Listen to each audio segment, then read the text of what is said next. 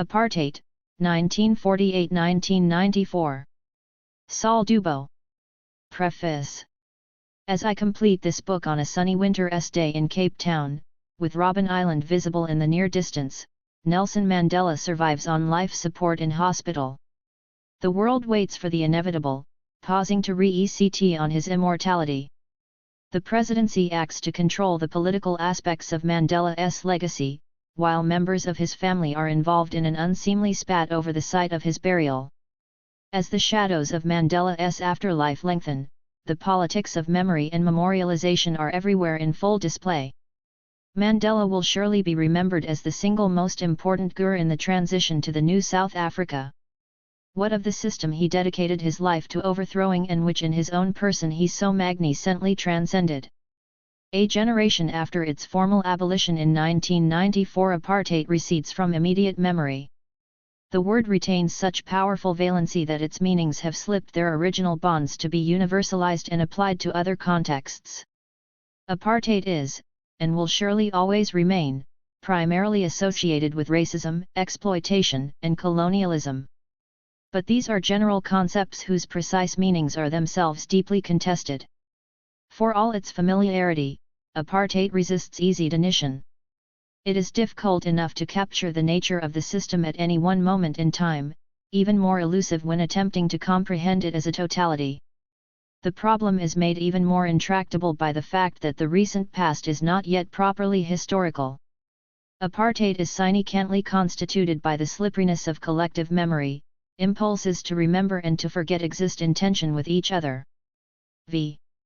Whites have every reason to forget the odious system that they had actively supported for so many years. Indeed, by the time the new South Africa came into being, it was already quite difficult to end anyone who admitted to having actually supported apartheid. Government supporters, including President F.W. de Klerk, were well practiced in versions of denial before 1994.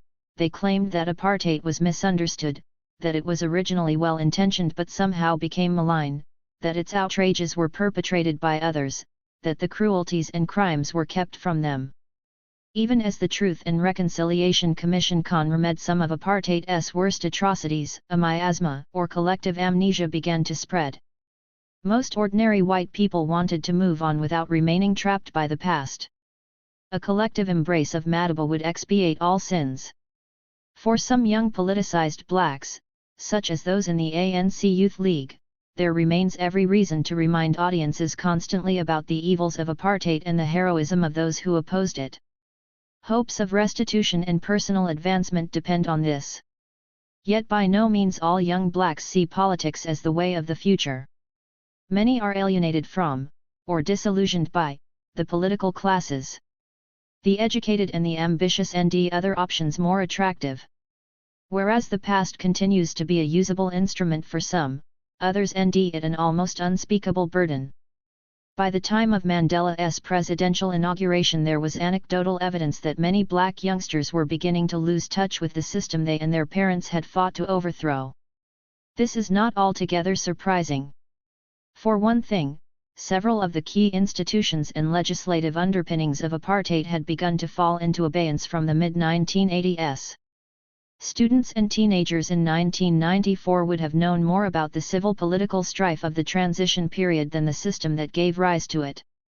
In societies emerging from extreme forms of repression, born frees are often disinclined to dwell too deeply on the pain and indignities suffered by their elders. Parents were often concerned to protect children from the trauma and routine humiliation associated with the past laws, segregated facilities, and other reminders of social inferiority. Who would wish to blight children's futures with such memories of the past? Academic history may not be the only way to comprehend the past, but it remains indispensable. Fortunately, there are no lack of outstanding guides for students seeking concise, interpretative histories of modern South Africa. The best of these, including those by William Beanart, Nigel Worden, and Leonard Thompson, were all conceived around the time of political transition. One apartheid grows strongly in these works, though their scope is chronologically and thematically broader, including the history of the country as a whole. A number of texts seek to understand apartheid more closely. Several of them have titles incorporating the phrase rise and fall to each target's specific markets and has particular strengths. Werger and Clark address college students. Gwelka highlights the international dimensions of apartheid. Welsh's empirically detailed and insightful account is particularly strong on the politics of apartheid's demise. While none of these histories could be said to be teleological, their titles suggest a narrative arc where the end of apartheid is coded into its origins. This book seeks to do something slightly different. In 2007, Christopher Wheeler of Oxford University Press invited me to contribute to a new historical series designed to address subjects that would revisit major events and problems in European and world history. The working brief for contributors to the series was to reappraise turning points which, for this or that circumstance, might so easily have turned other ways. Wheeler had in mind Philip Roth's whimsical parody of history, where everything unexpected in its own time is chronicled on the page as inevitable. 3. Roth's observation about historical inevitability has particular salience in the South African present because the end of apartheid, and the victory of the ANC, led by Nelson Mandela, is frequently told in terms of a narrative of resistance and redemption. This book is intended to challenge such assumptions. I neither assume that racial segregation was bound to transmute into the yet harsher version of apartheid, nor take for granted that the African National Congress, led by Nelson Mandela, would eventually overthrow white supremacy. I am skeptical of turning points and alert to paths not taken. In order to understand apartheid as a complex, protean historical phenomenon, we need to engage as well as to stand back. Serious students of the subject have to refamiliarize themselves with events, individuals, and institutions whose importance once seemed self-evident but are now apt to be forgotten or passed over without comment. At the same time, we have to defamiliarize apartheid. This requires a deliberate process of distancing so as to render aspects that once seemed obvious and self-evident rather more unusual and curious. As a South African living in Britain, I have had to approach my teaching of apartheid as something of an outsider. While this may have some disadvantages, it also opens up fresh possibilities. I am grateful to many of the students I have taught for forcing me to see my own country in new ways. If the historical past is another country, we are all in a sense visitors and explorers. When I came to study in Britain as a doctoral student in the early 1980s, I was part of a group of postgraduates who were concerned to elucidate the working of segregation and apartheid in the hope that this would contribute to its demise. South African history was deeply contested and political commitments could easily be read off the page. One line of academic engagement laid emphasis on the need to break down the view of the South African state as monolithic and all-powerful.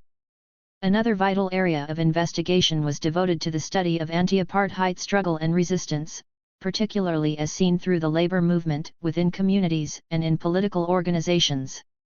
Overall, there was then a broad balance between those who were interested in the workings of power and those who were concerned with understanding the predicaments and choices of the majority of people excluded from power. This balance has shifted in recent years. We now know a great deal more about resistance and the liberation movements than we did in the 1980s. There has been enormous growth in studies of political opposition. Synoptic multi-volume histories including those produced by the South African Democracy Education Trust, as well as the long-running From Protest to Challenge projects so ably steered by Tom Carys, Gwendolyn Carter, and Gail Gerhardt, have transformed the ELD. Memoirs by anti-apartheid Gurs, once known to the general public only if at all by name and affiliation, have thickened the historical record, adding texture and personal anecdote. Many new doctoral dissertations have been produced since the 1990s about different aspects and forms of resistance. A host of excellent edited collections have emerged out of conferences dedicated to understanding the anti-apartheid struggle. This book has benefited enormously from such prodigious scholarship. Conversely, concerns with central state power and ideology during the apartheid era have lagged behind. True, senior scholars like Dan O'Meara and Herman Gilyomi have followed up their earlier path-breaking work on Afrikaner nationalism with major new studies. In addition, there have been fresh overviews of South African economic history produced by scholars like Charles Feinstein and Nicole Nattrass and Jeremy Seekings. But these are exceptions to a more general rule. In South Africa, as elsewhere, new historical studies of state ideology, power, and political economy have not kept pace with the rise of social and cultural history, whose purview has expanded imaginatively into realms that once seemed marginal. What was once a corrective to master narratives has become the norm. Popular history from below has in many ways surpassed its state-old antagonist, history from above. These considerable gains have not come without costs, which include fragmentation of the historical experience and loss of analytical connections. This book represents an effort to reintegrate, in a broad interpretative and synoptic manner, histories of state power and of resistance in South Africa. One important question that seems to me to be insufficiently addressed is not why apartheid was defeated, but how it survived so long. This requires a close understanding of the ways in which the Preface 9. System of apartheid worked, its sophisticated ideology, and its capacity for adaptation and reinvention. Strategies to ensure compliance and invite effective complicity were integral to apartheid's success in sustaining itself. Of necessity, this involves close attention to structures of state power as well as the ideologies that sustain such power. Yet ideology is too easily seen as a prefabricated package, and sometimes invoked as an explanation without sufficient examination. Ideologies themselves are dependent on ideas that are often more unsettled and less instrumental than when they are seen to cohere in support of political movements. Ideas that gain traction have lives of their own, and these often cannot simply be remade or shut down. They have distorting effects and generate unintended consequences. Along with institutions and organizations, ideas feature prominently here. One of the contentions in this book is that apartheid was an idea as well as an ideology. Apartheid became politically compelling to its adherents in the 1940s because the word itself condensed a powerful set of fears and hopes. Reciprocally, the fact that the system of racial discrimination and exploitation came to be conveniently expressed in a single word helped the anti-apartheid movement, in all its many forms, to coalesce. In 1948, when South Africa was still a full member of the British Commonwealth, the apartheid label distinguished it from several other regimes in Africa based on white minority rule. The idea of apartheid was decisive in ushering the 1948 Afrikaner alliance into power. It gave power and purpose to the apartheid state, but also rendered it vulnerable through the very act of highlighting its exceptionality. Long after the government stopped actively espousing apartheid ideology, the anti-apartheid movement kept the idea of apartheid alive as a means of focusing the energies of a highly diverse and divided opposition movement. The idea of apartheid imposed limits on its reinvention. It became inseparable from the ruling regime. Above all, the transition to a post-apartheid future entailed removing the legatees of 1948 from political office. The legacy of the apartheid state has proved more resistant to transformation. Leon Wessels, a longtime National Party politician, has commented perceptively on the offensive word apartheid, which in his view helped to turn South Africa's domestic policies into an international issue, rendered the country a pariah, and gave it global significance. For Wessels is pictured on the front cover of this book. Wessels' autobiography traces a personal political journey that culminated in his embrace of human rights and his public apology for apartheid in 1990. It is unlikely that this book could have been completed without substantial research leave, and I am deeply grateful for the award of an AHRC fellowship which took me out of all teaching during 2012. This grant also gave me the opportunity to consult primary material at the Mayabai Center at the University of the Western Cape, the Institute for Contemporary History at the University of the Orange Free State, and the Historical Papers Collection at the University of the Witwatersrand. I thank the librarians and custodians of these collections, Michelle Pickover especially. The African Studies Department of the University of Cape Town Library has always been very welcoming. I owe a special debt of gratitude to Sue Ogderop, Senior Librarian at Special Collections, Leslie Hart of the Manuscripts and Archives section, and their colleagues, for support, suggestions, and hospitality. William Bienart, Jeremy Kreikler, and Hilary Sapire all read the draft of this book in its entirety. Their suggestions, recommendations, and objections have been invaluable.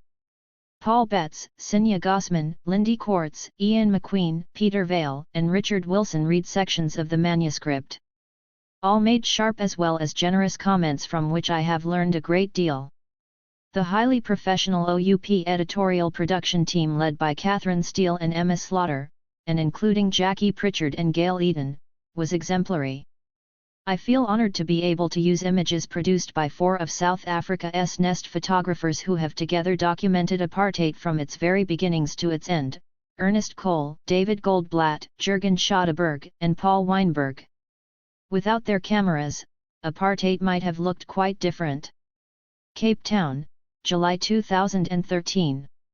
Preface. Contents. List of illustrations 15. Abbreviations and glossary 17. 1. The apartheid election, 1948. 1. 2. The consolidation of apartheid 32. 3. Sharpeville and its aftermath 74. 4. Apartheid regnant 99. 5. The opposition destroyed 131. 6. Cracks within the system 156. 7. The limits and dangers of reform 195. 8. A balancing of forces 226. 9. Conclusion 267. Chapter 1. An electoral shock? Apartheid was the electoral slogan which brought radical Afrikaner nationalism to power in South Africa in May 1948. The stunning victory of the Verenigde Nasionale Party was almost entirely unanticipated by journalists, politicians, and the public, prompting the question whether the election was lost by the government or won by the opposition. On the eve of the election, Prime Minister Jan Smuts's deputy, J.H. Hofmeyr, recorded privately that his party would maintain or even improve its position. One nationalist leader, D.F. Mallon, was almost as surprised by his victory as his old opponent, Smuts, who suffered the additional humiliation of losing his own seat in the rural heartland of Standerton. In the previous election of 1943, the governing United Party had emerged with double the number of seats of the Nationalists, and in 1948 it seemed to be comfortably set to defend its overall parliamentary majority of 25. How black South Africans viewed the impending change of government is not easy to establish. A mixture of fear and indifference would be a reasonable guess.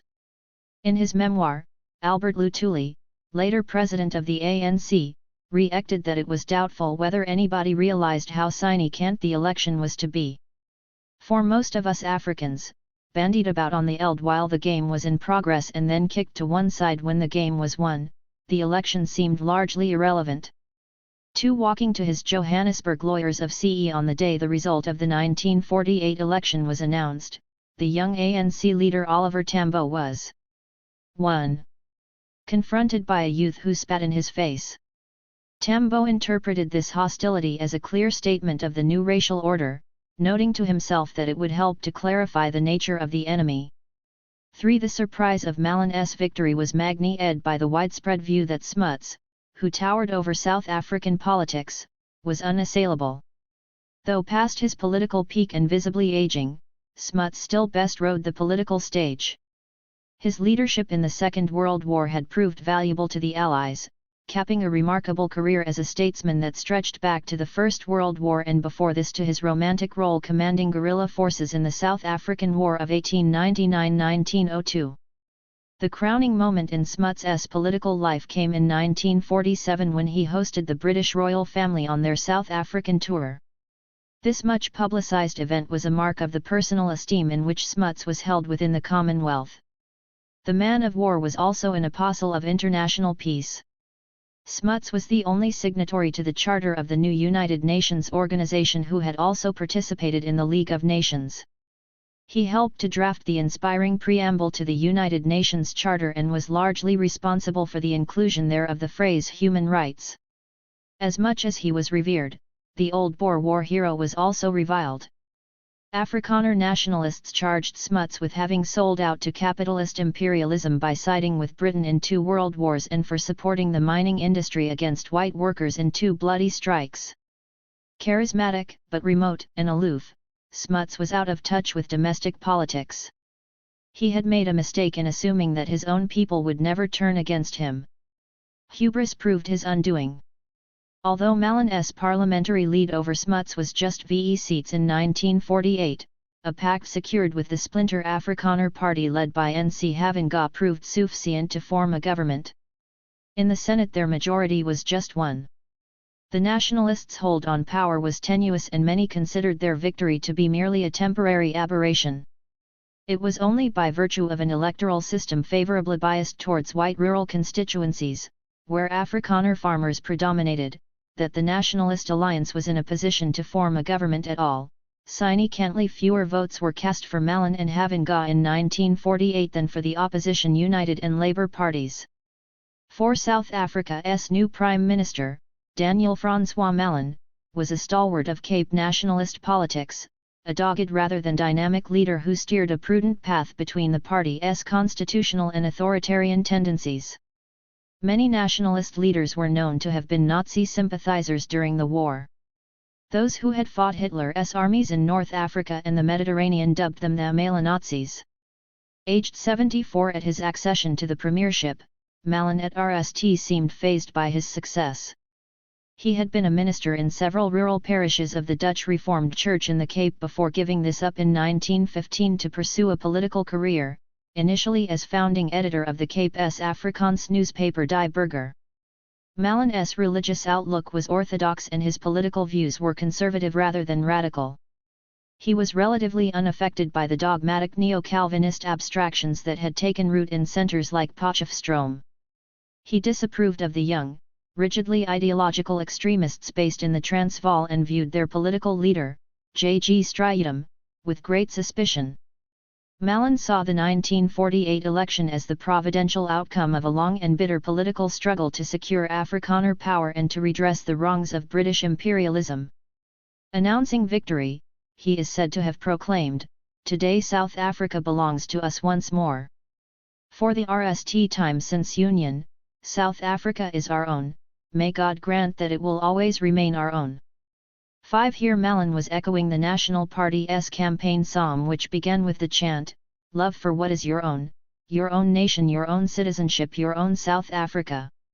6 These sentiments played on the emotional chords which had dominated Afrikaner nationalist political movement for a generation: unity of and pride in the folk, Christian nationalism, anti-imperialism, and republicanism. Malin's victory was as much as anything a victory over his own Afrikaner nationalist constituency.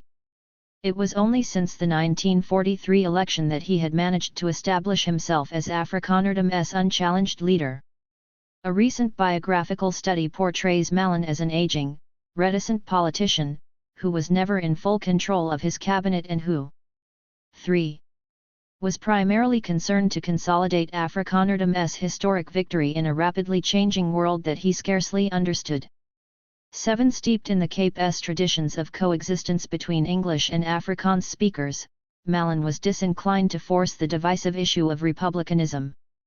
He understood that a substantial proportion of white South Africans, Afrikaans as well as English-speaking, continued to value the Commonwealth connection and were suspicious of ultranationalism. Malin's victory exposed the lethargy of the governing United Party and showed that the wartime achievements of Smuts were less substantial than they seemed. Smuts's government could claim some credit for having engineered a successful war economy. The most vigorous economic growth was in secondary industry, where the gross value of output in 1948/9 was twice what it had been in 1938/9. Manufacturing now exceeded agriculture as well as mining as a percentage of GDP. 8 But economic expansion also highlighted long-term imbalances and exacerbated social tensions that the government seemed poorly equipped, even reluctant, to tackle. Rapid economic growth had done much to erode white poverty, an issue of central importance to the nationalists, but Smuts's government was ill-positioned to profit from this. Rather than assuaging opposition voters, the relatively benign economic and political situation of the post-war era encouraged festering grievances. There was widespread resentment over the unavailability of basic commodities, adequate housing, and delays in ending employment for ex-servicemen. Price inflation stretched the household budgets of many ordinary voters. Consumers complained about the lack of availability of white bread and temporary shortages of meat. Amongst whites, it was Afrikaners who were most acutely affected by urban poverty, a long-festering problem that the 1932 Carnegie Commission into Poor Whiteism had brought to widespread public notice. Afrikaners constituted around 29% of the urban population Indiana 1910 and 50% in 1936, though they were still heavily outnumbered by English speakers in cities like Cape Town and Johannesburg. Feelings of inferiority and insecurity pervaded the new Afrikaner arrivals in the cities. A conference organized by the Dutch Reformed Church in 1947 to consider the problems of urban life concluded that as many as 3/4 of Afrikaners in the cities were working class. A high proportion of this group was poorly educated and insecure. 9 Crucial to the National Party's victory were its electoral breakthroughs in the urban areas of the Witwatersrand. By 1948 there were for the RST time as many or more Afrikaners resident in urban than in rural areas. Ordinary working-class Afrikaners felt doubly vulnerable. On the one hand, they suffered from a deep sense of inferiority as regards English speakers. On the other, they felt deeply alarmed by the rapidly growing urban African population. Between 1936 and 1951 the proportion of Africans living in cities grew from 17.3% to 27.2%, while Indiana Johannesburg the African population grew by nearly 60% between 1936 and 1946, outnumbering white residents for the RST time. Perhaps 100,000 people lived in informal settlements on the city's periphery, with few amenities or services. In East London, in 1950 of 66,000 African residents, 85% were recent migrants from the countryside. A striking feature of this pattern of urbanization was the rising number of African women living in towns and cities. Many of the new African migrants succeeded in eluding capture by the state, in Philip Bonner's striking phrase. Unclear lines of responsibility meant that the jurisdiction of municipalities overlapped uncertainly with the police, the Central Housing Board, and the Departments of Justice and Social Welfare. 11 Administrative chaos heightened worries that blacks were living beyond of jail control. This sense of lack of order made the authoritarian solution of apartheid highly attractive. It also fed into deep racial anxieties. Fear of the Zwartgevaar and of overstrooming were well-rehearsed tropes, especially for those whites living a precarious existence in towns and cities. A substantial proportion of the electorate was persuaded that Smuts' deputy and heir apparent, Jan Hofmeyr, was a closet liberal whose actions posed a threat to white supremacy. The wartime government had indeed given strong indications that it would countenance a permanent African presence in the cities, unlike the National Party, which insisted on turning back the tide of African urbanization. During the war years tentative moves had been made by the Smuts government to legalize black trade unions, ease the onerous pass law 5 system, and improve social welfare and educational provision for Africans. The nationalists were quick to seize on these reforming measures, half-hearted and inadequate as they were, as dangerous threats to white supremacy. White farmers complained of their inability to compete for labor against the mines and secondary industry. They also resented the continued low price of maize which had been imposed by the government as a war measure. Key to the success of the nationalist electoral campaign was its capacity to place the United Party on the defensive. It also managed to divert attention from the fratricidal politics that had so divided Afrikanerdom during the war years. South Africa's entry into the war in 1939 had split the government, triggering a constitutional crisis that eventuated in the resignation of General Hertzog as Prime Minister and his replacement by Smuts at the invitation of the Governor-General. Out of FCE, the nationalists reconstituted themselves as a reunited Volksparty under Malan's leadership. The preeminence of the remodeled National Party was challenged by a number of right-wing paramilitary organizations, the Assahoa-Brandwag in particular, which was overtly sympathetic to the Nazis, rejecting parliamentary politics in favor of a republican folk state. In Parliament the nationalists were sniped at by the Nazi-supporting Nieuwe Orde which existed 1943. Holding the ring, or attempting to do so, was the Afrikaner Broederbond, a self-selected secretive body composed of the Afrikaner elite. It had started as a cultural organization in 1918 but soon expanded its interests to take a lead in political and social matters too.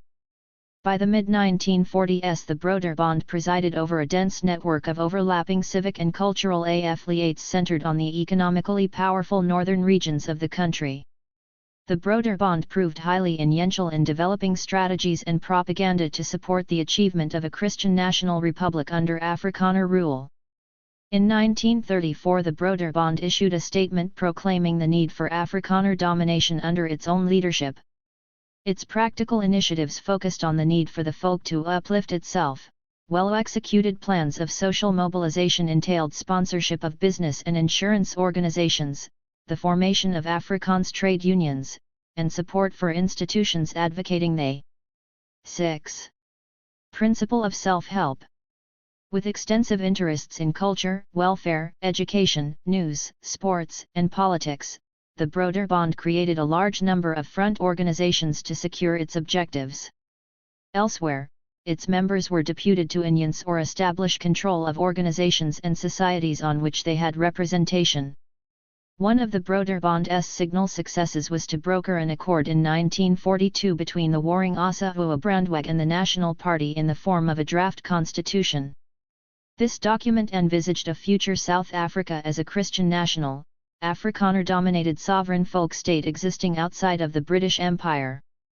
Notably, this statement of shared principle made no mention of apartheid, though a commitment to strict racial segregation, subject to continued availability of African labor, was tacked on at the end. 12 By 1944 republicanism was no longer such a divisive factor within Afrikanerdom. With Germany's defeat, fascism was much less alluring. The Ossawa Brandweg began to disintegrate as a mass organization and therefore diminished as a rival to the National Party. The relaxation of internecine strife allowed the Broederbond to turn its attention more fully to the color question. This shift in focus was re-acted more broadly in the 1948 election campaign. The nationalists deliberately chose to play down their core Republican ambitions, reassured war veterans that they would be cared for, and desisted from attacks on Jews and English speakers. 13 Malin's decision to downplay threats against English as an official language helped to make the National Party more electable. Its well-organized and highly motivated party machine concentrated more broadly on the need to guarantee white supremacy and Christian civilization. The nationalists scored heavily as they played up the dangers of black domination while attacking Smuts' temporizing equivocation and perceived weakness on the color question. This was a tried and tested tactic. In the 1929 Black Peril election General Herzog had secured a notable victory over Smuts, allowing him to take forward his plans for racial segregation. In the 1934 election, Malin campaigned on the issue of mixed marriages, asserting that ever more rigid boundaries were needed to protect the virtue and purity of working-class white Afrikaner women. Racial populism, highlighting fears of miscegenation or bloedvermenging, was a proven vote winner. The slogan of apartheid was a clever means 7. Of condensing such anxieties, since it played both to the fears of ordinary voters and to the ambitions of opinion-forming intellectuals. The 1948 election campaign was replete with allegations that Smuts and Hofmeyr wanted to plow the Afrikaner under, that blacks would take jobs from whites, perhaps even act in supervisory roles over whites. 14 Personalizing such vague threats proved highly effective. As the historian Keith Hancock observes, the nationalists displayed considerable propaganda air in producing a slogan and two bogeymen. The RST bogey was personified by Smuts' deputy, Jan Hofmeyr, who was veiled as a Kofferboetier or friend of the native. The other bogey embodied a more abstract fear, that of godless communism. In response to these twin dangers, the slogan of apartheid was offered as a panacea. 15 Nelson Mandela is one of many who cite the ugly electoral slogan "the Kof are in his place, the coolies out the country." 16 Oddly, no evidence of this slogan has been found in the official record or in newspapers, though it is perfectly possible such sentiments were aired on the hustings. Everyday lived traditions of racism and habits of mind remain to be analyzed alongside approved official discourse. Each reinforced the other in South Africa's complex racial order, albeit in ways that require further research and conceptualization. 17. It is difficult to assess whether vernacular fears about the rising tide of color were expressed with greater intensity or ugliness than had been the case in previous election campaigns. On the one hand, crude outbursts of racial hatred may have been relatively subdued during the election campaign because the promise of apartheid reassured supporters that a solution to the problem of race was at hand. On the other, racial fears may have been heightened at this time as a reaction against the calls for racial equality that were then being expressed externally at the United Nations and domestically by the reinvigorated African National Congress and the Natal and Transvaal Indian Congresses. During the war years, the ANC became far more vocal in its demands for universal citizen rights for all. A major strike by African mine workers in 1946, which was brutally put down by the police with the loss of 12 lives, served as a clear indication that blacks' industrial power and demands were increasing. In addition, over 50,000 Africans took part in strike action in the period 1945. 8. The wartime government was concerned by black industrial action and inclined to ascribe much of this to communist agitation rather than to legitimate grievances. Most whites did not yet regard black political activity as a direct threat and were not attuned to its significance. Ordinary white voters remained far more absorbed by intra-white ethnic contestation. A parallel wave of strikes in the mines by white workers in 1946 and 1947 seemingly took place in a different moral and political universe from that of the African Mine Workers Union. The context in which white worker militancy found expression was significantly conditioned by long-standing fears that whites' statutorily protected positions in skilled work categories were under threat from competition by cheap black labor.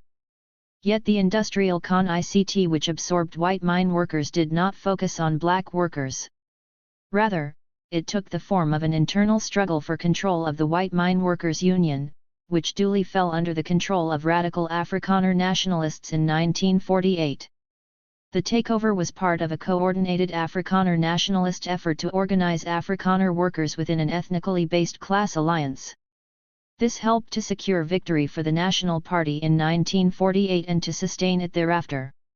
18. The National Party soft shell election campaign offered the country a choice between integration and national suicide on the one hand, and apartheid and the protection of the pure white race on the other. 19. Race formed part of the sediment of daily life and was subconsciously present in the fears and anxieties of whites. But neither race nor apartheid was the only issue confronting voters in 1948. According to Jill Yomi, apartheid policy was a relatively minor aspect of the nationalists' electoral campaign. Afrikaans newspaper editorials may have highlighted the issue of race, but this concern was not re-acted in newspaper letter columns. At least as important was the perception that Afrikaners had been discriminated against by the Smuts administration. 20. Bread and butter issues, government incompetence, anti-communism, and a sense that the world was turning against white South Africa, were prominent themes as well. The use of apartheid in Malan's 1948 campaign certainly proved effective as a means to discomfort the government and unite the opposition. To this extent apartheid was more tactical ploy than coherent. 9. Policy. That the nationalists were unable to define precisely what they meant by apartheid, when challenged to do so, did not detract from the utility of the word. In some ways it made the idea even more effective by allowing many different constituencies to overlook policy contradictions and unite around a vague cure-all. Most significant, as far as the government's supporters were concerned, was the fact that apartheid connoted Afrikaner strength and resolve. This discussion of the 1948 election modifies several reigning assumptions. RST, the Afrikaner nationalist view that Malan's victory marked the natural fulfillment of its political destiny.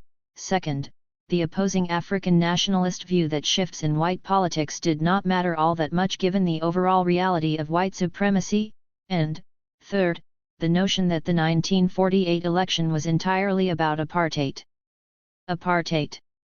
A neologism coined in a newly minted language, apartheid translates as apartness or separateness. In addition to denoting spheres of physical and social demarcation, it carries with it a sense of moral or spiritual imperative. The apartheid concept RST emerged in the context of discussions by Dutch Reformed Church missionaries in the 1930s, only gaining wider political currency in the 1940s. In 1943, the authoritative Cape Afrikaner newspaper Die Burger referred to apartheid as the accepted Afrikaner viewpoint. The following year, Mallon, as leader of the opposition, deployed it for the RST time in the South African Parliament. Later in 1944, Mallon explained that apartheid was not the same as the existing policy of segregation, which denoted separation in the sense of fencing off. Instead, he characterized apartheid in more positive, totalizing terms, as a policy designed to give the various races the opportunity of uplifting themselves on the basis of what is their own. 21 It was only around the 1948 election campaign that apartheid moved beyond the arcane discussion groups of the policy-making intelligentsia and came under sustained public scrutiny. At the start of the campaign, the Cape Argus dismissed apartheid as a vote-catching device. 10. Which, if implemented, would involve all South Africa in economic ruin. 22 In similar vein, Harry Lawrence, a leading government minister, dismissed Mallon's policy as a damp squib, predicting that at a time of full employment voters would have no truck with apartheid's abstruse and impracticable proposals. 23 The historian Arthur Keppel-Jones opined that the substitution of apartheid for segregation was a psychological curiosity, since they amounted to the same thing. It was akin to changing an old trade name for a new one in order to take the fancy of the consumer. Same RM, same product, new label. 24 This, it turned out, was an underestimation. Despite urgent calls for clarification, the new government was cautious about explaining precisely what apartheid entailed or how theory would be translated into action.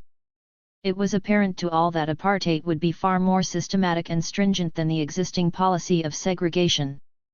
But how, and to what extent? Institutional racial segregation had been government policy since the creation of the Union of South Africa in 1910. Its roots went back to the mid-19th century and for many historians well before that time. The landmark segregationist package of 1936 effectively ended any hopes that blacks in South Africa might gain franchise rights and removed the vote from those Africans in the Cape who had previously quali-ed. The 1936 legislation restricted black land ownership to specie-ed native reserves which were held in trust by the government. These were envisaged in 1936 to be expanded to around 13% of the country from a little less than 8% at the time of the 1913 Natives Land Act. It has often been claimed that, as a result of colonial conquest and racial segregation, 87% of South Africa's land came to be owned by whites, who only constituted around 15% of the population. This narrative of dispossession is misleading. In the RST place, neither land ownership nor demography was ever XED in time.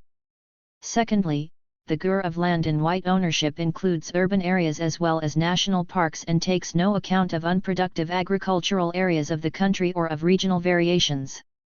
25 Nevertheless, the stark inequality of land ownership and wealth along racial lines is undeniable. At the time of the 1936 Native Trust and Land Act, it was broadly accepted that 11. Environmentally depleted communal reserves were already wholly inadequate to support rurally based Africans. Part of the promise of the 1936 legislation was to maintain existing land in trust for Africans and, gradually, to expand it. Another important dimension of racial segregation was to consolidate racial hierarchies in the urban areas. Prior to 1948, Africans were subject to many laws restricting their occupational rights in an effort to ensure that skilled work was restricted to whites. Blacks' spatial mobility was governed by a range of onerous pass laws, which proceeded from the assumption that Africans should not be allowed to live in white towns and cities unless in paid employment. In the rural reserves, where Africans were supposed to live under tribal conditions, they were ruled by proclamations issued by the Native Affairs Department. The Governor-General was deemed to be supreme chief of all natives. Blacks were seriously disadvantaged in respect of social amenities, such as education, health, and welfare.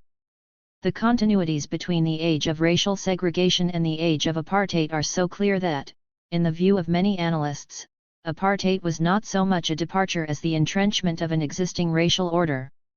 This view does not take into account the extent to which the Segregationist Compact of 1936 was under pressure a decade later. The war effort and the war economy had made all too plain that segregation was a ramshackle system, full of inconsistencies, and in many cases in retreat. Segregation was plainly unable to cope with the social needs and political demands of Africans whose presence in the cities could no longer easily be controlled. Smuts had himself suggested in 1942 that segregation had fallen upon evil days, a comment that was widely interpreted to mean support for liberal reforms.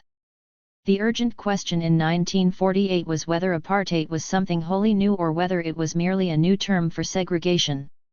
Did apartheid mean an attempt to remodel segregation along new, stricter lines? Did it imply an end to, or a modification of, the system of African migrant labor upon which white industry was by now wholly dependent? 12. Speaking in the Senate in 1948, Dr. Verwoerd denied that apartheid was a policy of total segregation or that it had been fraudulently sold to the electorate. Apartheid was an ideal, but the government accepted that it was not practicable. 26. In an open letter to an American churchman in 1954, Dr. Mallon reprised the views he had articulated since 1948. Apartheid, he explained, was in essence the traditional racial policy practiced since the beginnings of European settlement over 300 years. It expressed the deep-rooted color consciousness of the white South Africans.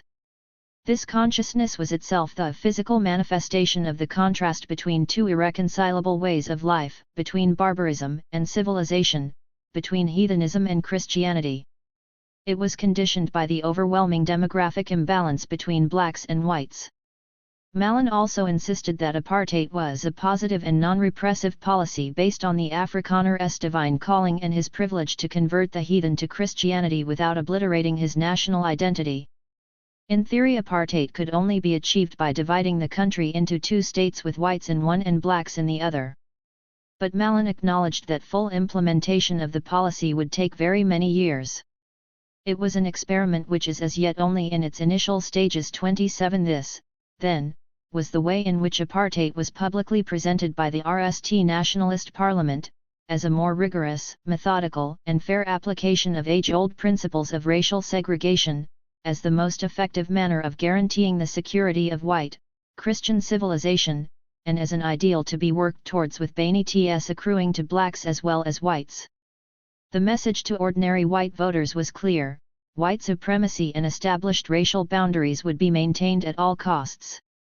Beyond the public gaze, much speculative work had already been done in respect of the idea of apartheid, though it was by no means clear that the opportunity would arise to put such nostrums into practice. In the decade leading up to 1948, a number of important interventions were made on the theory of apartheid. An influential series of books written by the Pretoria University sociologist Jeff Cronje were conceived as a comprehensive solution of South Africa's racial problems. The South African Bureau of Racial Affairs, a dedicated study group composed mainly of Stellenbosch. 13. University Intellectuals, was formed in 1948 with the backing of the Afrikaner Broederbond.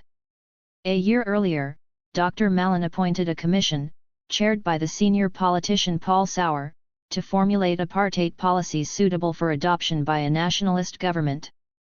The Sauer Commission was in part intended to forestall the Native Laws Commission on African Urbanization, appointed by Smuts in 1946 and chaired by Judge Henry Fagan. These rival reports shaped the respective platforms of the government and the opposition in the ensuing election. They provide a useful way into understanding the political alternatives entertained by the two leading white political parties of the day. The Fagan Commission accepted African urbanization as a fact and recommended adapting the pass laws and migrant labor system to recognize the reality of racial interdependence in the economy. 28. By contrast, the Sauer Commission looked to a more comprehensive solution to the native question along the lines of total segregation. For this reason, the Sauer Commission has often been viewed as a blueprint for the apartheid system. In fact, the differences between the two commissions were more a matter of emphasis than underlying intent. Both assumed the need to maintain white supremacy. The Fagan Commission sought to reform the existing segregationist system by making it more equitable. Sauer sought to buttress and extend segregation wherever possible in order to render racial policy more consistent and uncompromising. On the crucial issue of labor, neither report envisaged a rapid end to the system of oscillating African migrancy from the countryside. Fagan sought to reduce dependence on temporary migrants by allowing African families to settle permanently in white cities and to ease in UX control. Sauer opted to maintain the migrant labor system so as to prevent this outcome, insisting that Africans could only be temporarily resident in urban areas and that their real homes should remain in the rural reserves. The Sauer report is better seen as a reaction of many different voices and interest groups within Afrikaner nationalism than as a coherent statement. It should thus be understood as part of the process of creating an Afrikaner discourse about race and as part of a more general effort to 14. Mobilize and unify the folk around an agreed agenda. Sauer's report emerged through careful soliciting of Afrikaner views. 5,000 circulars were sent out to opinion formers, academics, politicians, and knowledgeable experts, generating 500 responses. These were then distilled into policies. 29 Deborah Posel has argued that the Sauer report was internally contradictory and fundamentally ambiguous. It gave voice both to purists who envisaged apartheid as a form of total segregation, and to pragmatists who considered that full apartheid was not feasible, or whose direct material interests would be compromised by the loss of access to African labor. 30. This interpretation presupposes that the Sauer report was intended to offer a clear and unambiguous statement. An alternative reading would see its real purpose as bringing together different ideological strands within nationalist thinking, secular as well as religious, racist, and ethno-culturalist, into mutual dialogue. Viewed in this way, the Sauer report was an important step towards creating an Afrikaner consensus around apartheid. It was by no means a clear or unambiguous formula intended for implementation. Too modestly sized lay in the possession of the new Minister of Native Affairs, E.G. Jansen, are perhaps a better guide to government thinking in 1948. These comprise views either solicited or selected by the incoming government. They include advice on a range of topics, including those from old administrative hands with experience of segregation such as E. N. Bradford, ruminating on his natal days, and E. G. Stubbs, author of the 1924 segregationist pamphlet Tightening Coils. 31. There are also submissions from younger men seeking preferment like S. J. van der Walt, who boasted a doctorate on the topic of segregation, and C. M. Hulley from Ixopo. 32. In response to an of-jail request, A. M. Lewin Robinson of the South African Public Library recommended a number of key texts relevant to apartheid, including writings by Jeff Cronje, A. C. Cilliers, Margaret Bullinger, and Alfred Hoernle. The overall picture is of a department rapidly having to formulate and condense policy, albeit without much clear direction and with limited expertise.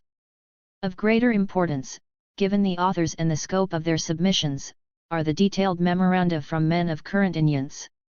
15. Dominee J. G. Stratum of the Dutch Reformed Mission Church argued for a practical, Christian solution based on 3 or 4 extensive black provinces in which Africans would acquire full citizenship rights. N. J. van Wormelo, the ethnologist based within the Native Affairs Department, proposed an enhanced form of self-government founded on the existing tribal system. W. W. M. Iselen, the Stellenbosch anthropology professor who was soon to become Verwoerd's key advisor as Secretary of the Native Affairs Department, sent a detailed 11-page policy document grounded in the promotion of Bantu culture. As Iselen would continue to maintain throughout his career, the overlap of intellectual abilities across racial groups meant that putative genetic capacity was not a reliable basis for constructing a policy of apartheid. The only sane, unbiased, and honest policy was one that aimed at separation and self-realization as the ultimate goal. This entailed an urgent program to rehabilitate the existing reserves, though it would be premature to seek a NAL formula at this stage. 33. The submissions by Stratum, Iselen, and Van Wormelo are commensurate with the view that apartheid, in 1948, was being presented as an ambitious and idealistic plan, one that was based above all on Afrikaner traditions and experience. Yet, there is little hint of the detailed, doctrinaire policies that would emerge a decade later. A strong sense of caution and pragmatism is evident, not least in the short 4-point internal memorandum on policies set out by D. F. Mallon on September 2, 1948. Here it was argued that, given the inadequacy of the 1936 segregationist legislation as a solution, separation in social, residential, and political and industrial spheres was desirable. But total territorial separation was not yet judged to be practical. A small number of whites would have to remain in African areas, just as the requisite number of Africans would continue to be present in white areas. 34. Afrikaner nationalism.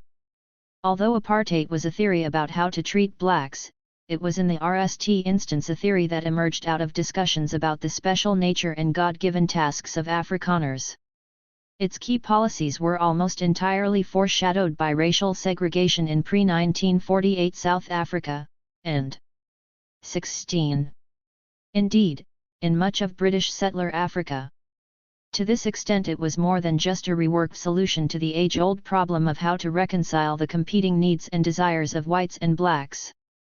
What was novel was its presentation as the distinctive product of Afrikaner thought. By 1948 several convergent strands of thought around the apartheid idea were evident. Underpinning them was a much mythologized argument from history. According to this interpretation, apartheid was the logical and inescapable outcome of 300 years of ongoing struggle in South Africa.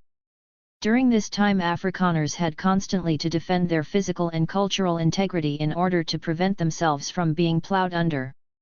Their resistance to British domination had led them to trek beyond the colonial boundaries of the Cape Colony in the mid-19th century. Heroic Afrikaner pioneers established themselves in the interior which, it was fallaciously claimed, was largely empty and devoid of indigenous inhabitants. The very term Afrikaner signaled a desire on the part of nationalists to identify as white Africans, torchbearers of Christian civilization drawn together by a unique culture and calling. The African tribes encountered by the Boers were often hostile, and it was only through feats of stubborn fortitude and by the grace of God that they overcame constant threats to their existence, as the defeat of the vastly more numerous Zulu warriors at Blood River in 1838 so vividly showed. As farmers or Boers, they were productive workers of the land who possessed an instinctive understanding of the country's land and its peoples. According to nationalist history, by then widely taught in Afrikaans schools and universities, the combined forces of British imperialism and capitalism in the 19th century subjected Boers to a range of injustices which threatened their traditional way of life and imposed foreign forms of rule. Greed and rapacity, evidenced by the desire to gain control of the country's mineral wealth, caused heightened con-ICT and the catastrophe of the South African War. Farm burnings laid waste the country and thousands of women and children died in military concentration camps. From the start of the 20th century, enforced Anglicization threatened to overwhelm Afrikaners' distinct culture and language.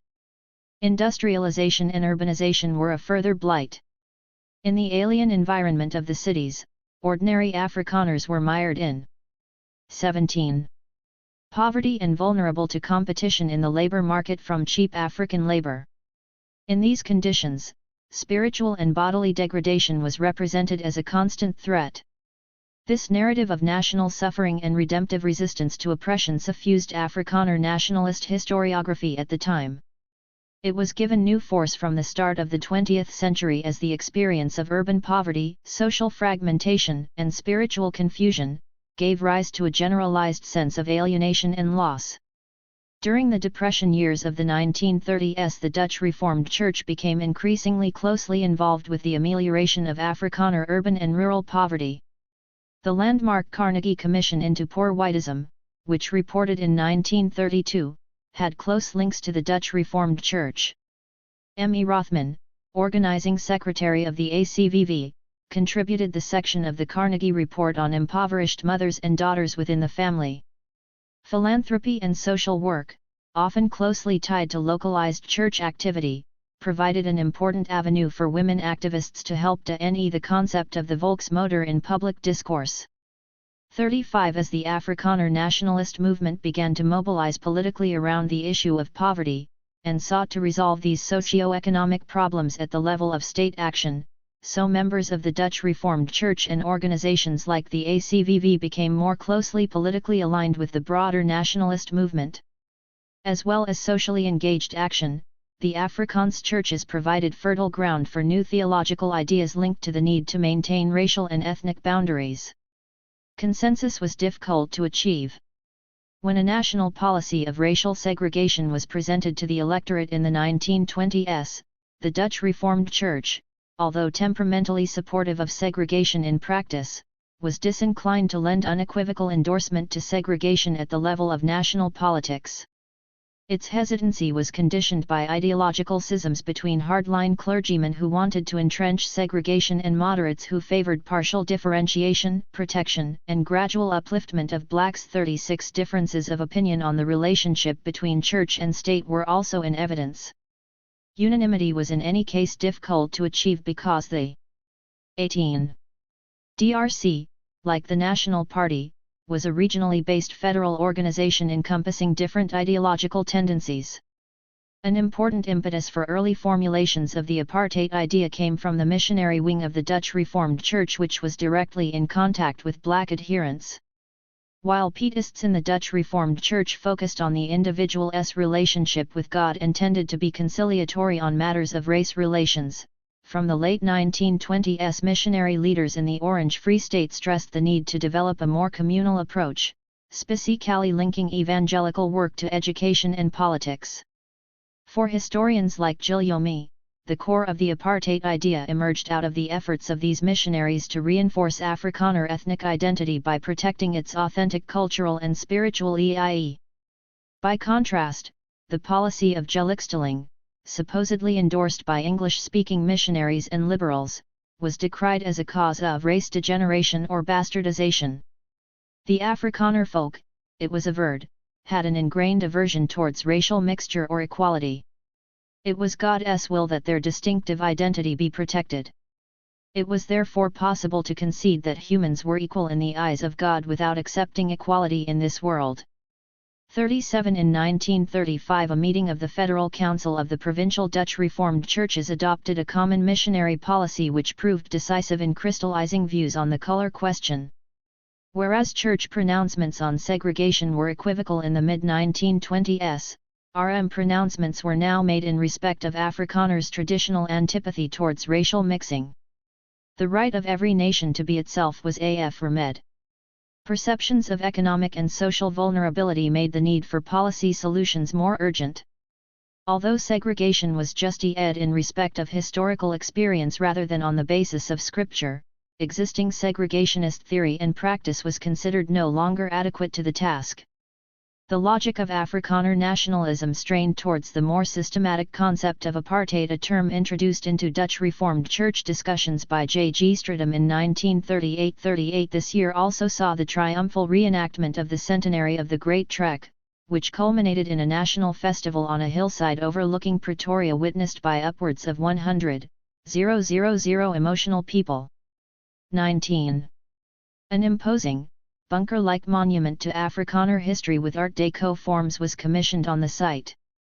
When the Voortrekker monument was inaugurated on December 16, 1949, its architect, Gerard Moerdijk, explained its symbolism in terms of the great civilizing deed of the Voortrekkers and the settling and securing of a white civilization in the interior of South Africa. 39 romanticized readings of Afrikaner historical experience, rendered in marble friezes and stone carvings of heroes in traditional dress, used the past to narrate the future.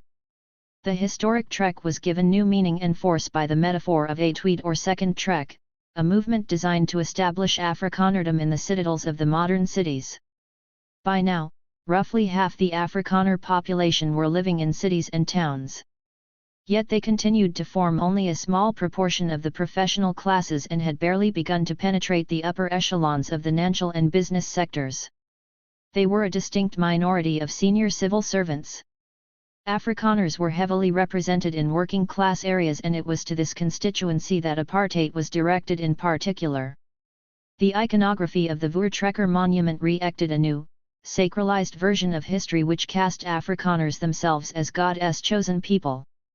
In the words of sociologist Dunbar Moody, the increasingly pervasive ideology of Christian nationalism became a civil religion.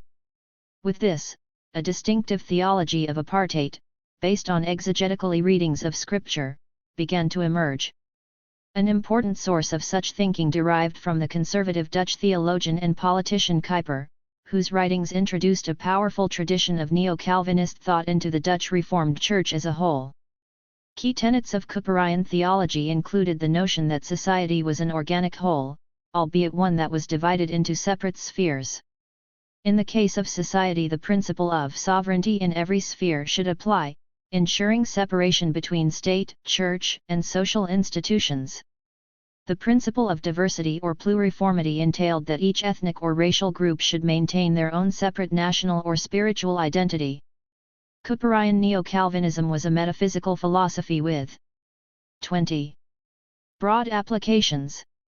It concerned nationalist as well as apartheid thinking which, though increasingly closely related, were not quite the same. On the occasion of the Broederbond-sanctioned 1944 Volkscongress on Afrikaner racial policy, attended by representatives of some 200 church. Figure 1.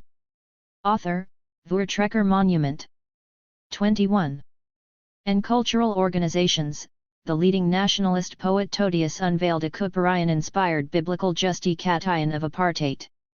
Here he emphasized God's role as Hamabdil or the Great Divider, that which God wished to remain separate in nature or society should never be conjoined.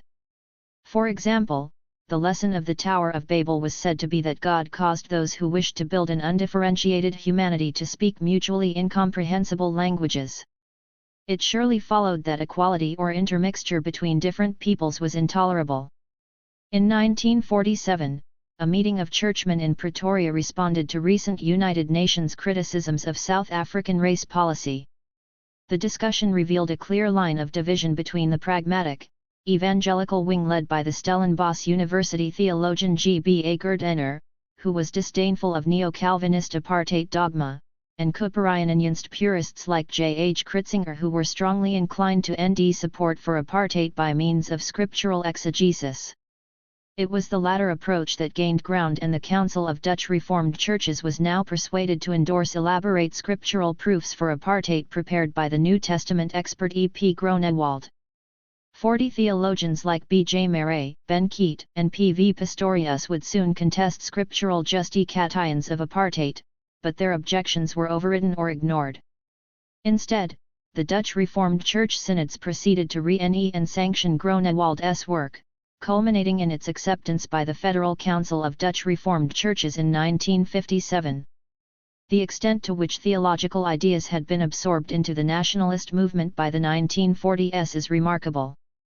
In the RST 3 decades of its existence, the National Party, founded in 1914, concentrated on political issues like Afrikaans language tuition in schools, the constitutional connection, the British Commonwealth, and economic upliftment of Afrikaners. The need to maintain cultural distinctiveness, work towards folk unity, and to seek redress for humiliations past and present, were all well-rehearsed themes.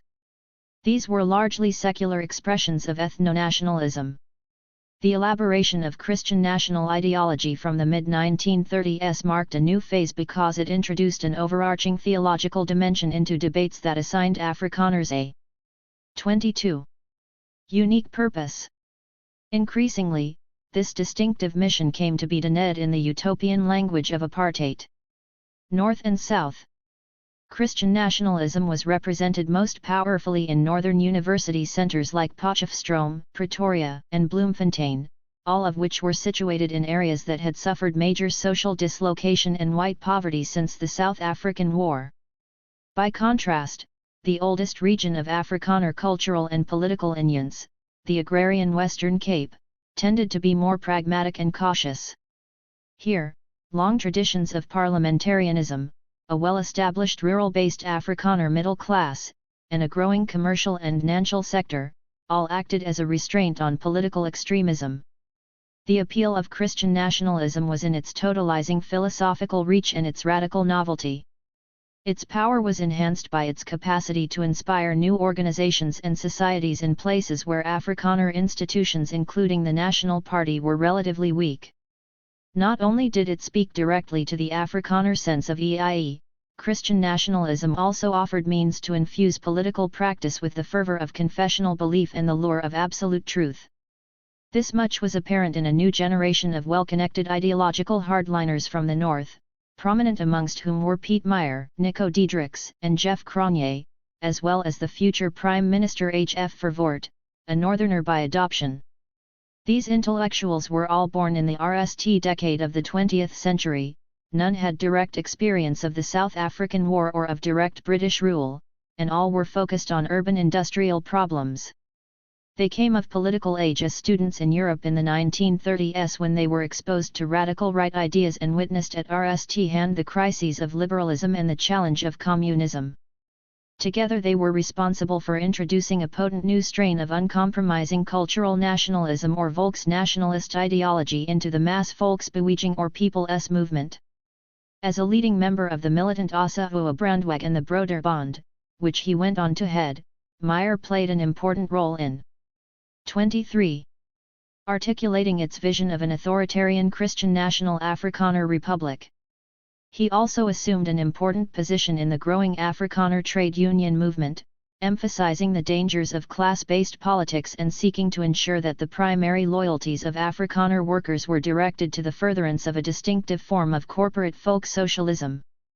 Within the Christian nationalist worldview, communism, liberalism, and imperialist capitalism formed a trinity of alien forces. Here, as elsewhere, a convergence with European radical right traditions is clearly apparent. For a time, men like Meyer, Diedrichs, and Cronje were captivated by the lure of right-wing authoritarianism. But most Christian nationalists parted company with Nazism. The cult of individual personality was regarded as an affront to the ultimate authority of God.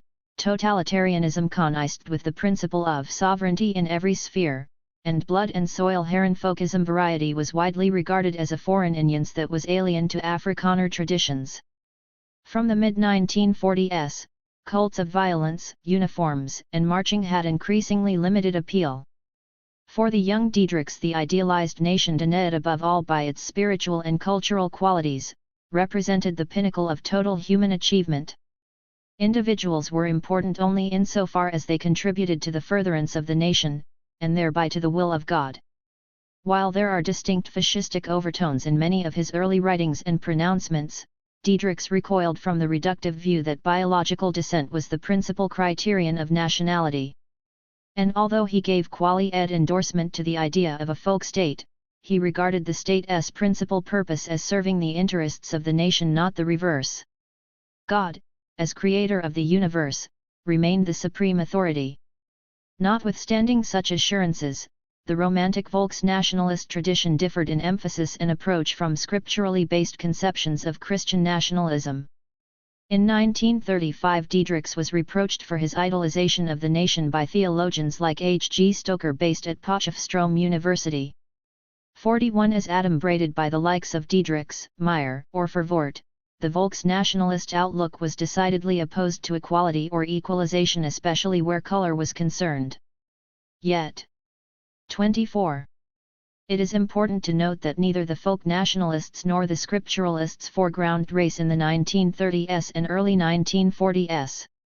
Nation was the key operative category. Biological race. A notable exception to this general rule was the Pretoria University sociologist Jeff Cronje, whose jointly written 1947 book Regverdige Apartheid included E. P. Groenewald's scriptural justifications of apartheid. This indicated the wish to amalgamate Christian national and Romantic nationalist traditions with a strong emphasis on contemporary social reality.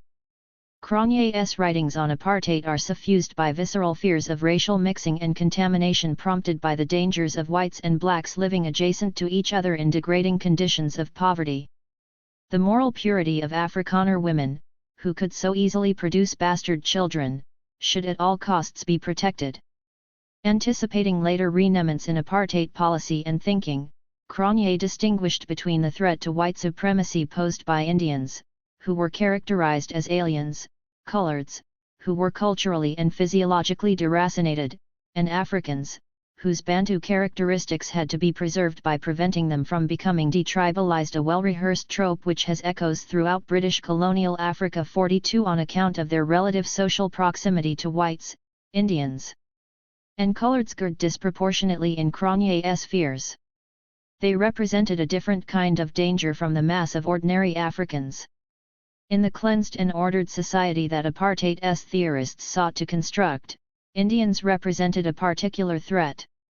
They were relatively recent immigrants whose success as traders and businessmen presented direct competition to whites. Coloreds posed a different problem. They were visible evidence of past racial intermixture and were therefore to be shunned.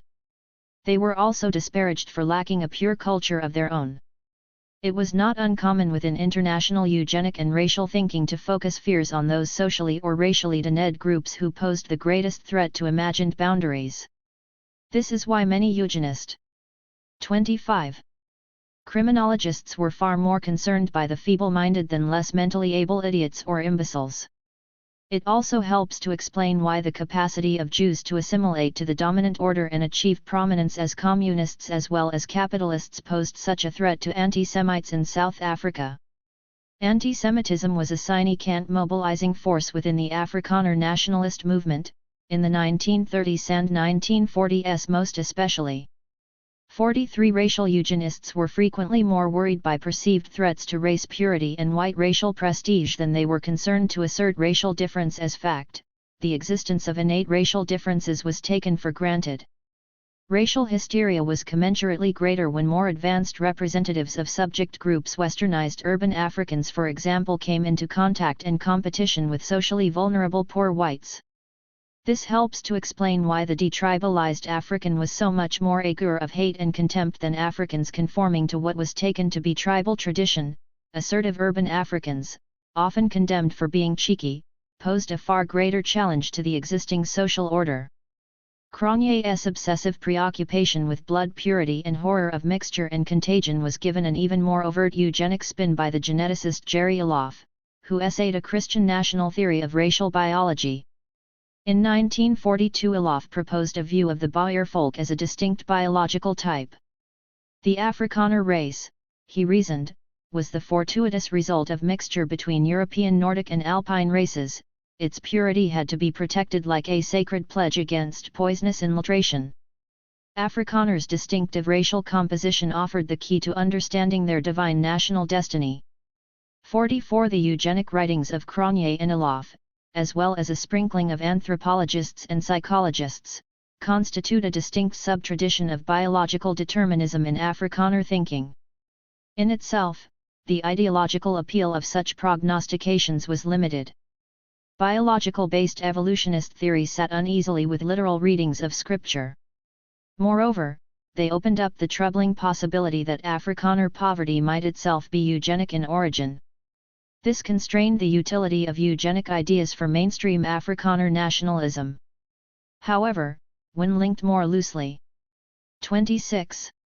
to popular fears about racial intermixture and contamination, and when dignified by the putative historical desire to maintain racial boundaries, racial thinking carried strong emotional weight. It evoked generalized feelings of anxiety, disgust, and hatred. Race awareness was thus a palpable aspect of South African life. It was deeply entrenched in daily life, in relations based on paternalism, and in social custom. Crude vernacular racism was endemic in political campaigning, in parliamentary debates, as well as in private discourse. Apartheid ideology depended on race awareness and did much to arouse racial consciousness, though it did not create such awareness. Nor did apartheid promote active race hatred or even condone it at an of-child level. The oppression of blacks by the state meant that acts of private or collective violence, such as lynching, were far less common in segregationist South Africa than in the American South. 45 What made apartheid persuasive as an ideology was the manner in which it channeled race awareness into a defensible philosophy of difference operating at multiple levels. Conspicuous care was taken by leading apartheid thinkers, especially once they achieved power, to use circumlocutory language when it came to asserting racial inferiority and superiority. In the post-war world, crude racism was a diminishing political asset.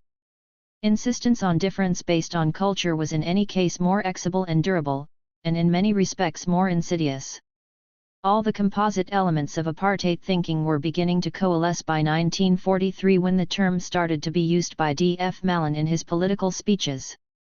The idea, or aspiration, had been current in Afrikaner theological and intellectual and policy-making circles for a decade and more.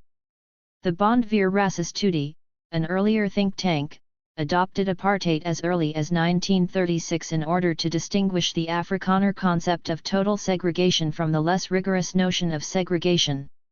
46 journals such as Coers and Inspan provided ample space for the elaboration of key ideas.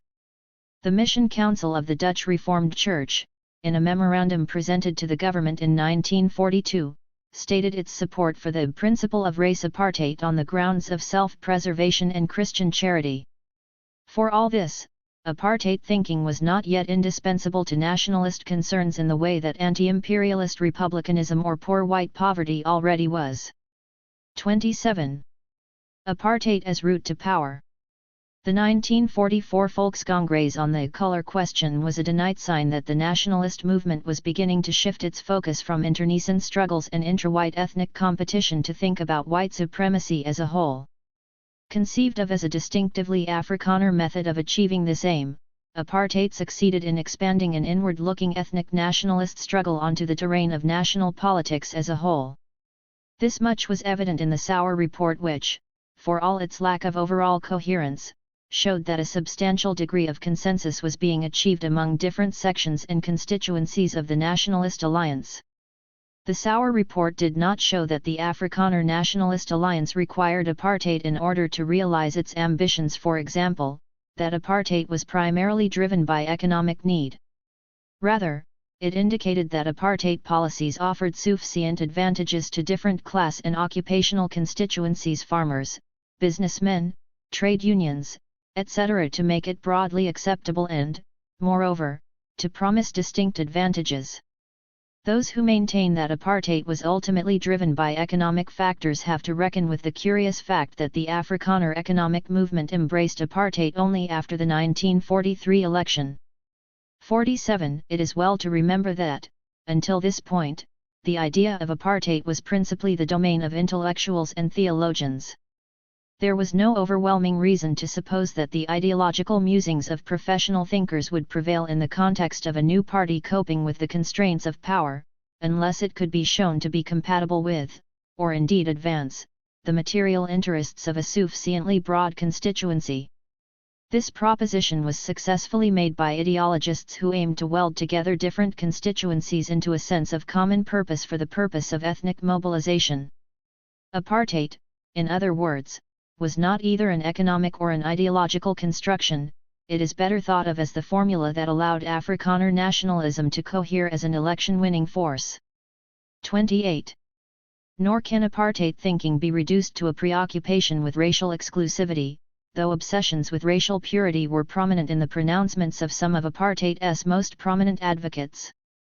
The most detailed account of nationalist politics in the war years, published in 1947 by Roberts and Trollope as an essay in contemporary history, focuses entirely on disunity within the nationalist movement over questions such as republicanism and constitutional democracy. There is virtually not a word on the color question and no specific mention of apartheid.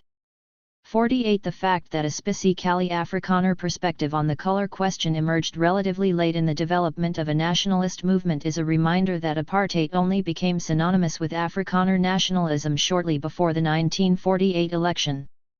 The interpretation sketched out above questions the widespread assumption that apartheid was the natural folement of Afrikaner nationalism. It was the means to a more immediate end, political power. In a speech shortly after the 1948 election, the future Prime Minister, J.G. Strijdom, was reported as saying that before the Nationalist Party could reach its ultimate goal, a republic, it would have to solve the color problem. 49. This suggests that, for some powerful hardliners, apartheid was the chosen means to achieve ethno-nationalist power. Dan O'Meara in his influential book Volkskapitalisme argued that the Afrikaner nationalist movement was principally motivated by economic forces within the context of an ethnically based class alliance. It is more plausible to put forward a weaker case, namely, that the political success of Afrikaner ethnic mobilization was the outcome of a process whereby different sectional economic interests, farmers and white workers amongst them, were persuaded that apartheid was mutually economically advantageous. Revisionist scholars from the 1970s were largely correct in attacking the view that apartheid was driven by unreasoning racial prejudices. There were important material factors in play, too, which the Nationalist Alliance was adept at marshalling into a common electoral front. But these were not of themselves decisive. Ethno-nationalist ideology was also key, and here anti-imperial republicanism was key. As Chapter 2 shows, Verwoerd was a Republican before he made apartheid his own. 29. The historian of Afrikaner nationalism Herman Giljomy comes closest to explaining the interplay of material and non-material factors that brought Afrikanerdom to power in 1948. In his estimation, apartheid's racist outcomes was not a goal in itself, political survival was 50. Yet Giljomy's characterization of apartheid as a radical survival plan begs the question, what exactly does survival mean, particularly when there was no real physical threat to Afrikaners as a self-constituted ethnic unit or folk? From the 1870s to the 1930s, Afrikaner nationalism saw ethnic survival as a means of resisting Anglicization, either through aggressive imperialism or as a consequence of the diluting influence of Anglo-Afrikaner smutje on South Africanism. When political survival came to be understood principally in terms of the need to resist African nationalism, Afrikaner ascendancy could only be maintained within the context of white supremacy as a whole. Every apartheid prime minister understood this and therefore had to square the particular needs of Afrikaner nationalism with white supremacy as a whole. In its early phase, apartheid provided a divided and separatist movement with common purpose. This sense of purpose was achieved by providing the movement with a broader, external focus of activity, namely the capacity to present itself as the guarantor of white supremacy and Western, Christian civilization in Africa. Apartheid thereby provided the nationalist movement with political dynamism as well as unifying philosophy. By allowing Afrikaners to project their power and ambitions on a broader scale, it drew attention away from the issues that divided them. The conviction that they had developed a unique solution to an age-old problem specifically, the unresolved problem of color, provided Afrikaners with heightened moral purpose, pride in belonging, and claims to political primacy. Apartheid policy therefore signed growing communal kondenke, namely the capacity to think and plan in terms broader than the Afrikaner folk alone, in other words, to project Afrikaner nationalist thinking onto society at large and to remodel South African society in its own image. For Afrikaners who nursed feelings of inferiority and resentment towards English speakers, one of the distinct attractions of apartheid was its intellectual coherence and even its moral vision. 30.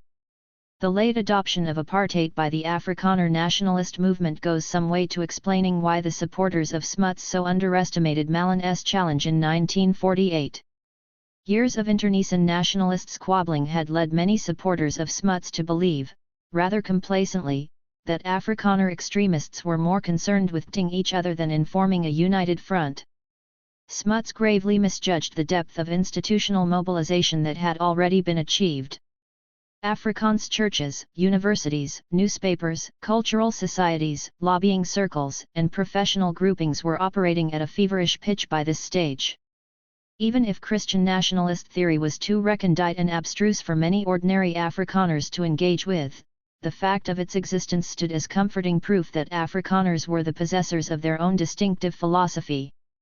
The nationalist movement, grouped in a parallel version of civil society, was by now highly motivated and well entrenched in institutional life. The National Party, albeit federal in composition, was closely connected to its electorate and more responsive to local concerns than the government. Crucially, its campaign in 1948 was far more effective and professional than that mounted by the listless United Party. Those liberals and opposition politicians who argued during and after the 1948 election that apartheid was merely a slogan or a fantasy were disingenuous, self-deluding, or misinformed. Disingenuous, because they were reluctant to acknowledge that apartheid marked a renewment of the existing segregation system to which English-speaking and avowedly liberal thinkers had themselves contributed so fulsomely.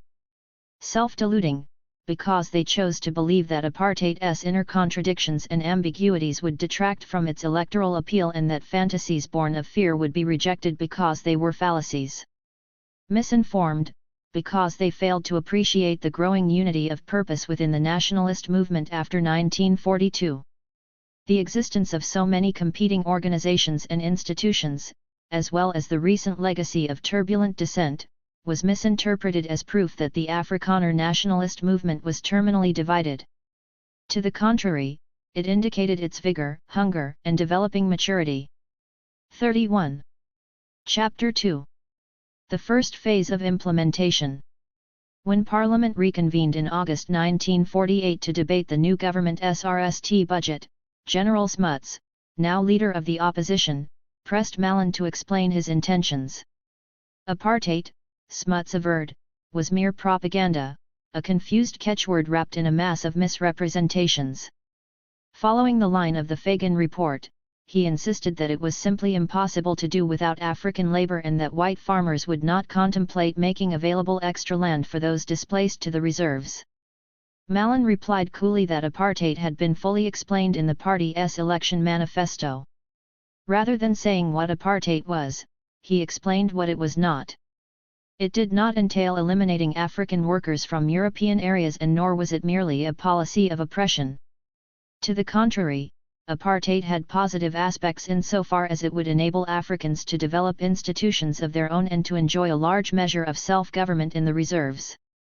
Specifically, it would enable Africans to retain their own national character. In September, Smuts returned to the question, charging the government with bad faith for introducing a radical shift in policies on color, including possible changes to the constitution, without adequate explanation or respect for the sacred clauses of the Act of Union in 1910. Challenged to explain the opposition's policies, Smuts was forced to admit that it had never supported equal rights or racial mixture. He had always been committed to European paramountcy. Was this your apartheid? Mallon inquired. Smuts conceded that it was. The exchange. 32. Highlighted Smuts's discomfort. Unable and unwilling to renounce white ascendancy, he was left with a narrow base from which to attack the government, apartheid's impracticability, its pinpricks and irritations, the country's vulnerability to international criticism. To the government's new policy of Christian nationalism, Smuts merely countered with time-worn pronouncements of Christian trusteeship and guardianship. When asked whether he agreed with the recent decision to impose apartheid on railways in the Cape Peninsula, Smuts could do no more than say it would cause bad blood. Such pusillanimity would characterize the parliamentary opposition for many years. It merely emboldened the government to proceed further. J.G. Strijdom, leader of the Transvaal Nationalists, who succeeded Mallon as Prime Minister in 1954, was one of those who disdained moralizing about the points of trusteeship and Christian duty.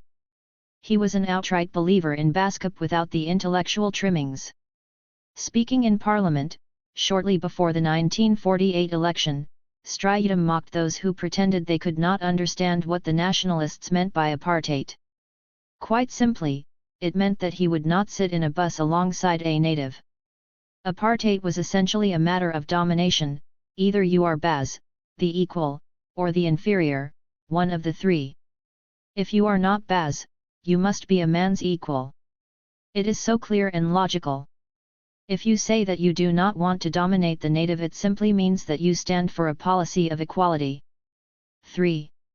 There was no ambiguity either when Strijdom pronounced in 1955 that our task in South Africa is to maintain the identity of the white man, in that task we will die. For such frank assertions of white superiority played well to the base of the National Party.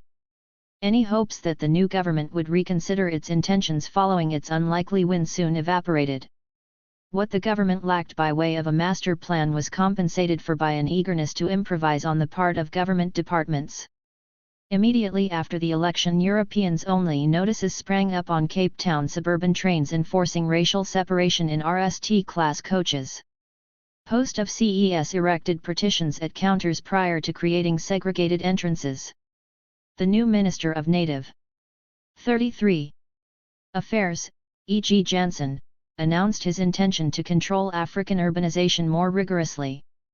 The Minister of Labour announced an end to the training of African building workers. A bill drafted by the Smuts government to allow recognition of certain African trade unions was dropped. Mallon stated the government's intention to segregate university education so as to avert friction between Europeans and non-Europeans. 5 An act of primary legislation in 1949 denied South African citizenship for the RST time. This was interpreted by English speakers as a deliberate move to disadvantage British migrants and as a step towards severing the Commonwealth connection. Blacks were not actually deprived of South African citizenship in 1949. This would only happen when the apartheid homelands gained nominal independence, but the legislation nonetheless marked a further step in the process of making citizenship race-dependent. Mallon also announced that the government would move to repeal the chapter of Smuts' messy 1946 Asiatic Act, which provided for token communal representation of Indians in Parliament and the Natal Provincial Council. Anti-Indian sentiment featured high on the nationalists' electoral agenda, and Mallon had already threatened to repeal the Indian franchise when he came to power. For the nationalists, the announcement also had the pleasing effect of splitting the opposition, since the highly conservative English-speaking Natal caucus of the United Party, which was obsessed by Indian penetration into white areas and commerce, was strongly opposed to Indian representation in its provincial legislature. Thus, when the Natal Mercury declared with warped logic that the province was in no mood to accept discriminatory legislation, it was in fact supporting Mallon. It meant that Natal should not have to accept Indian provincial representation if other parts of the country were not obliged to do so. 6 Initiatives such as these were a clear indication that Mallon's new cabinet was eager to act fast in order to prove the government's apartheid credentials. That 2 of the measures mentioned above affected provincial arrangements in Cape Town and Natal indicated that the central state was willing to impose its authority on the regions. It also signaled that the position of Coloureds and Indians was coming under direct 34 scrutiny. In September, Mallon announced that qualifying coloured voters in the Cape would be removed from the common voters' roll. So, too, would the continued existence of native representatives in Parliament, a legacy of the 1936 segregationist legislation. Franchise rights had been constitutionally entrenched at the time of union, so the removal of coloured voters would probably require a 2/3 majority in both houses, which the government could not hope to secure in the short term. Only by tampering with the Union Constitution could this outcome be achieved. The government indicated that it was prepared to do so, but by early 1949 no SPCC proposals were forthcoming. The principal reason for the delay was hesitation on the part of Mallon's coalition partner, Havenga. For a variety of reasons relating to the 1936 segregationist settlement and his personal loyalty to General Hertzog, Havenga was reluctant to meddle with the existing constitutional arrangements. As a highly regarded Minister of Finance under Herzog's premiership, Havenga's views could not easily be countermanded. His moderating opinions indicated that the zealous radicals in the National Party did not yet have a free rein. They moved to increase their majority by granting South West Africa 6 seats in Parliament, albeit without formally violating the terms of the United Nations mandate in that territory. In the case of foreign affairs, Mallon exhibited caution, realizing that he needed to retain whatever opinions he could abroad. Just as the retention of Havenga was calculated to steady the markets, so Mallon kept the experienced D.D. Forsyth as Secretary for Foreign Affairs, a decision that his British counterparts found reassuring. Aware of the dangers of isolation at the United Nations, Mallon strove to maintain good relations with Britain and the United States. South Africa's participation in the Korean War was an important signal of the government's determination to situate the country as part of the anti-communist Western Alliance. 7 Another example of the cautious diplomacy of isolation was Mallon's visit to Israel in 1953, the RST to the newly created Zionist state by a foreign prime minister. In 1930 Malin had been responsible, in his capacity as Minister for the Interior, for introducing a Quota Act targeted against Jewish immigration. Anti-Semitism, so potent a mobilizing strategy in the 1930s and early 1940s, was henceforth played down. 35. By the nationalists and, indeed, the comparison between Afrikaners and Jews as chosen people, both of whom gained their national sovereignty in 1948, was a subtheme in Christian national narratives. As international opprobrium focused more and more on Israel and South Africa, so the strategic alliance between the two countries grew stronger. For all that the nationalists berated Smuts' internationalism and affected indifference towards international criticism, the nationalists were keen to maintain the country's standing overseas. Malin maintained some of Smuts' sub-imperial ambitions in his African Charter, which was adumbrated at various times from 1945 to 1953. This projected white leadership and Christian tutelage as a positive force for regional development. It even spoke of Africa for the Africans, a formulation which meant both that South African whites were at home on the tip of Africa and that the continent had to be protected from communist and Asian infiltration. 8. The government moved quickly to secure its control over the civil service, which was nominally non-political in line with British traditions.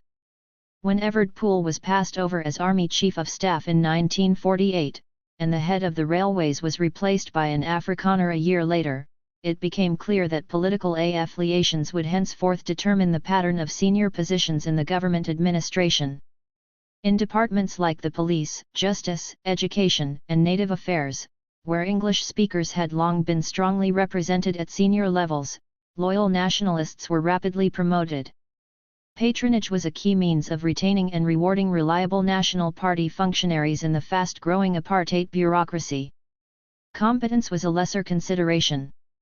By 1959 the process of Afrikanerization meant that of more than 40 governmental departments and sub-departments, only 6 were headed by English speakers. 9. The Afrikaner capture of the state was consolidated through public corporations like the Railways, the Electricity Supply Commission, and the National Steel Industry. The civilized labor policy, which had been used to secure jobs for unemployed whites on the railways in the 1920s and 1930s, was now extended to include the civil service more generally. O'Meara calculates that in the decade after 1950 total state employment increased from 480,000 to nearly 800,000. Afrikaner males were the 36 main beneficiaries of a large-scale process of bureaucratic expansion which included the creation of many new quasi-of-chail state organizations and institutions. 10. If Malin's narrow parliamentary majority restricted his ability to challenge constitutionally sensitive political rights, there was plenty of scope for the government to press ahead on other issues. In 1950 an amendment to the so-called Immorality Act outlawing interracial sex was passed, extending the scope of existing legislation. This prohibition was enforced with intrusive callousness through most of the apartheid era, providing a rich seam of voyeuristic outrage in newspapers as well as Parliament and the pulpit. Another significant piece of legislation passed in 1950 was the Suppression of Communism Act. Its immediate political effect was to drive the Communist Party underground. The insidious measure denuded communism so broadly as to encompass any organization or individual whose views were considered to be radical. It became a favored means of controlling dissent as well as a tactic to delegitimize opposition in the eyes of fearful white voters.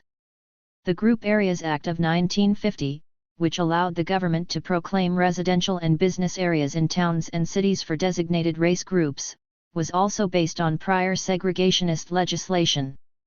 The group was extensively used to remove communities and individuals who found themselves living in the wrong place, most notoriously in the racially mixed and politically vibrant areas of District 6 and Sophia Town.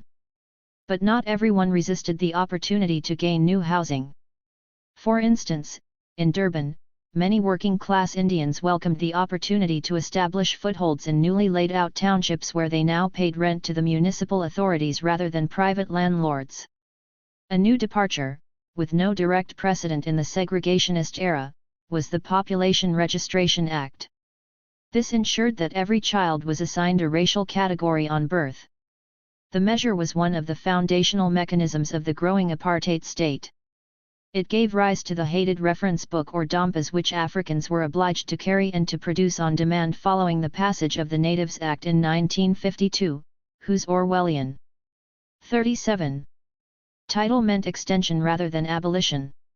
A burgeoning government bureaucracy developed in order to record a full national racial register, with direct implications for citizenship, employment, residential, and social rights. In disputed cases often relating to marriage, local race classification boards were established to adjudicate. The Population Registration Act introduced the principle of biological ancestry into every aspect of social existence, and in so doing made apartheid the most oppressive system of racial rule in the post-war world. Yet, for all its pretensions to scientific rigor and taxonomical precision, the act could not be made workable without making allowance for criteria like appearance, descent, and general social acceptance. This was especially important in the case of coloreds who were denuded negatively, namely as an individual who is not a white person or a native.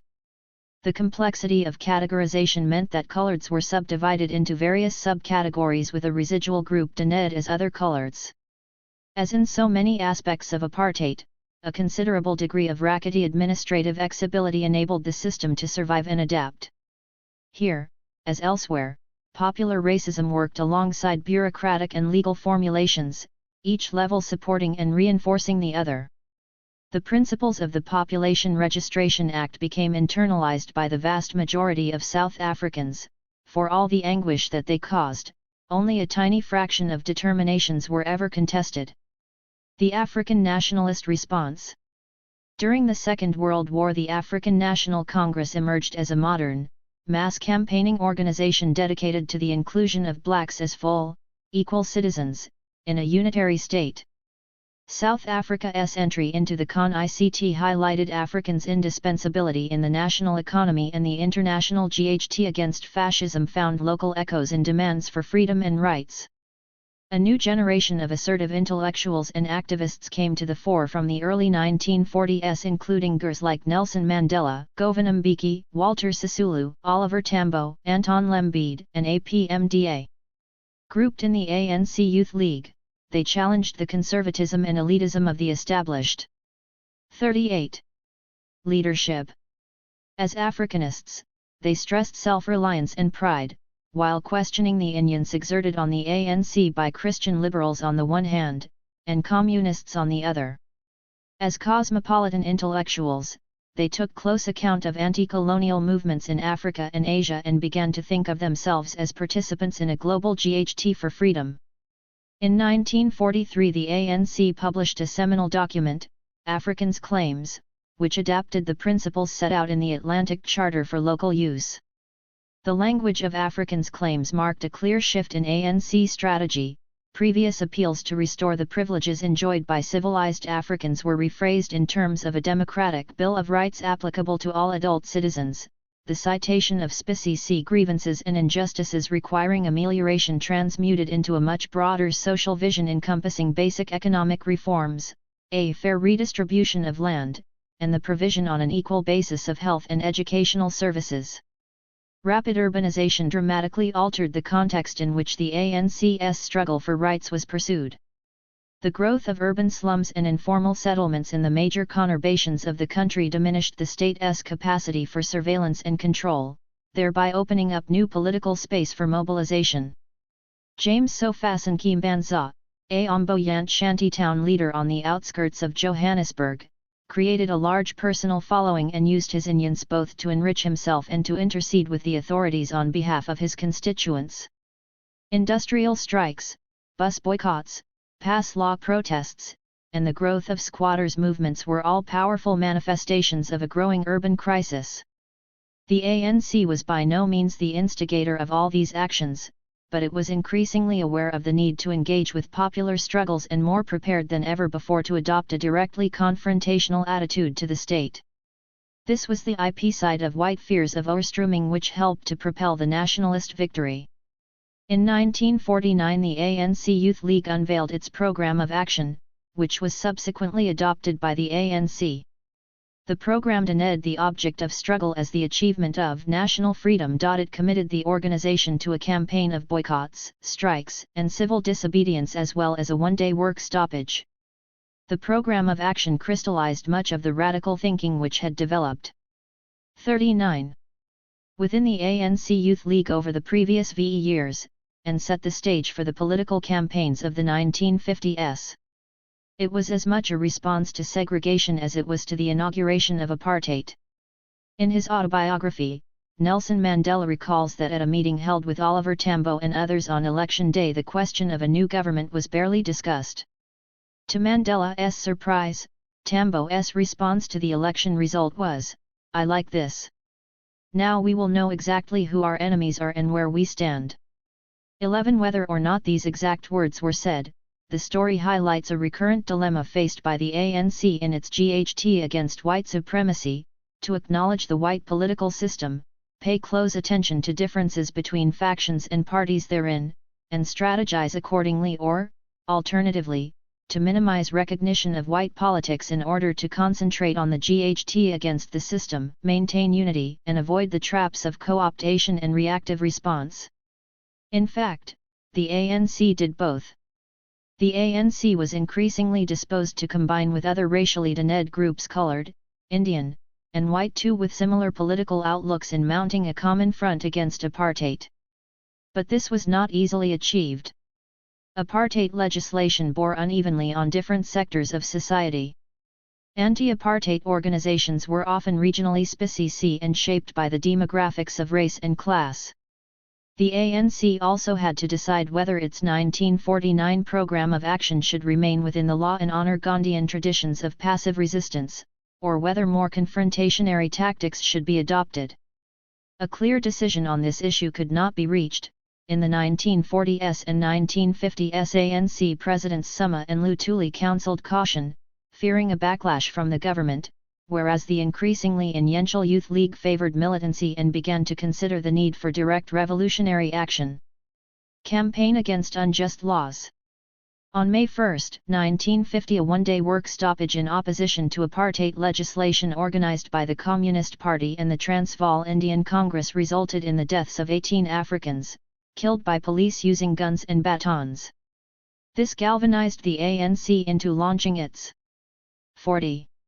National Day of Protest on June 26, in collaboration with the Indian Congress, the African People's Organization, and the now illegal Communist Party.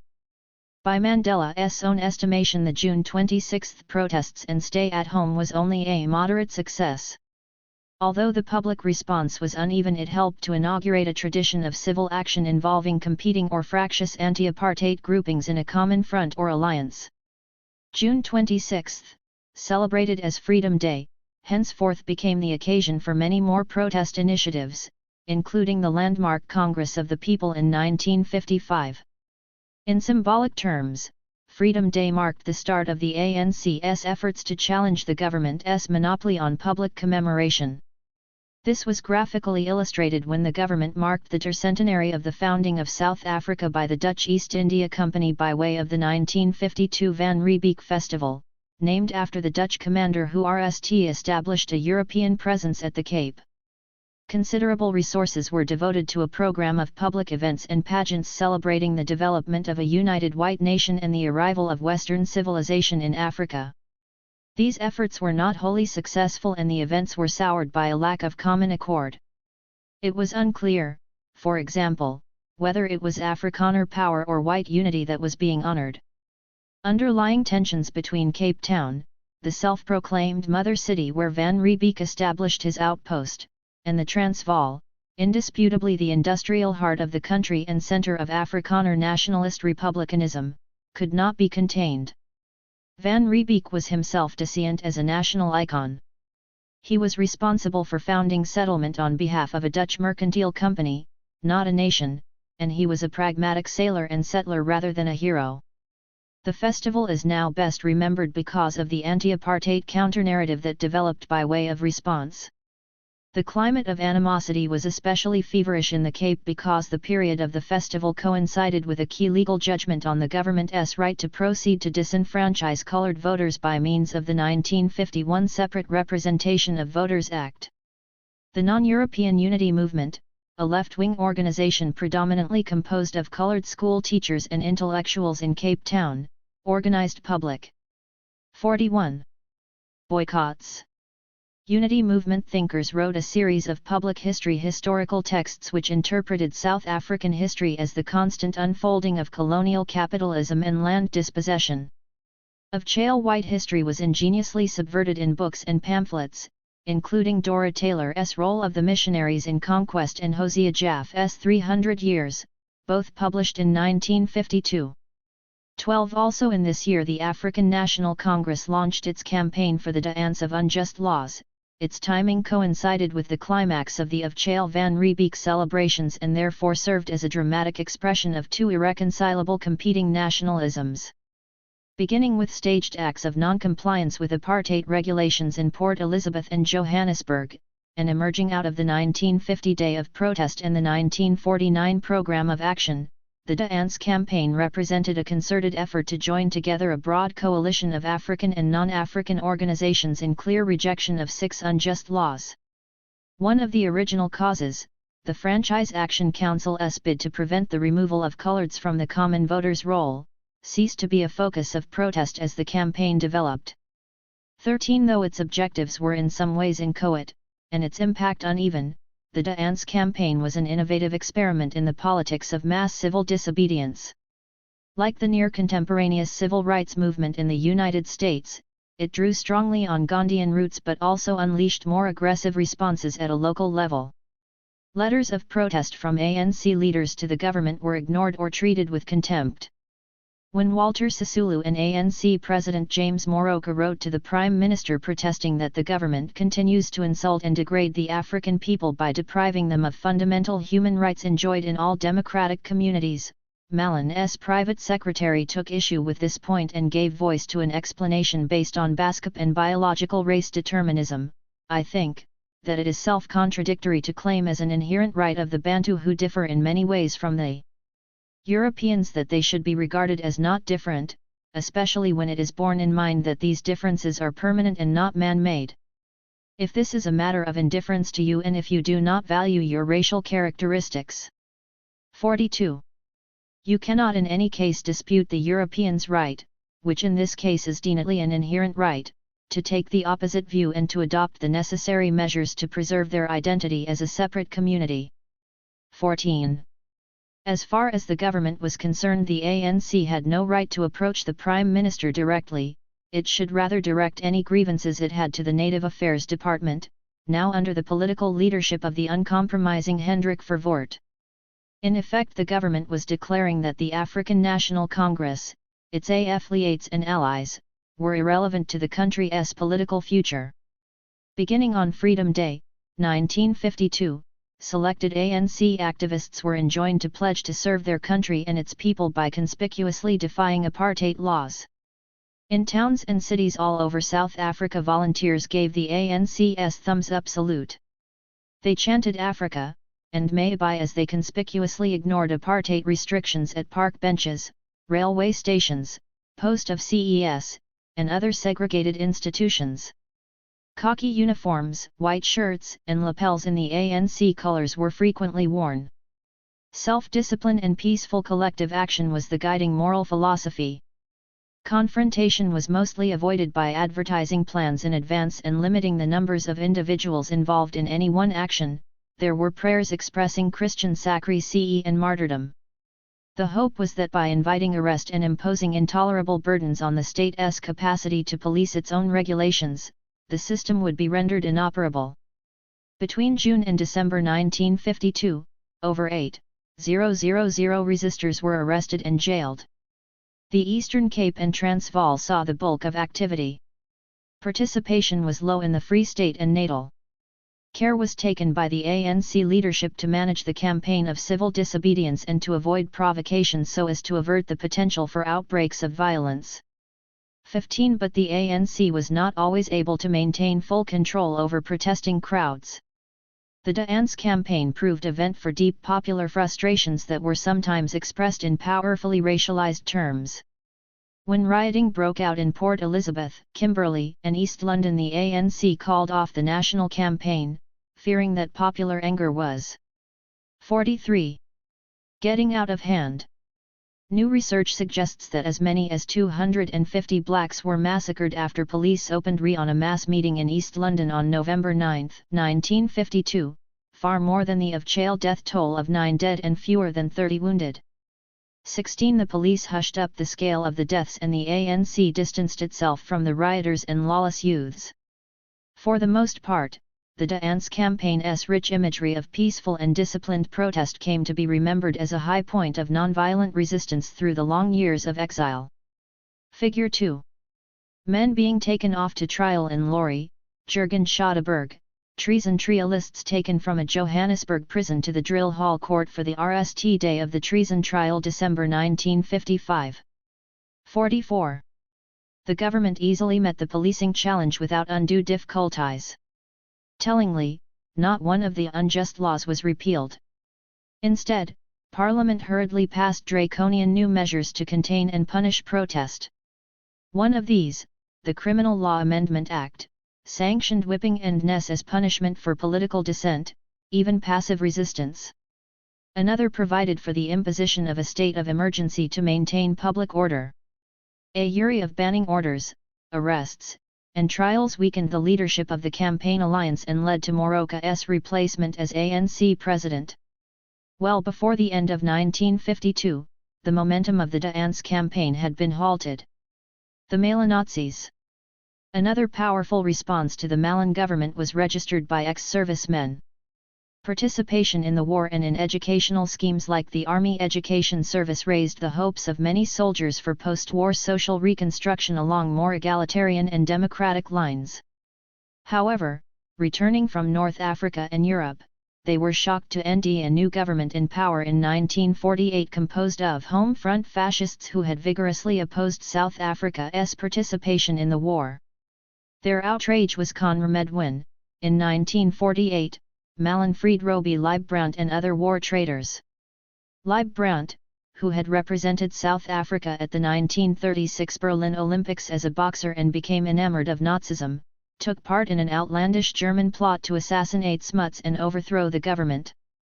The War Veterans Torch Commando was established in 1951 to oppose the disenfranchisement of colored voters and the broader constitutional ramifications that would surely follow.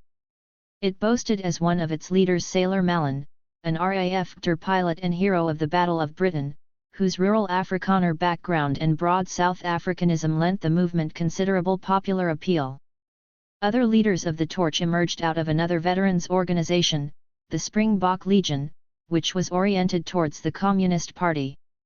There were more conservative participants in the Torch Commandos such as those who equated defense of the Constitution with Englishness. An important supporter of the Torch Commando was mining magnate and United Party politician Harry Oppenheimer, who exerted a constraint on its popular radicalism. 17. For a period, the Torch represented a potentially formidable threat to the government. At its height it claimed a membership of 250,000 and proved able to mobilize tens of thousands in evocative nighttime Amelit rallies against the government's rape of the Constitution. But although able to mobilize a broad coalition of anti-nationalist opinion in support of democracy, it was a coalition rooted in a culture of wartime idealism and nostalgia that proved unable to agree on a political vision on the future. The non-racism and left-wing views of some of its members were by no means universally shared. An unpublished draft statement geared to merger with the United Party accepted no mixing of blood and ARM commitment to residential segregation 18 formed expressly to oppose the Separate Representation of Voters Act and unseat the government. The Torch Commando portrayed the nationalists as usurpers of freedom. Yet they proved unable to agree on the admission of colored veterans as members and lacked a clear policy agenda. There was no connection with the ANC-SDEN's campaign. The Torch failed to form any effective link with the Franchise Action Council, in which colored activists predominated. It operated within the constraints of white politics and, in Neil Roos's estimation, never once challenged the fundamental social hierarchy of race. 19 Having art into existence as the largest mass movement in the country's history in 1951, the torch was extinguished by 1953 when the Malin government was re-elected on a much more secure footing. The National Party's ability to face down militant extra-parliamentary activism emanating both from the Torch Commando and the Dance campaign heralded its success as the unambiguous voice of a new kind of whiteness. From now on, white radicalism would only ever end full legitimate expression in alliance with black organizations like the ANC. 46. Global responses. South Africa's emergence as an international problem marks a key moment in the era of post-war global politics, in particular, the expanded scope of international jurisdiction in respect of race, human rights, and imperialism. The fact that apartheid was proclaimed official South African policy just as the United Nations issued its Universal Declaration of Human Rights in 1948 was a telling marker of the country's retrogressive political trajectory. This began to mark it out as an international pariah. The iniquity of apartheid was one moral and political issue that countries, large and small, aligned and non-aligned, could mostly agree on, albeit not always from the purest of motives. Whereas pre-war segregation was not so different from practices elsewhere in British colonial Africa and Asia, statutory racial discrimination was becoming indefensible in a world where decolonization and rights were gaining ground. Apartheid South Africa, followed by Israel, Rhodesia, and other African colonies, were now at the center of debates in the General Assembly. 20 For the so-called Afro-Asian bloc at the United Nations, the term became current around the Bandung Conference in 1955. Apartheid was anathema because it exemplified the twin evils of colonialism and statutory racism. South Africa's international status was bound to have deteriorated after the Second World War. Yet it is questionable whether the country would have emerged as an international pariah had the slogan of apartheid not proclaimed South Africa's exceptionalities so stridently. To be sure, the country's race policies were raised as a concern by the United Nations from the start of the organization's existence, though initially only indirectly. This was because Article 2 of the United Nations Charter laid down that matters of domestic jurisdiction lay outside the jurisdiction of the international body. Contestation over sovereignty, national self-determination in the case of South Africa, leadership of the non-aligned movement in the case of India, and of humanity at large in the case of the United Nations all found a focus on the issue of South Africa's racial policies. At the very RST session of the General Assembly, in 1946, South Africa was charged by India with discriminating against citizens of Indian. 47.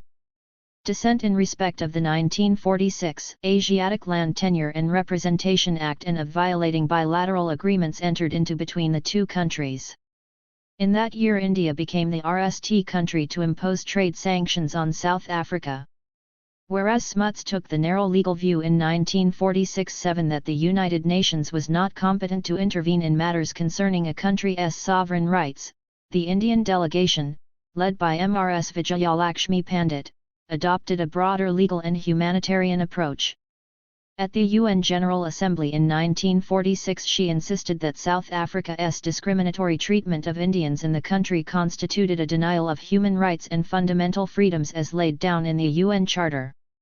South Africa was in Mrs. Pandit's words a test case in the minds of millions of people in India and other parts of Africa and Asia have been moved to intense indignation at all forms of racial discrimination.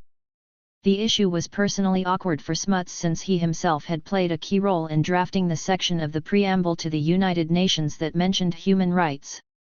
In private, Smuts reacted ruefully on the way in which he, a spokesman for human freedom, had been exposed as a hypocrite for his views on race.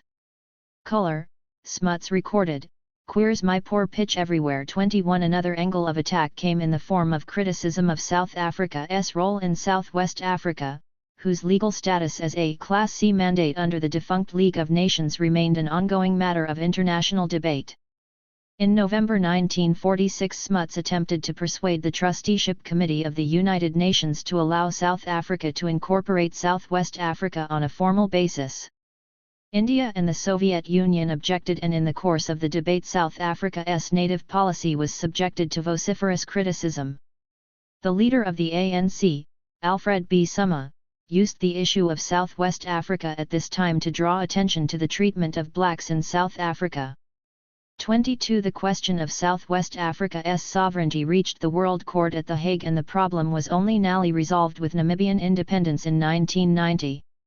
In 1953, a UN Commission report determined that the policies of apartheid contravened the principles and spirit of the Charter and its preamble. It concluded that the doctrine of racial differentiation and 48. Superiority on which the apartheid policy is based is scientifically false, extremely dangerous to internal peace and international relations, and contrary to the dignity and worth of the human person. 23. From the perspective of domestic electoral politics, external criticism of South Africa played into the hands of the government and greatly discontented the parliamentary opposition. It was Smuts, after all, whose vainglorious role as international statesman had proved so counterproductive. At the 1953 general election, the National Party consolidated its position, in part by portraying external criticisms of its policies as unfair and communist-motivated. Generations of South African politicians condemned United Nations attacks as hypocritical, and sometimes affected indifference to its criticisms. Yet they also craved international acceptance. Over the entire history of apartheid, enormous energy was invested into explaining South African racial policies to the outside world in the hope of gaining a sympathetic ear. Newly independent countries like India were able to assert their credentials as international anti-colonial powers by adopting a principled position against apartheid. The Soviet Union expressed solidarity with anti-imperialist movements by taking a lead against South Africa in the Security Council. Consensus on how to tackle the problem of apartheid took time to emerge. European colonial powers and the United States did not want to be seen as supporters of racism, yet they did not either want to concede their vital economic interests in South Africa or abandon a strategic ally. Placed on the defensive, South African diplomats fought to disallow the General Assembly from debating apartheid by presenting the Domestic Jurisdiction Clause of the United Nations as a reason for non-interference in its affairs. This legal precept allowed a handful of countries, including Britain and France, to tone down General Assembly resolutions on South African racial policy during the 1950s. It was only after the Sharpeville massacre in 1960 and following Verwoerd's decision to leave the Commonwealth that Britain abandoned its abstentionist position to endorse a UN vote declaring South Africa's racial policies to be in flagrant violation of the Charter. 24. The support of the United States for the 1960 vote at the Union marked a dramatic change in its attitude to South Africa. 25. 49. As the leader of the West, the United States' position on trade and arms sanctions was critical, not least in the Security Council. But the United States, like Britain, refused to accept that South Africa represented a threat to international security. Cold War rivalries persuaded leading Western countries of the necessity to retain South Africa as a regional bulwark against communism. South Africa's participation in the Korean War marked a significant shift from his party's commitment to neutrality during the Second World War. 26. Under the Truman and Eisenhower administrations, the principle of white supremacy was not seriously questioned by U.S. officialdom. The United States' attitude to South Africa at the United Nations was fairly consistent until Sharpeville tried to avoid the issue and maintain a policy of benign neglect. 27. This was matched by a hiatus in transatlantic engagement between African American activists and the ANC in the decade after 1948. American concern with apartheid was significantly conditioned by the rise of the civil rights movement in the late 1950s and the inauguration of the Kennedy administration in 1961. The Sharpeville massacre thus resonated strongly with American domestic politics and split public opinion. From 1946 to 1960, the British delegation to the United Nations took the principal role in directing international criticisms of South Africa. As South Africa's largest trade partner and by far the greatest source of foreign investment during this period, Britain still wielded considerable influence. The Royal Navy remained the guarantor of the sea route around the Cape. London was still the most important posting for South African diplomats, ahead of Washington, Berlin, and Paris. Britain's soft-shale position was laid out by officials who, in 1950, presented 4 arguments for maintaining close relations with South Africa. The considerations were strategic, economic, regional, and diplomatic. 28 Patrick Gordon Walker, Secretary of State for Commonwealth Relations, was reported to have said to an audience in Cape Town in 1951, "We are both great African powers." 29 This uttered. 50. South Africa's own self-image during the 1950s as a force for regional stability and representative of Western, Christian civilization. Through the 1950s and beyond, British governments habitually took the view that apartheid was regrettable and probably unworkable, but offset this discomfort by insisting that maintaining good relations with the country was vital. The London Times South African correspondent, reporting the nationalist victory in 1948, set the tone by shedding a tear for Smuts and expressing cautious optimism in respect of Malin.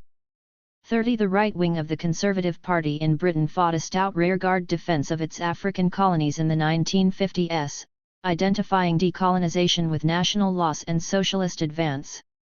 H. V. Morden, writer of travelogues like In Search of England, moved to South Africa in 1948. To this nostalgic conservative, not to say reactionary, South Africa seemed to preserve all that was best about pre-war England, but with better weather and a more compliant servant class. 31 In the decade after 1964, when South Africa's economy boomed, nearly 170,000 Britons settled in South Africa. 32 Vocal public opinion in Britain was at variance with such quiet assent.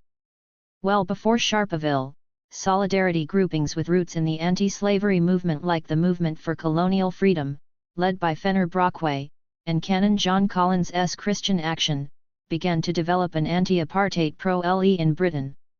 The anti-apartheid cause was taken up in the 1950s by progressive Labour and Liberal politicians like Hugh Gaitskell, Barbara Castle, Michael Foot, and Jeremy Thorpe. The British Trades Union Council was actively concerned with the plight of fellow Unionists in South Africa. The Communist Party of Great Britain and its Africa Committee had well-developed internationalist tendencies. It viewed anti-colonialism and anti-imperialism as an important dimension of the struggle to build socialism within the capitalist metropole, and was ready to serve as a conduit of fraternal support to South African communists. In the 1950s, South student unions at Cambridge and Indiana Glasgow were beginning to become active in anti-apartheid solidarity campaigns, particularly in the field of education. 33 The Manchester Guardian and The Observer under the editorship of David Astor were strongly attuned to the forces of anti-colonialism. Astor was an early backer of the Africa Bureau founded in 1952 by Michael Scott, and developed as a campaigning and research organization by Colin. 51. Legum and Mary Benson, both writers and political émigrés from South Africa with independent links to the Labour movement and the ANC respectively. Expatriate students became active in the Committee of African Organizations, which played a key role in the boycott movement. A committee against racialism in sport was formed in 1956. This served as a forerunner of the later sporting boycott. Christian moralists and activists played a crucial complementary role in the ecumenical world. Prominent here were a triumvirate of turbulent priests, Michael Scott, Ambrose Reeves, and, especially, Trevor Huddleston, all of whom had extensive pastoral and political experience of South Africa in the 1950s. 34 The Christian message of suffering and redemption was in some respects an updated version of 19th-century evangelicalism, anti-slavery, and missionary-based improvement. Such ideas and sentiments had new resonance among those sections of the British public who felt a sense of guilt and responsibility in respect of Britain's colonial past. The treason trial in South Africa provided an important focus for solidarity work. In 1956, British Defence and Aid was formed by Canon John Collins and others to support the plight of those on trial. Over a quarter of a century, and notwithstanding South African government attempts to subvert it, Defence and Aid developed innovative methods to smuggle money into South Africa to provide legal aid and material help to the families of apartheid prisoners. Trevor Huddleston's indictment of apartheid, Not for Your Comfort, which told of his experiences in Sophiatown and other urban Johannesburg centres in the 1950s, became an instant classic. It did much to establish the moral foundations of anti-apartheid activism in Britain. Scandinavia and Holland took a strong anti-apartheid line from the 1950s and backed this up with substantial moral and financial aid to liberation movements. In the case of the Scandinavian countries, public solidarity campaigns supported by the churches and trade unions were closely allied to of-jail action, especially when the Social Democrats were in power. In 1959 Swedish students began to demonstrate against apartheid and in support of black students. In Yenchel individuals formed a fund for the victims of racial oppression in South Africa. 52. Per Wastberg, who witnessed the treason trial and returned from Southern Africa in 1959, wrote passionately about Kiekers in the liberation movement and forged strong links with the anti-apartheid movement in Britain. Wastberg was also closely associated with the campaigning Swedish South Africa Committee, formed in 1961. 35 of the approximately £100 million that was secretly sent by the International Defence and Aid Fund to support victims of apartheid oppression in the period up till 1990, it is estimated that around half derived directly from the Swedish government, and another 20% came via the UN Trust Fund for Southern Africa. At least 1.7 billion Swedish kronor was donated directly by the Swedish governments to 6 designated liberation movements in Southern Africa. 36. The willingness of Scandinavian countries to offer humanitarian assistance via the liberation movements proved crucial to the ANC in exile, which was otherwise dependent on Soviet bloc countries for military assistance. Sweden was the first industrialized country to recognize the Southern African liberation movements. Its diplomatic support was highly valued by the ANC. From 1961 Oliver Tambo made regular visits to Sweden, cultivating close relationships with politicians like Olof Palme as well as activists like David Wermark and Per Wastberg. Strijdom and Baskup. In 1954, D.F. Malin resigned as Prime Minister. He did his utmost to secure the succession for his presumptive heir, Finance Minister Havenga. In the event, Havenga lost out to J.G. Strijdom, the National Party's Transvaal leader. Malin's efforts to deny Strijdom were laced with personal invective, yet there was more to the con-ICT. Strijdom's unabashed championship of white ascendancy and his thorough commitment to republicanism differed from the more cautious and courteous approach favored by Malin. Strijdom's victory was also a clear signal that the power struggle within the governing party, between North and South, had tilted towards the Transvaal. Strijdom revelled in his sobriquet Lion of the North, a phrase that re-acted both his reputation for toughness as well as the fact that he had been the sole Pori-Ed National Party member of 53. Parliament in the Transvaal after the realignment of politics in 1933-4. Strijdom was not successful, however, as a leader and died of heart disease while in of CE in 1958. A supportive insider was reported to have said that the Lion of the North had turned out to be an emaciated tabby cat. 37. The view of Strijdom American Samoa, a transitional GER between the Dunning premierships of Malin and Verwoerd, belies the reality that white supremacy continued to be entrenched remorselessly. In 1955 the constitutional barrier to the removal of coloreds from the voters' roll was circumvented by an act that virtually doubled the size of the Senate and thus gave the government the two-thirds majority it required. Disenfranchisement via the Separate Representation of Voters Amendment Act duly took place a year later. The humiliation of coloreds was compounded when segregation was imposed on Cape Town buses and trams in 1956. Internationally, South Africa signaled its contempt for the United Nations by reducing its delegation to token representation in protest against the organization's interference in its essentially domestic racial affairs. This decision was revoked later in the year, re-acting the government's fears of isolation. For all its tough talk, successive South African governments proved attentive to outside criticism. The Strijdom administration's intention to subordinate and humiliate Africans was revealed in a host of ways. One of the most overt was the long-feared announcement that African Women Act would be issued with reference books. The response came in the form of a wave of local protests culminating in a dramatic march by as many as 20,000 women from all parts of the country on August 9, 1956 to the seat of government in Pretoria. The deputation was led by a racially representative quartet: Lillian Ngoyi, Helen Joseph, Rahima Musa, and Sophie Williams, who presented a petition in silence. Then they chanted "Wa Thint Abafazi, Wa Thint Mbokado. Strayudamu Zakufa." They proceeded to disperse down the elegant terraced gardens of the Union buildings. 38 Not for the RST time, women successfully exploited the structural tension between their symbolic location at the moral core of the family and their 54. Marginality from centers of power to great political effect. For all this, within VE years nearly 4 million women carried passes. The March to Pretoria, organized jointly by the Federation of South African Women and the ANC Women's League, marked a high point in female militancy, which included their prominent participation in the dance campaign and in transport boycotts. Albeit closely allied to the ANC, the Federation was protective of its formal independence and was constituted on a non-racial basis. Its distinctive campaigning style and message, which underlined the honor and prestige of motherhood, were clear statements that the government would be frustrated in its desire to treat blacks as a homogeneous mass. Albeit not feminist in any conventional sense, the militancy displayed by women was also a signal to African men, including leaders of the ANC, that women would not accede to traditional forms of patriarchy. Their rejection of passes as an encroachment on the moral authority of motherhood was thus also directed towards African men. Stereotypes of female weakness were inverted in order to shame pass-bearing men for their loss of masculinity. "Give us your pants, the women will wear them," was a popular and provocative cry.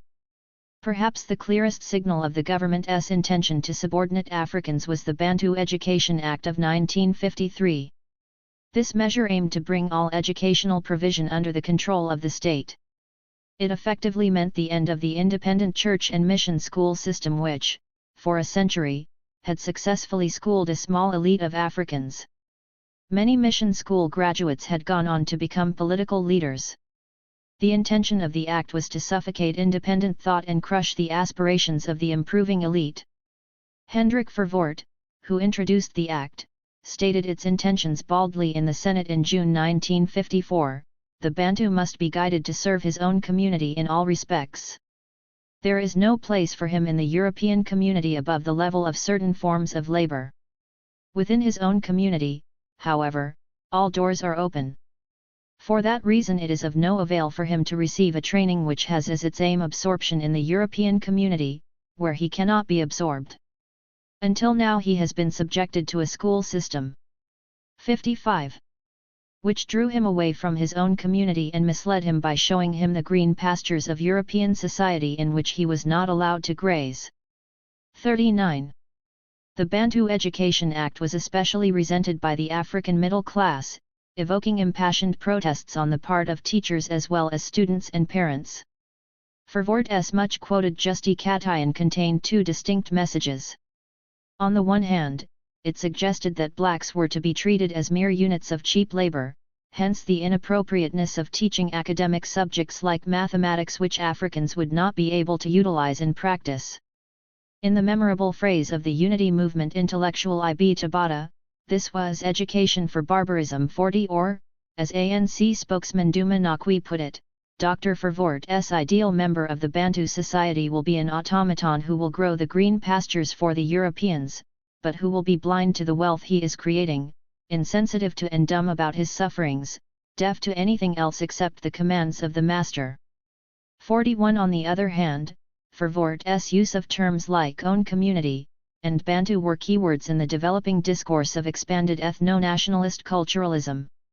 This sought to dignify apartheid with theoretical and moral legitimacy.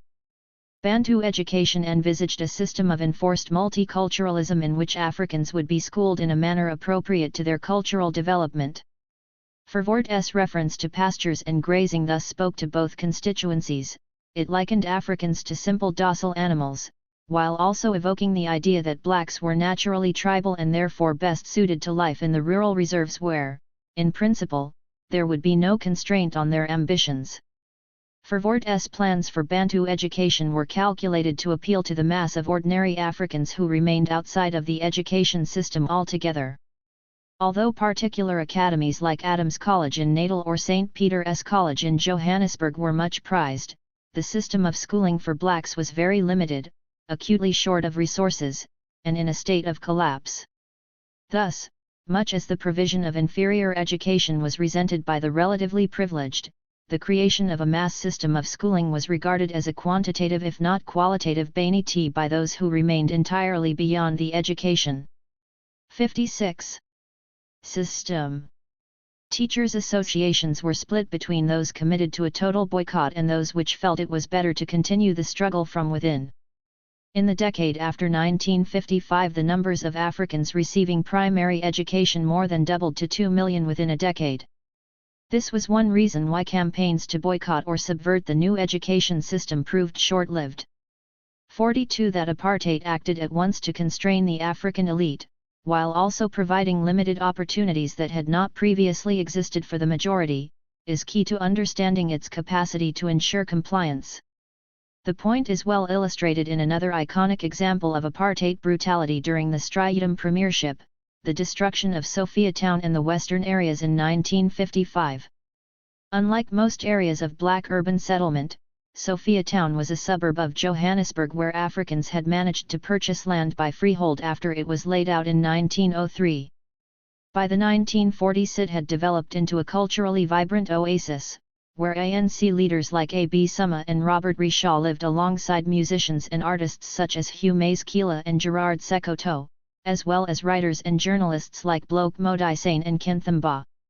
The sharp rhythms of Marabi music and distinctive chords of township jazz lent African innoxions to American jazz. Drum magazine, with its racy mix of photojournalism, glamour, and political reporting, served as Sophiatown's house journal. Informal drinking venues, known as shebeens, where home brews like Skokiaan were served, were the pulsating heart of this culturally rich and diverse neighborhood. To its detractors, Sophiatown was a dangerous slum and symbol of urban disorder where Tsotsis and organized gangs like the Berliners, the Americans, and the Russians engaged in widespread criminal behavior. The government began a campaign to remove Sophiatown and the other parts of the western areas in 1950, referring to these as black spots and slums, words redolent of the language of hygiene and cleansing that typified the apartheid state's vaunted desire for orderly governance and clear racial boundaries.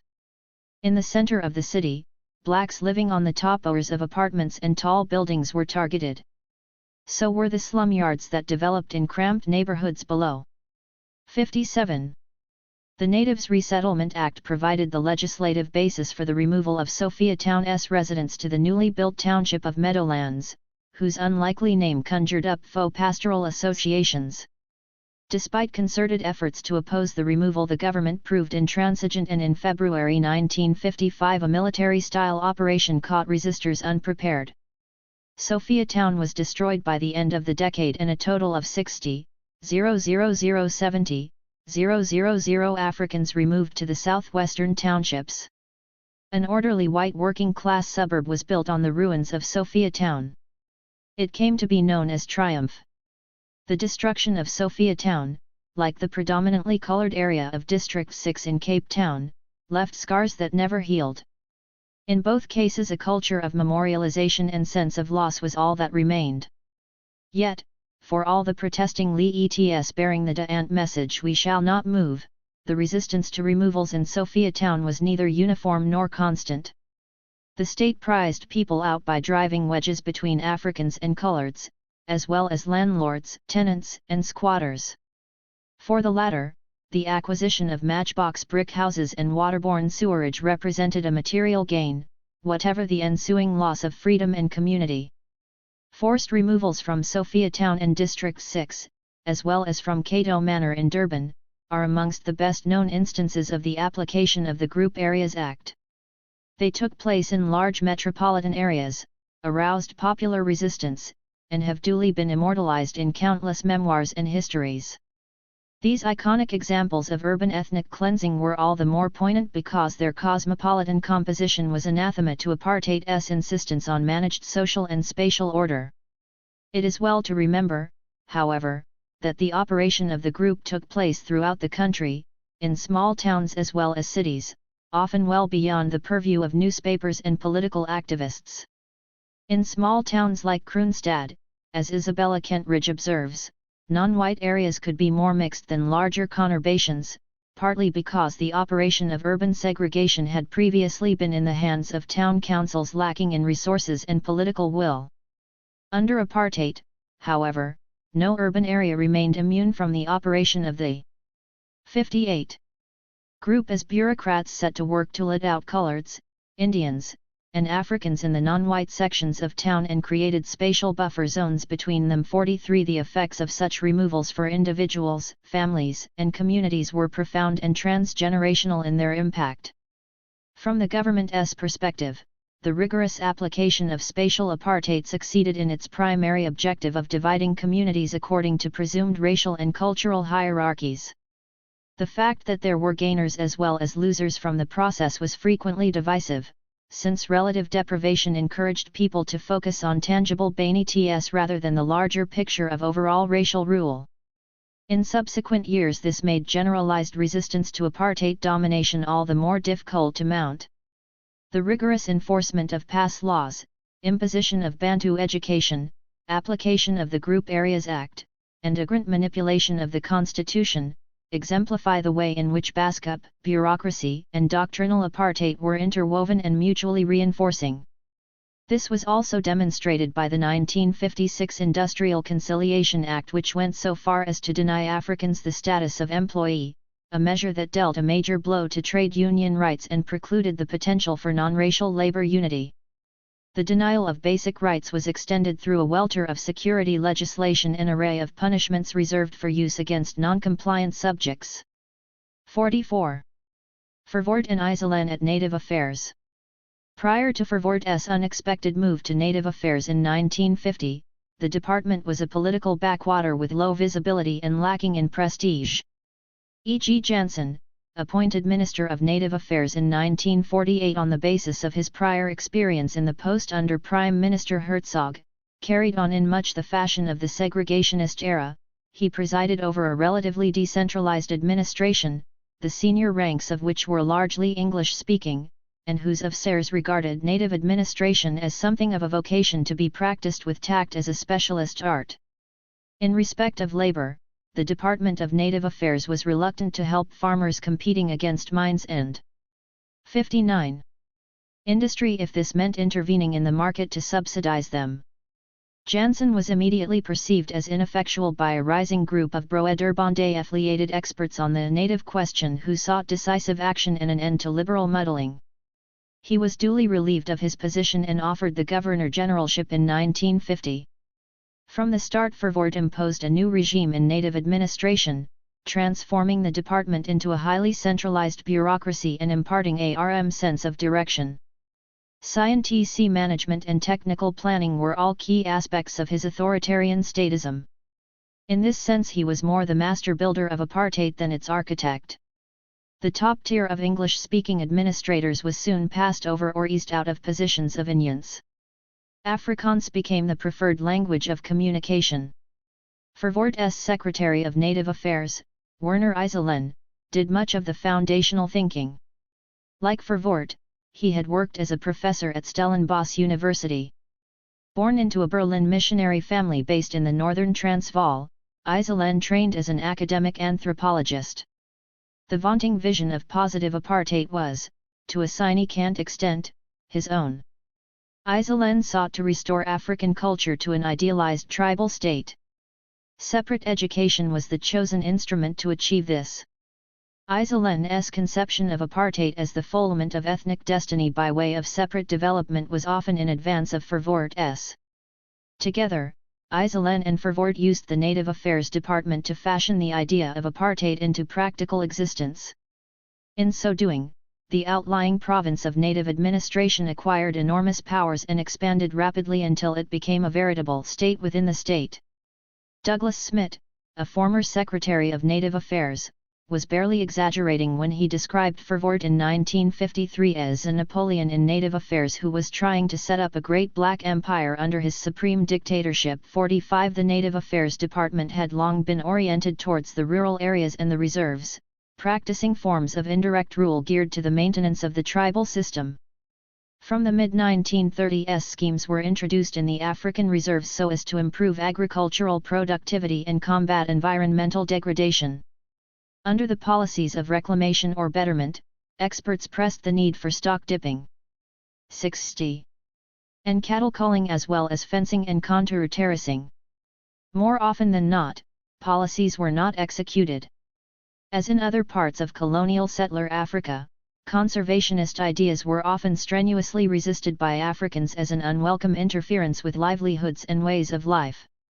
In the post-1945 period, environmental and social policies of betterment increasingly focused on the economic viability of the African reserves, including the question of labor supply to urban areas. This more comprehensive approach necessitated distinguishing between peasant cultivators and migrant wage laborers. Concentration of human settlement implied removing access to land for some people. With the advent of apartheid, rural development in the homelands became tied ever more closely to the separate political future of these territories, as the 1955 Tomlinson Commission fully recognized. 46 In the urban areas, the presence of the Native Affairs Department also became more conspicuous from the 1930s. Here, its narrow jurisdiction overlapped with municipal authorities and other government agencies in respect of labor, housing, and welfare and the administration of justice. The consequences of this unsystematic approach were clearly apparent by the 1940s. The main concern of the Native Affairs Department in the 1950s therefore lay in gaining control of the urban areas and in responding to the perceived threats of overstrooming. The Native Affairs Department's increasing intervention in the rural reserves re-acted conceptions of the reciprocal relationship between rural development and urban planning. 47 Managing the flow of labor from rural to urban areas was key to imposing apartheid as a coherent system.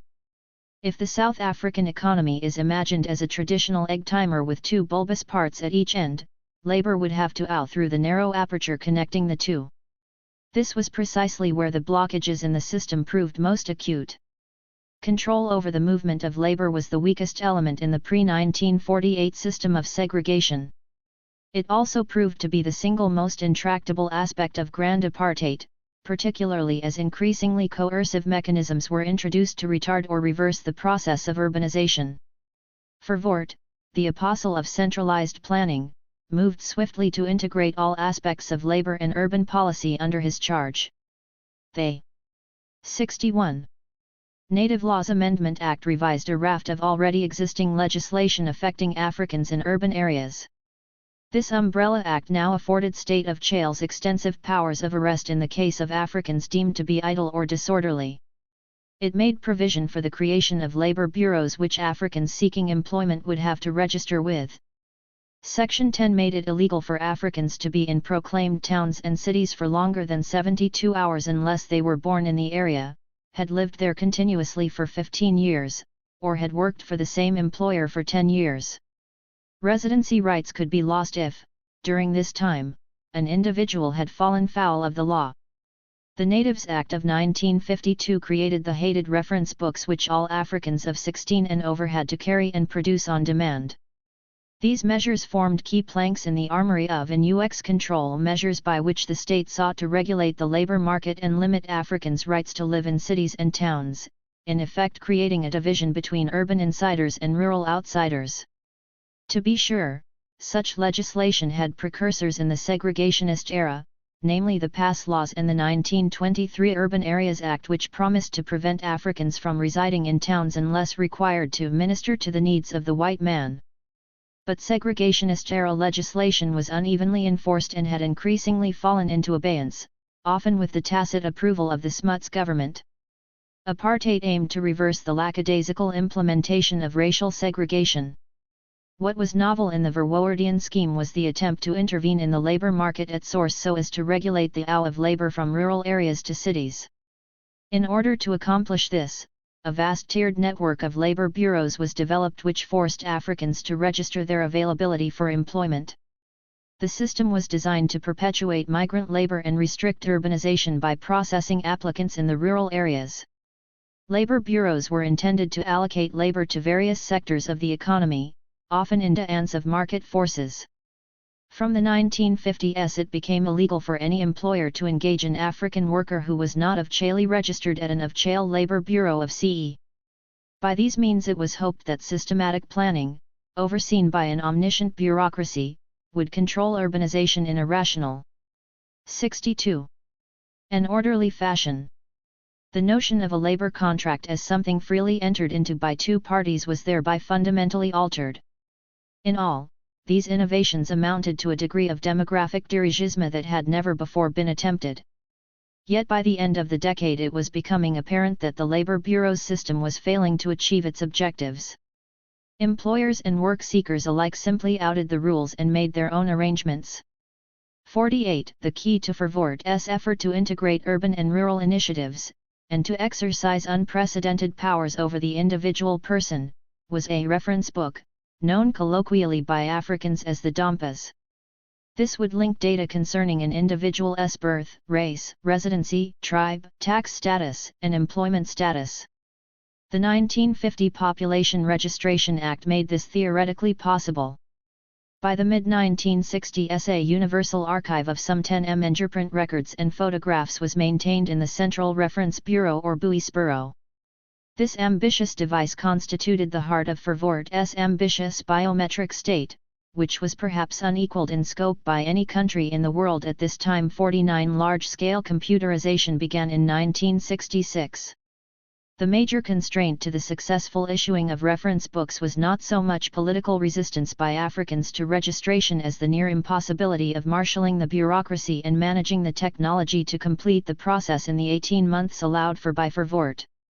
By 1960, when pass-burning protests by Africans eventuated in the Sharpeville massacre, the hopelessly clogged machinery of the Central Reference Bureau was probably less able to issue useful intelligence about its subjects than the earlier systems it replaced. 50. Self-governing Bantu homelands. Within nationalist policymaking and political circles there was from the start a view that apartheid had to be presented as a morally defensible system which would be of advantage to all. This could only be sustained by insisting that the losses incurred by Africans in white urban areas would be made up by greater opportunities in the reserves. Christian national theory, Volksnationalism, and cultural relativist ideas drawn. 63. From anthropological theory, all provided justification for the idea that cultures were unique systems that merited special treatment or protection. It followed that ethnic and national units should be accorded their own separate channels of expression and, perhaps, even a measure of political recognition. This was the premise of the 1951 Bantu Authorities Act, which provided for the creation of tribal authorities in rural African reserves. It gave the government extensive powers to proclaim chiefs and councillors, regardless of whether they enjoyed popular legitimacy. Elements of direct and indirect rule were thereby built into a system of governance which, although centralized in Pretoria, was devolved to rural authorities at a local level. Although not apparent at the time, the Act laid the basis of the future Bantustans, notionally self-governing tribal states whose emergence represented the apogee of the apartheid fantasy. The 1951 Act was bitterly opposed by Africans who rejected government-sponsored retribalization, viewing this as a further erosion of their residual citizenship rights. Yet, in dispensing power and patronage to favored proxies, the legislation had the potential to attract some degree of support. Some of this had been foreshadowed by Verwoerd in his major 1948 speech to the Senate on the meaning of apartheid. Here, Verwoerd's assertion that South Africa was a white man's country and that he must remain master here was offset by the vague assurance that in the reserves we are prepared to allow the natives to be the masters. 51 This concession contained not even a hint of eventual independence for the Bantustans. It was introduced merely as a defense against accusations that apartheid was solely about oppression. Total segregation might be in principle, but it was not practicable. At this point, Verwoerd's main contribution to the explication of apartheid lay in his ability to present existing government pronouncements in a manner that suggested overall coherence. We should not be surprised by the absence of original ideas in Verwoerd's inaugural speech on apartheid. His intervention into public affairs in the mid-1930s was on the poor white question, a matter in which the Stellenbosch University professor of sociology and psychology could claim some expertise. As editor of Die Transvaaler, the leading 64 source of nationalist opinion in the North, Verwoerd was preoccupied by the campaign for Republican independence. This commitment he shared with his close political ally in the Transvaal, J.G. Strijdom, who saw the solution of the colour problem as a precondition for the attainment of a republic. It was only as Minister of Native Affairs that Verwoerd began to make apartheid his own.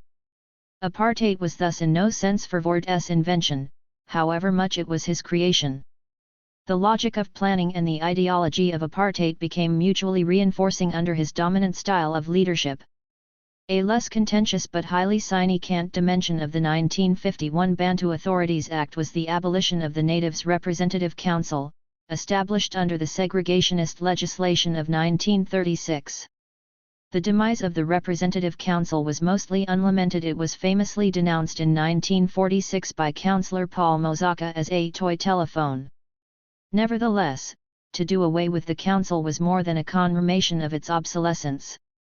In his NAL message to the council, Verwoerd stated baldly that it was useless for the Bantu people to become engaged in general principles of higher politics. 52 Henceforth, Africans would have to express their political ambitions through the tribal or ethnic devices envisaged by the Bantu Authorities legislation. The Transkei Bunga, a long-established forum which allowed for some political engagement between rural notables and government authorities, voted itself out of existence in 1955. It was replaced by the more compliant tribally based Transkei Territorial Authority. To the intellectuals grouped in the South African Bureau of Racial Affairs, the Stellenbosch University-based think tank inspired by the Broederbond, apartheid could only be made to work as a coherent and just system if Africans could be able to live full lives in the native reserves, the deep countryside allocated for communal African use. This entailed dispensing altogether with black labor in white areas and developing the economic capacity of those rural areas set aside for Africans. Partial segregation, the purist Sabra intellectuals insisted, was morally fraudulent and politically short-sighted because it would inevitably lead to integration. Over the RST decade of apartheid, Sabra worked energetically to promote the idea of vertical rather than horizontal apartheid. They 65 former envisaged total separation but erected no barriers to advancement within racially dened polities. The latter was characteristic of old-style segregation in that it set racially dened limits to social advancement in a society that was effectively mixed. For Sabra idealists, like Nick Olivier, it was essential to increase expenditure on the reserves so as to make them economically self-sufficient. Considerable sacrifices would have to be made by whites, for only by extending the area of the reserves and dispensing with black labor could apartheid be made workable. Many Sabra intellectuals welcomed the Bantu Authorities Act as a step in the direction of positive apartheid.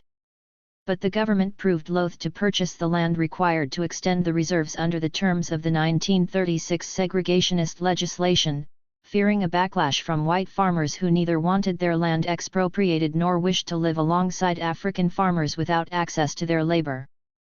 Verwoerd moved to damp down the Sabra vision of total segregation, making clear in 1955 that it was not the government's intention in the foreseeable future to remove Africans from white areas or to dispense with their labor.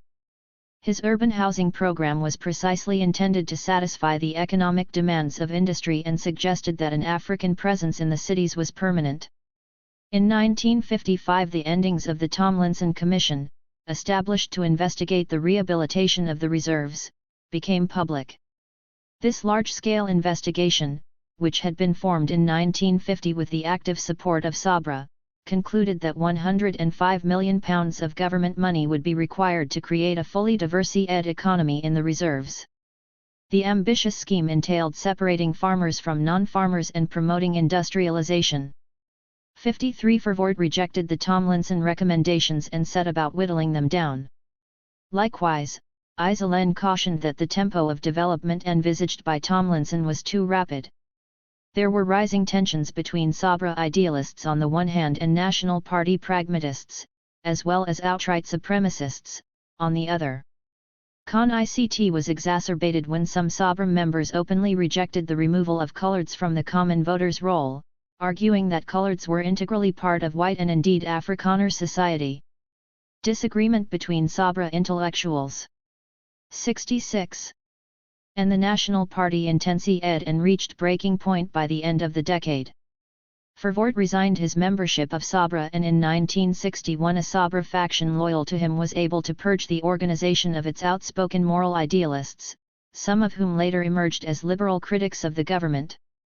This episode has correctly been interpreted as a corrective to the once common view that Verwoerd was the author of the apartheid master plan. He is indeed better seen as its chief architect or engineer.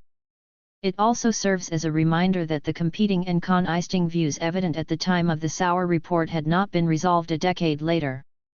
The key question as to whether white South Africa ought to dispense with black labor and institute total apartheid remained. Supporters of outright white domination were wholly disinclined to pump resources into the reserves, whereas ideological purists believed that apartheid could be developed as a morally legitimate political solution to the problem of color, adding that this was ultimately the best guarantee of white survival. Verwoerd himself proved inconsistent. He ruled Tomlinson out on the grounds of expense in the mid-1950s, rejecting in particular the £30 million envisaged for industrial development, but was nevertheless prepared to pour considerable resources into the creation of Bantustans as proto-states from the early 1960s through mechanisms such as the Bantu Investment Corporation. The policy of industrial decentralization, which encouraged RMS to locate on the white side of the borders adjoining the homelands, was an expensive and wasteful policy that was largely driven by political and ideological concerns. While Verwoerd revelled in his role as apartheid's major ideologue, his approach was often characterized by political calculation and expedience. This is not necessarily contradictory.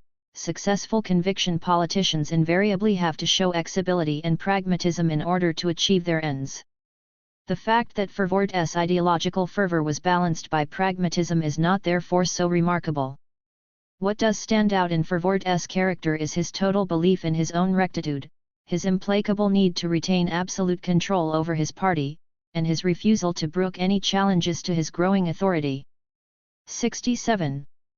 An important dimension of Verwoerd's charismatic leadership was the manner in which he used the force of intellectual logic, rather than emotion, to outwit opponents and, in the process, demonstrate that Afrikaners were fully the equal of English speakers.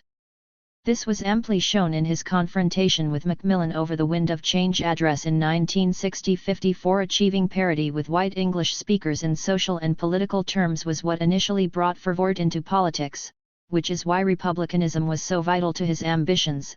The apartheid mantra was initially conceived as a means to achieve such Afrikaner parity, though it increasingly became identified with white supremacy as a whole.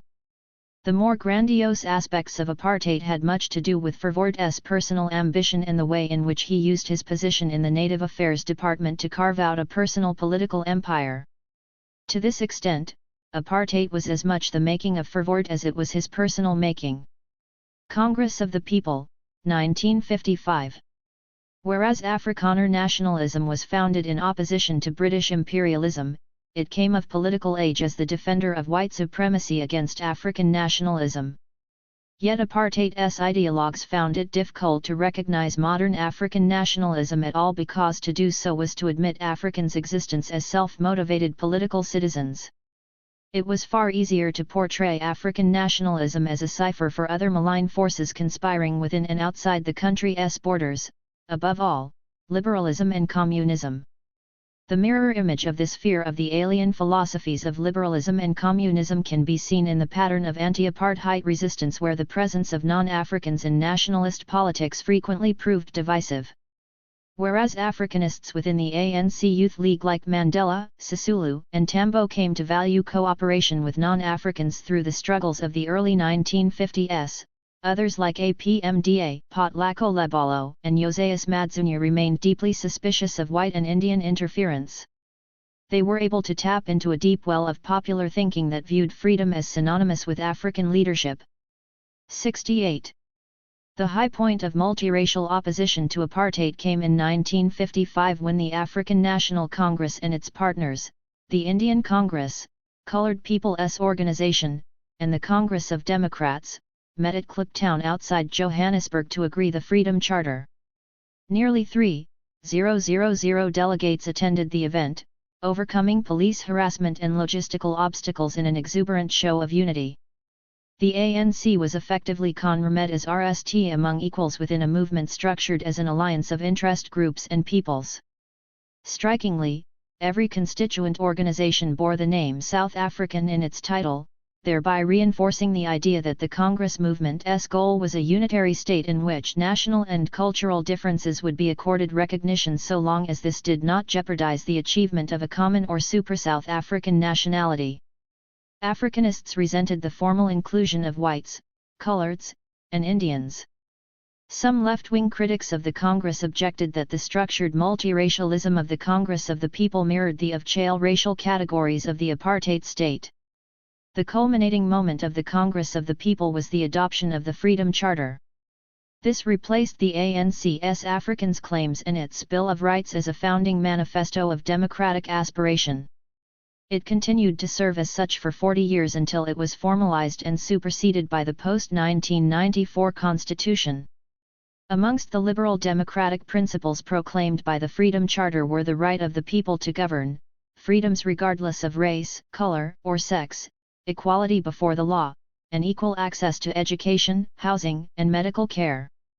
More controversial were two studiedly ambiguous provisions: the opening statement which declared that South Africa belongs to all who live in it, black and white, and the provision to transfer into common ownership the country's mineral wealth, banks, and monopoly industries. The Africanist element within the ANC strongly resented the implication that Africans did not have prior if not superior rights to the country. On the issue of economic nationalization, liberals and anti-communists wondered whether the nationalization clause, inserted at 69. The last minute by Congress of Democrats Representative Ben Turek, amounted to a covered manifesto for communism. Although the Freedom Charter was said to have been produced by the people in a democratic process of soundings and submissions, critics alleged that its formulation was controlled and manipulated by a group of white left-wingers in the Congress of Democrats. It is now generally accepted that Springbok Legion and Communist Party intellectual Lionel Rusty Bernstein was the guiding hand in the formulation of the Freedom Charter. 55. Treason Trial. The state was sufficiently alarmed by the revolutionary potential of the Freedom Charter to institute a coordinated crackdown on extra-parliamentary organizations. In 1956, 156 leading activists representing nearly FTY bodies broadly associated with the Congress of the People were arrested in dawn raids and charged with high treason. As defense lawyer George Bazaz has drily observed, South Africa has had more than its fair share of treason trials. 56. This feature of its legal culture is both an indication of the country's fundamentally divided character as well as its peculiar reliance on law and the judiciary. In this, the most high-profile treason trial to date, the state alleged a countrywide conspiracy to use violence to overthrow the government and replace it with a communist state. The accused included ANC President Albert Luthuli, Nelson Mandela, and Walter Sisulu, Indian Congress leaders Yusuf Dadoo and Ahmed Kathrada, Helen Joseph, and Lillian Ngoyi of the Federation of South African Women, and communists Joe Slovo, Ruth First, and Rusty Bernstein. It was a racially mixed and ideologically diverse convocation. In bringing so many leaders from different organizations together from all over the country in a single venue, the state unwittingly provided an occasion for the Congress alliance to confer and cement relationships. Luthuli, whose moral authority and statesmanship shone 70 through during the trial, remarked Riley, "I doubt whether we could have devised so effective a method of ensuring cohesion in resistance and of enlarging its embrace, as did the government when it set the trial in motion. We of the Congresses did not waste the opportunity given." 57. This was the moment when the nationalist struggle became genuinely national. The treason trial dragged on until 1961 and eventually resulted in the acquittal of all defendants. Under close questioning, the state's leading witness, a supposed expert academic on communism, was forced to admit that the Freedom Charter was a response to white supremacy rather than a revolutionary document. No act of violence was alleged to have been committed. At issue were the ideas and hopes embodied in the Freedom Charter and the intentions of the individuals involved to put these into practice. Justice Rumpf eventually ruled that the prosecution had failed to prove that the ANC advocated violence or that it had become a communist organization. This was not a show trial with a preordained outcome and scripted confessions. Sufficient legal protections remained within the judiciary to ensure due process. Defendants did not complain of torture or abuse. The defense brilliantly exposed contradictions in the overly complex prosecution case and argued that the Freedom Charter represented a vision of the future rather than an incitement to overthrow the state. In the context of apartheid South Africa, the defense insisted, serious disaffection was to be expected. The liberation movement was able to use the trial to advantage by propounding its own ideals. Defendants skillfully used the courtroom to publicize the anti-apartheid message in South Africa and abroad, and the world took notice. Several eminent international legal gurus observed the proceedings and the overseas press gave extensive publicity to the trial. By charging the defendants with treason, the prosecution was effectively claiming that the apartheid government was identical with the state. Supporters of the accused argued to the contrary, that the apartheid government was merely a political regime and that the only real opposition in the country was now extra-parliamentary. 71. Although the state lost its case, the Congress alliance could not claim victory. The drawn-out proceedings disrupted the momentum of popular struggle, creating a serious power vacuum within the ANC. Public shows of unity were dispelled by allegations of national irregularities, dissent, and criticisms in respect of an absence of internal democracy. Africanists within the ANC used the interregnum to reassert the radical nationalist agenda set out by Anton Lembede and APMDA in the 1940s, arguing that the ANC's 1949 program of action had been subverted by multiracialism. 58 These schisms could not be contained, and in 1959 a group led by Robert Sobukwe and Potlako Lebalo split away from the ANC to form the Pan-Africanist Congress.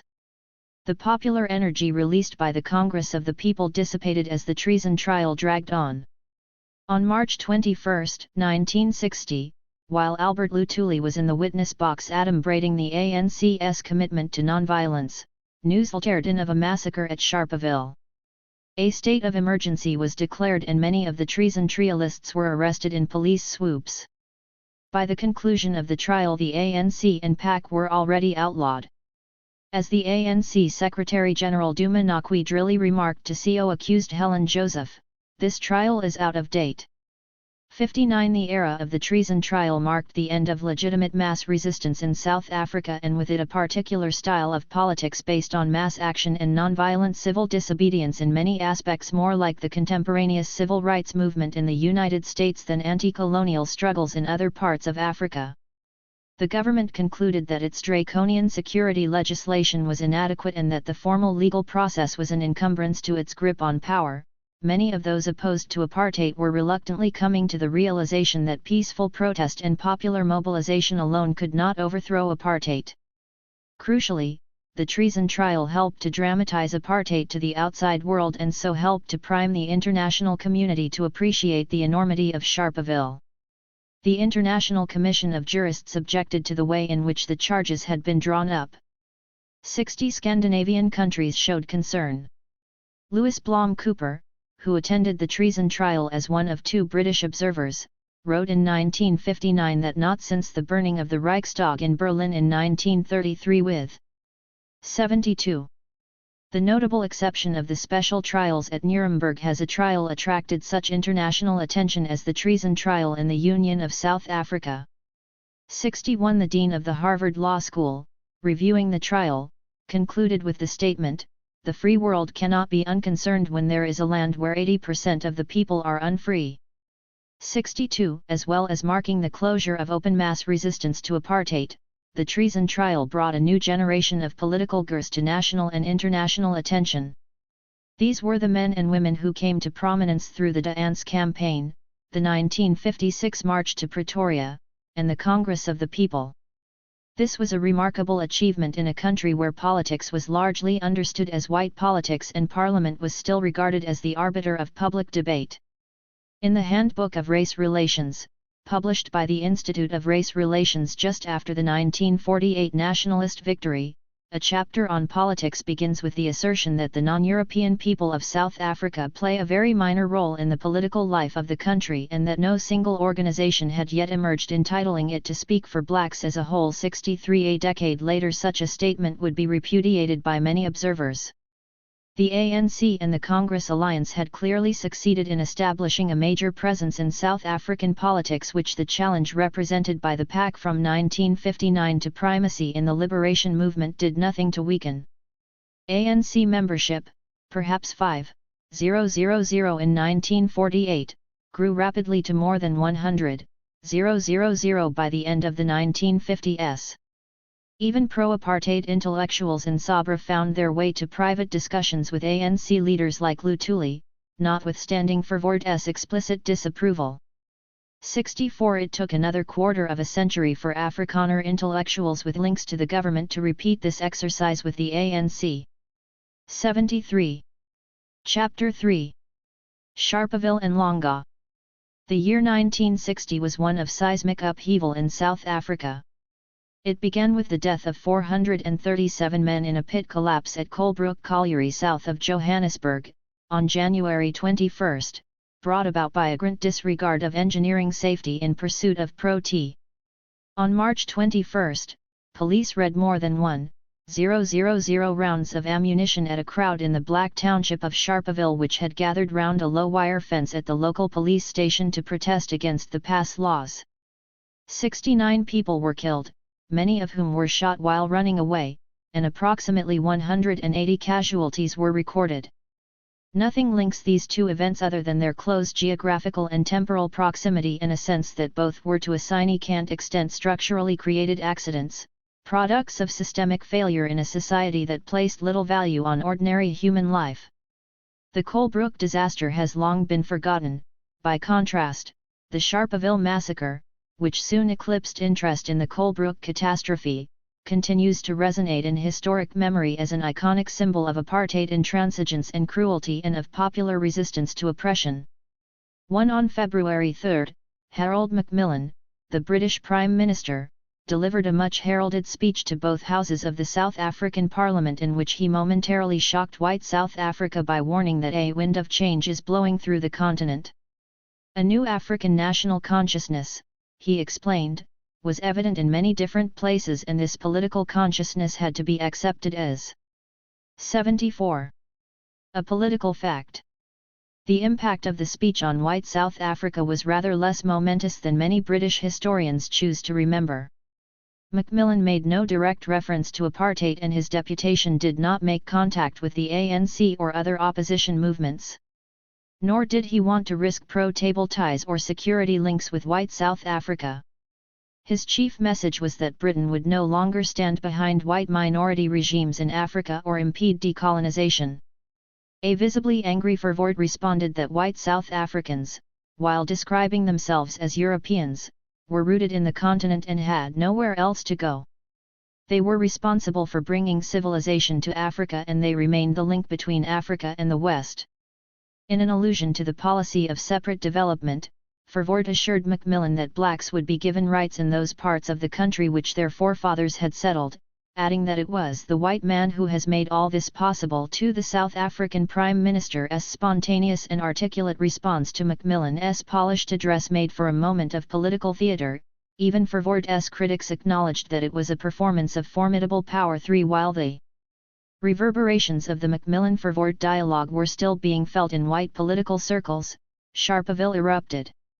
The immediate cause was a call by the newly created Pan-Africanist Congress for a nationwide campaign against the pass laws in conjunction with a stay away from work. The campaign, which had been timed to preempt a similar campaign on the part of the ANC, was poorly planned. In trying to seize the political initiative, the breakaway movement sought to demonstrate its readiness for action and its preparedness to confront the apartheid state directly. Whereas the ANC's campaign had been carefully orchestrated to avoid violence and stressed discipline and restraint, the PAC was inclined to allow popular anger to be vented. Its strategy was to march to police stations across the country without passes and demand arrest in the hope that the state's penal system would be overwhelmed. Passes affected all Africans living in urban areas and epitomized white supremacy and racial domination in the starkest manner. They were resented no less by the ANC, which was already planning its own campaign. Yet there was an added edge of direct confrontation in the 75. PAC's adoption of the uncompromising slogan "No bail, no defense, no fine." Outright resistance to passes was especially conducive to mass mobilization on the part of Africanist militants who dared to believe they could sweep the apartheid system away.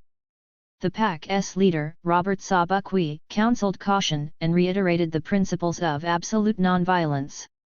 But the PAC's task teams had little compunction about stirring up the crowd and mobilizing young urban thugs or tsotsis. Despite evidence of rising tensions in the days leading up to the event, there was no suggestion that Sharpeville was on the verge of an explosion. Sharpeville was a relatively small, typically bleak model black township, built in the 1940s to house Africans who had been relocated from the neighboring white city of Vereeniging. It was known more for football and jazz than politics. Although the PAC established a relatively strong presence in Sharpeville, there were probably no more than 300 paid-up members just before the slaughter. Violence might just as easily have met anti-pass protesters in nearby Avaton or in Orlando, where the PAC had its stronghold. There is no reason to believe that the police intended to shoot at the crowd of around 5,000, and much more to suggest that officers panicked. No order to shoot was ever issued. There is probably more to be learned about the psychopathology of race by studying the consequences of the shootings than by attempting to account for its origins. As well as failing to administer adequate medical treatment to the wounded, there is evidence that police officers treated the dead and the dying with a contempt born of fear, prejudice, and hatred. This was expressed with particular ferocity towards women who had earlier taunted the police by lifting their dresses and jeering. Some of the policemen may have regarded shooting as an exemplary act of collective punishment. African policemen were alleged to have prodded or killed the wounded with assegais, knobkerries, and rods of sharpened steel. Tensions heightened by a convergence of animosity along lines of race and sex were part of the intimate politics of killing. Dehumanization, abetted by assumptions of racial superiority, created a disembodied sense of distance that allowed ordinary men to take aim against fellow human beings.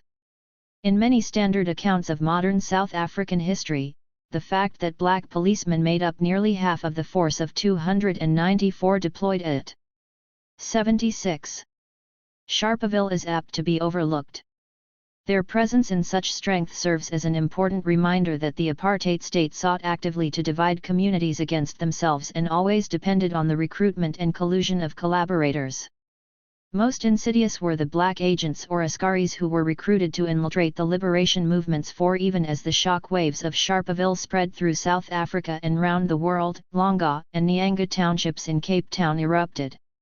In the Western Cape, Africans constituted only a small proportion of the non-white population.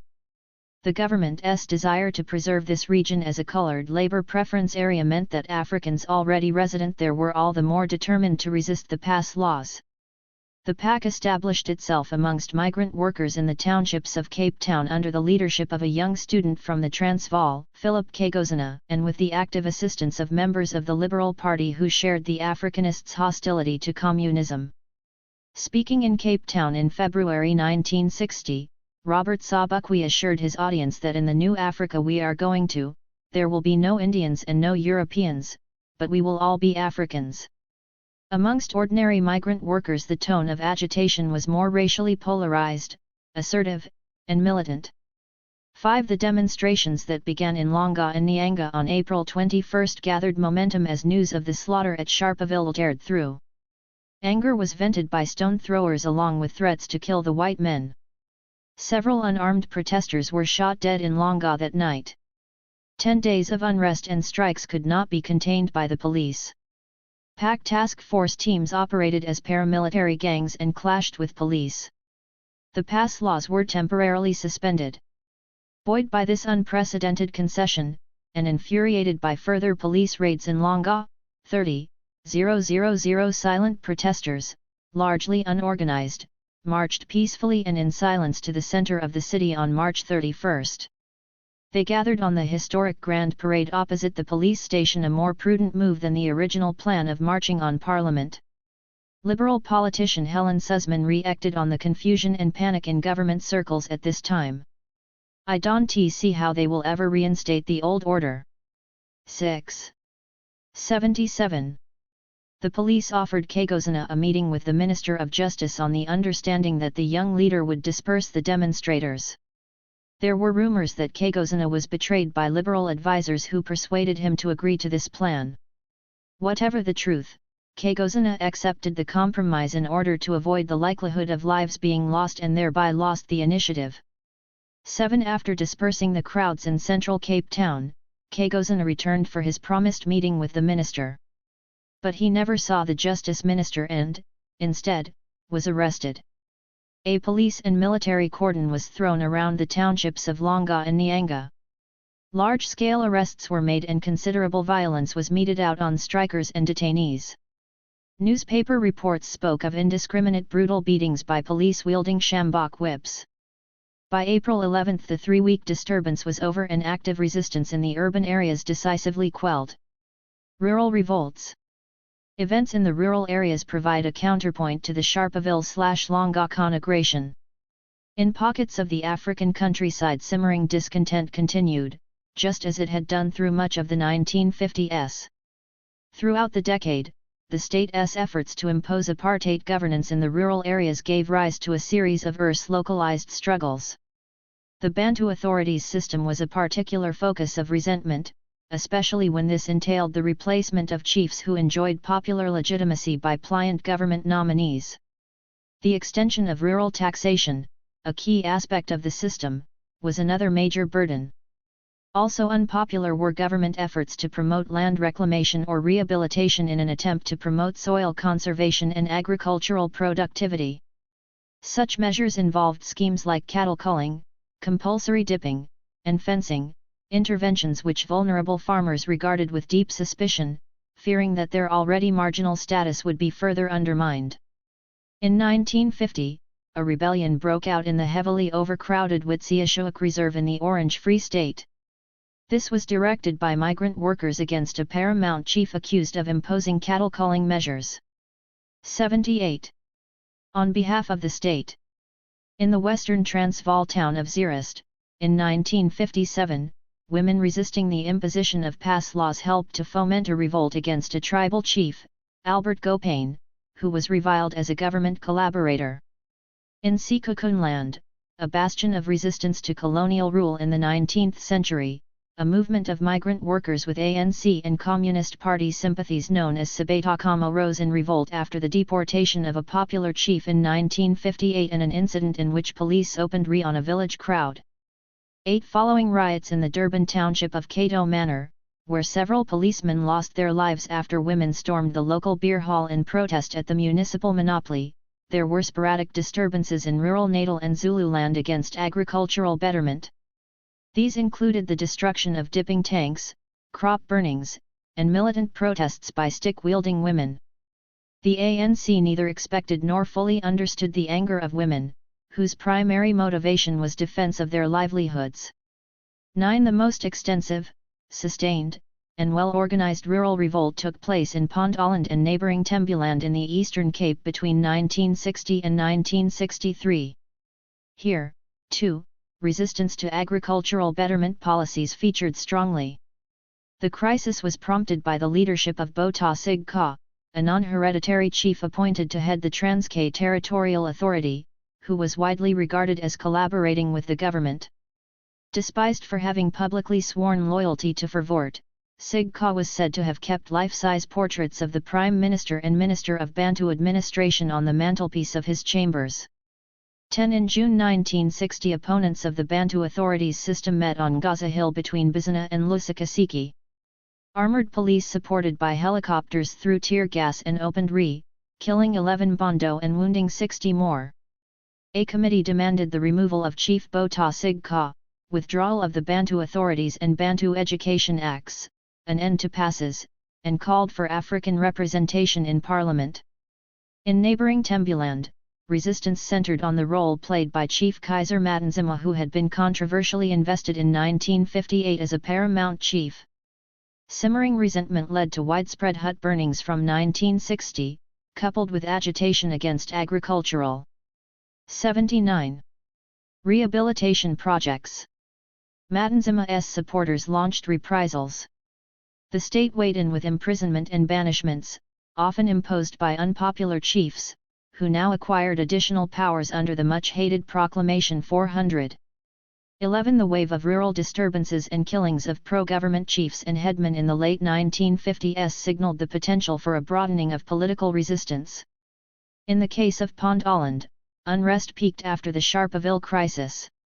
The communist ANC leader Govan Mbeki argued that a struggle based on the reserves had a much greater capacity to absorb the shocks of government repression and was therefore capable of being sustained for a much longer time than a struggle based on the urban locations.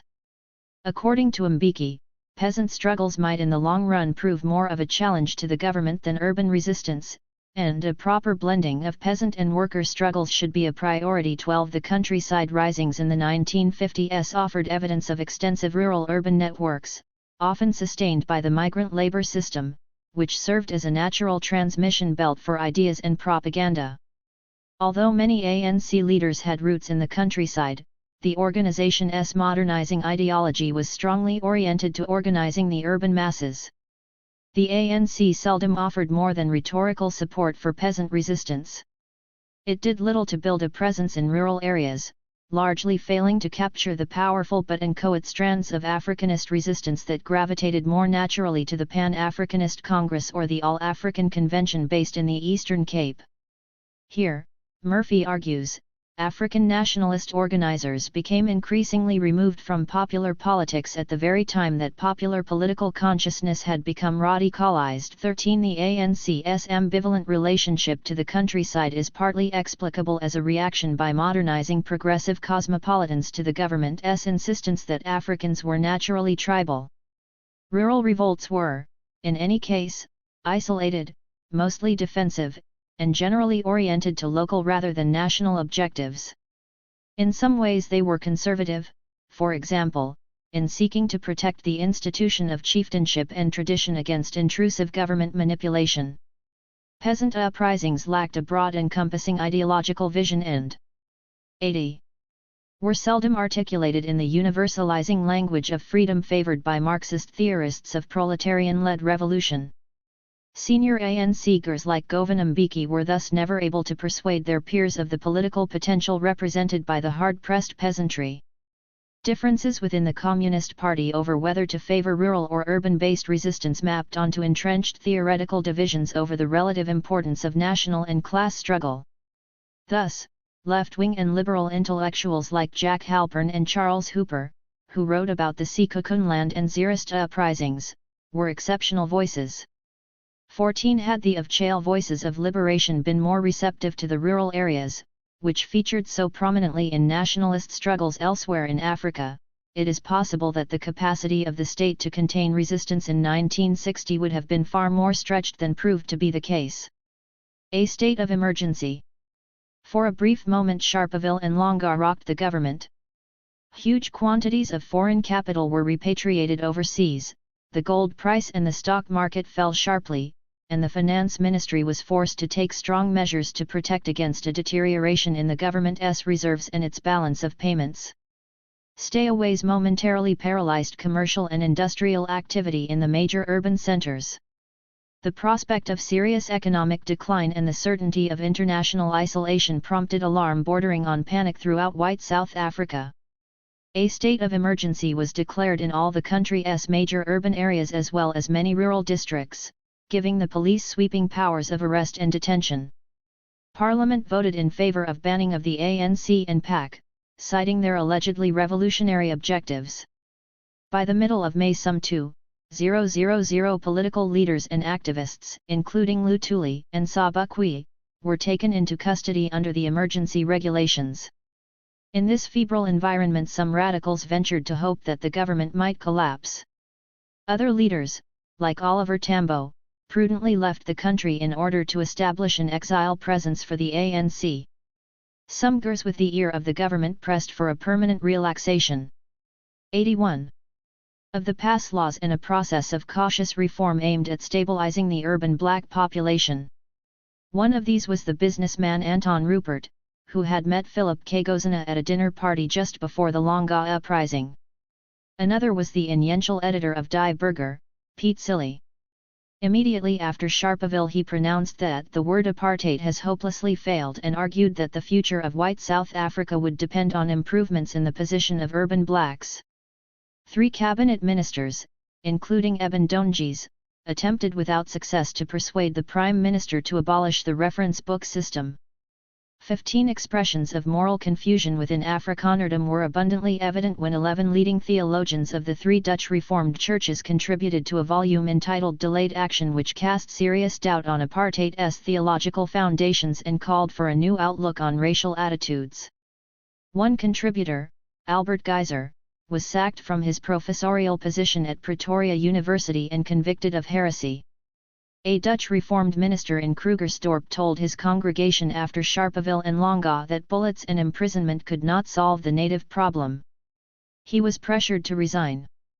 At the end of 1960 the World Council of Churches convened the Cotslow Consultations in Johannesburg, a landmark ecumenical gathering born of the anguish of Sharpeville, which united in rejecting unjust discrimination though not necessarily apartheid as a whole. 16 Verwoerd took these criticisms seriously, and in his 1961 New Year address to the nation he warned dissident churchmen that they were speaking without the authority of their synods and congregants. The international response to Sharpeville and Longa was immediate and remarkable in its unanimity. Opinion-forming newspapers like the New York Times gave unprecedented attention to the crisis. In Washington, an unusually forthright State Department statement deplored violence in all its forms. At Westminster, a strong motion against apartheid was tabled on March 22.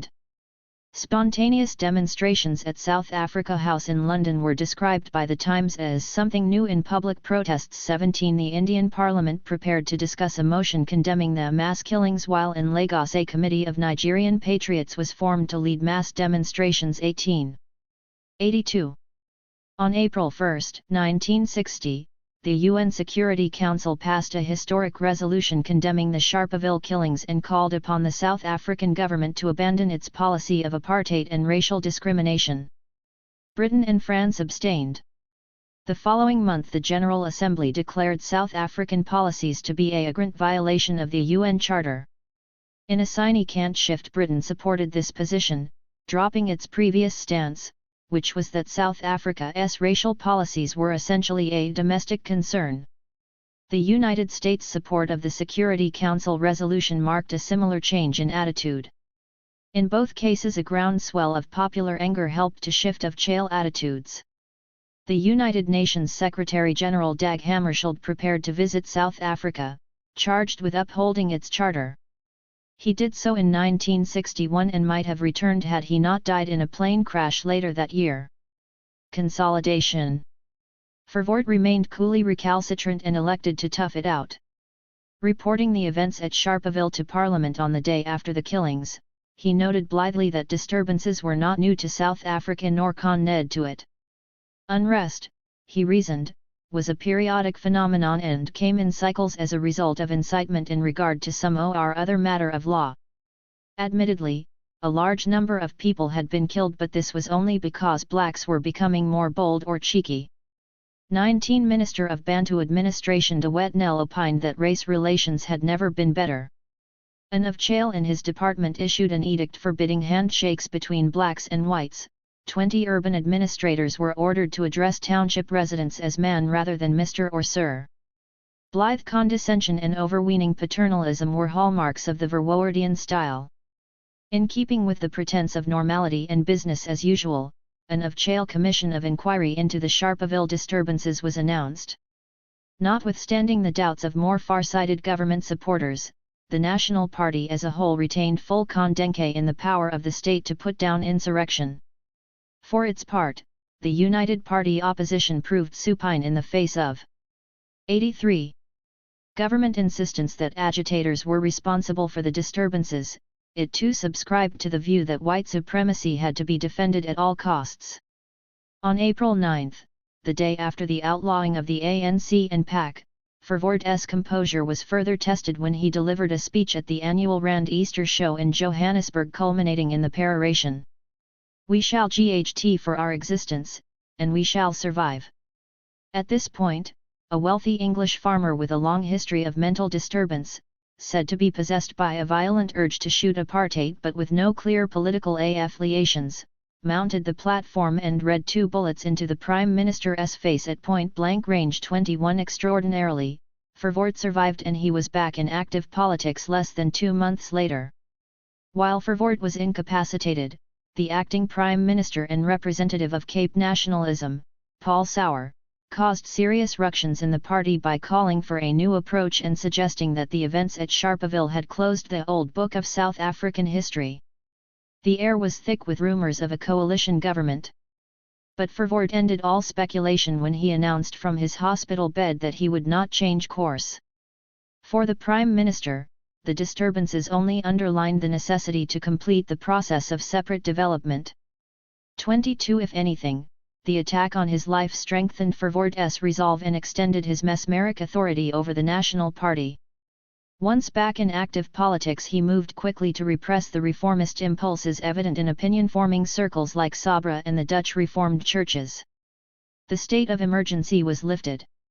At the end of a tumultuous year, Verwoerd announced that the government's colour policies would have to be defended like walls of granite. 23 Far from dictating the government from the Republican cause, which had been an article of faith for Verwoerd well before he took up the cause of racial separation, Sharpeville brought this prospect closer. At the start of 1960, Verwoerd made the unexpected announcement that a referendum would decide the vexed question of whether South Africa should become a republic. His move was interpreted by some as an effort to shift attention away from his increasingly unpopular apartheid policies. There was even doubt whether Afrikaners were sufficiently united behind the idea to win the vote. The referendum was duly held, as scheduled in 84 October, further indicating that the government would not be defected from its course. During the referendum campaign, Verwoerd made concerted overtures to the English-speaking electorate and used the political crisis as well as the bloody civil war which broke out in the newly independent Congo to underline the imperative of unity in defending white supremacy. The pro-Republican campaign slogan, "To unite and keep South Africa white," amply re-acted fears of black domination and lessened long-established ethnic rivalries.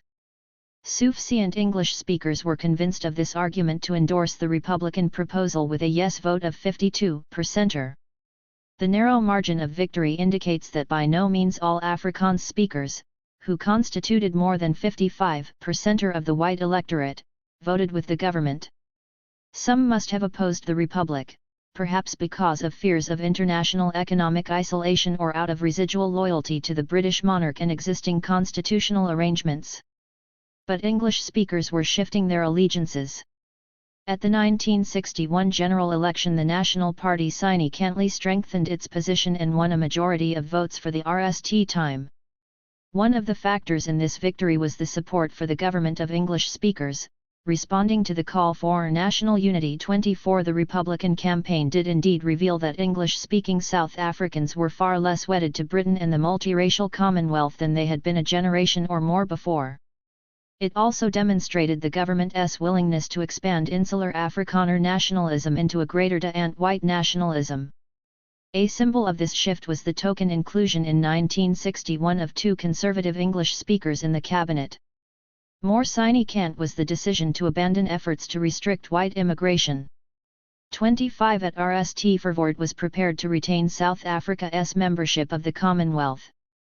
But, under pressure from member states who insisted on a declaration of principles that included criticism of apartheid, Verwoerd withdrew South Africa's membership application.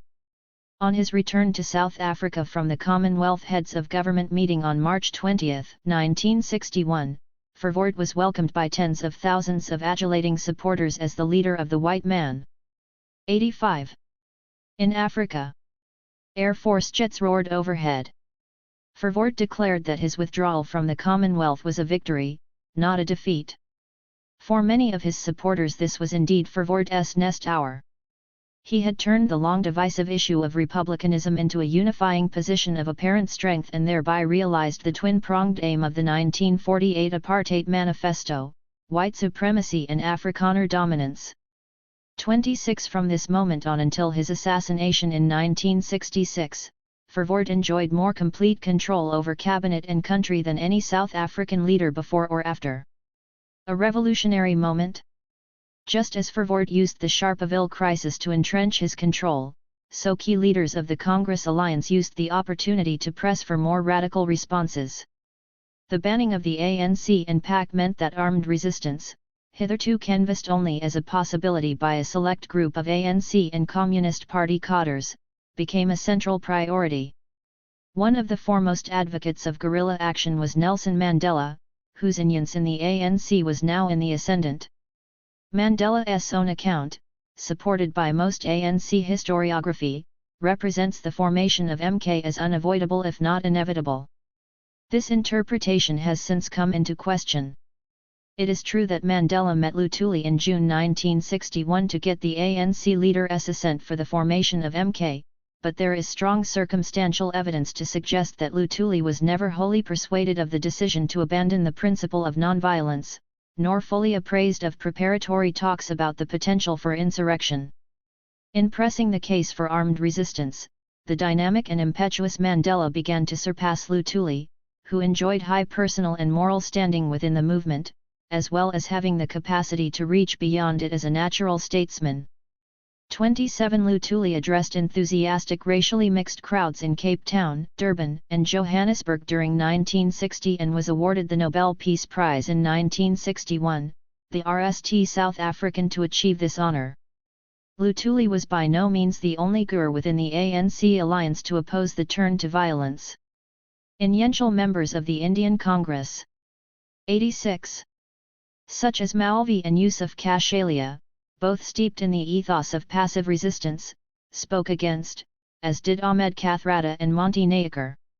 Luthuli's trusted advisor, Moses Kotane, who was General Secretary of the SACP as well as a senior member of the ANC executive, opposed armed struggle at a key meeting in June 1961, fearing a crushing backlash from the South African state. He informed Mandela that there was still a place for the old methods if we are imaginative and determined enough. Kotane nonetheless agreed to take the proposal to the ANC National Executive. The resulting compromise led to the creation of an independent military organization, Umkhonto we Sizwe, commanded by Mandela and Joe Slovo of the Communist Party. The ANC remained formally committed to peaceful methods of opposition. 28 The decision to embrace the armed struggle was thus far more contentious than standard ANC historiography allows. In the context of a severe government crackdown, open debate was not possible, yet secret deliberations did take place in which influential Gurs expressed doubts about the political wisdom or viability of resorting to violence. 29 Luthuli's reluctance to embrace armed struggle was based in his Christian morality, but it was also a political assessment which questioned the view that Sharpeville constituted a turning point requiring a major strategic change in direction. 30 Since the end of the Dance campaign, secret discussions had been taking place between senior liberation movement leaders, including Mandela and Sisulu, about the limits of principled pacism and the necessity to resort to armed resistance. Indeed, some trace the formation of the underground organization back to 1953 when the M-Plan, a hierarchical cellular form of street mobilization suited to clandestine work, was devised. The principal architect of the contingency plan was Mandela, but the theoretical and organizational influence of the Communist Party, which was quietly reconstituted at this time, is also evident.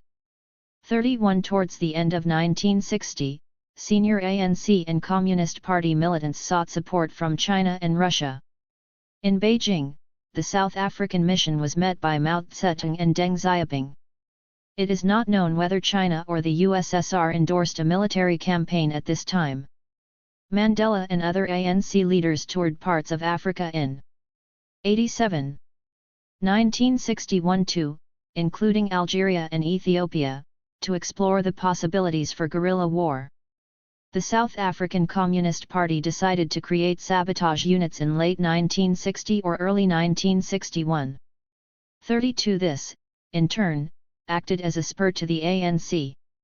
The decision to endorse the armed struggle remains a subject of animated debate. In the RST place, it leads us to ask how the shift affected the subsequent political and organizational development of the ANC and, specifically, whether the decision hastened or delayed the eventual defeat of white supremacy. If those in favor of armed struggle had known that it would take another 30 years for the ANC to reconstitute itself legally within South Africa, might this have affected their decision?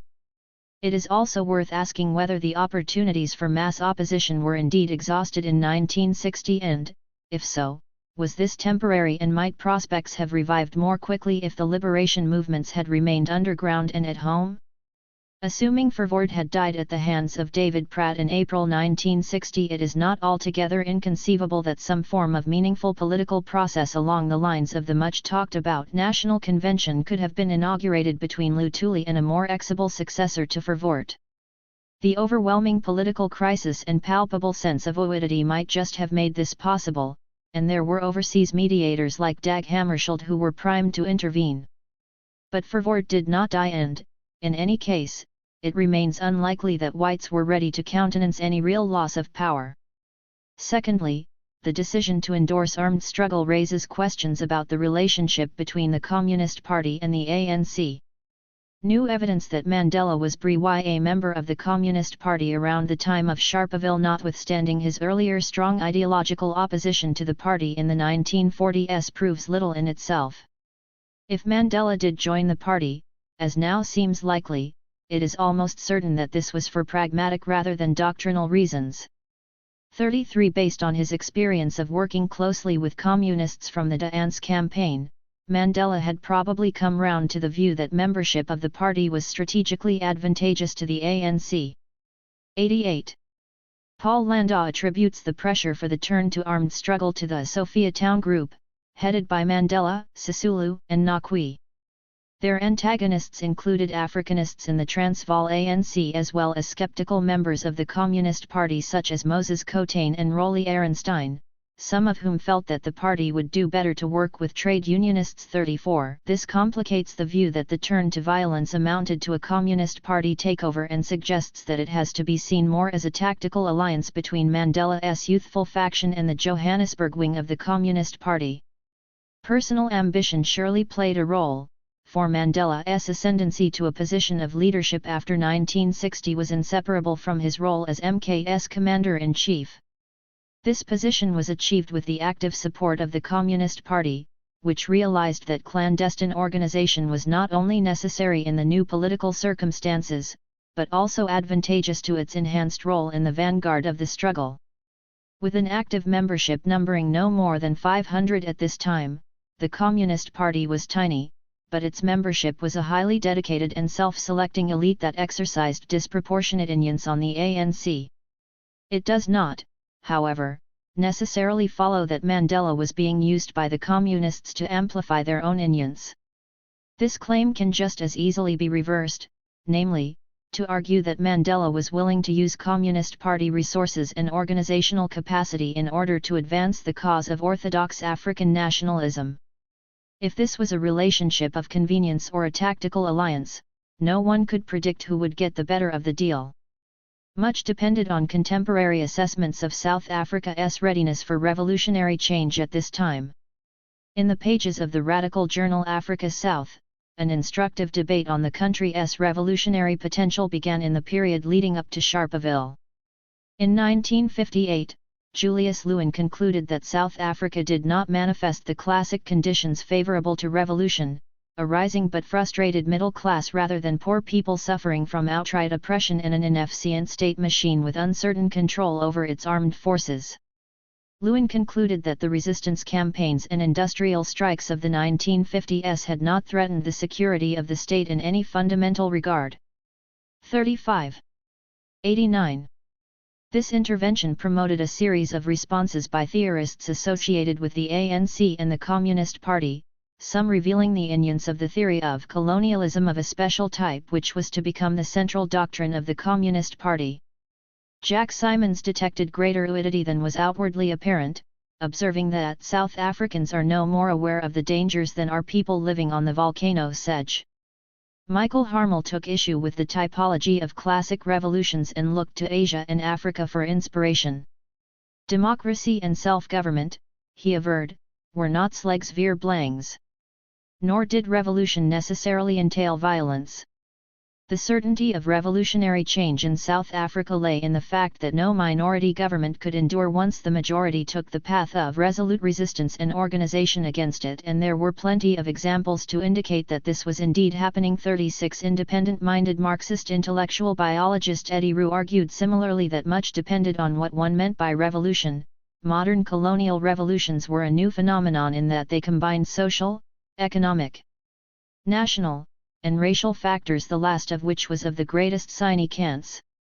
Unlike Harmel, Roux concluded that the majority of blacks in South Africa still accept their second-grade status as inevitable. As long as this illusion remained, the government was invulnerable. 37 Sharpeville and Longa do not provide conclusive evidence for either side of the argument about South Africa's readiness for revolution. Nor does it vindicate what would soon become liberation movement orthodoxy, the view that 1960 was a turning point that ended the possibilities of open, peaceful opposition. R. W. Johnson has suggested that, like Russia in 1905, events caught revolutionaries by surprise and were therefore not fully exploited. In the rush to defend the urban centers of South Africa during 1960, his argument goes, the towns and countryside were denuded of police, but there was no concerted move to exploit the vacuum and overwhelm the state. 38.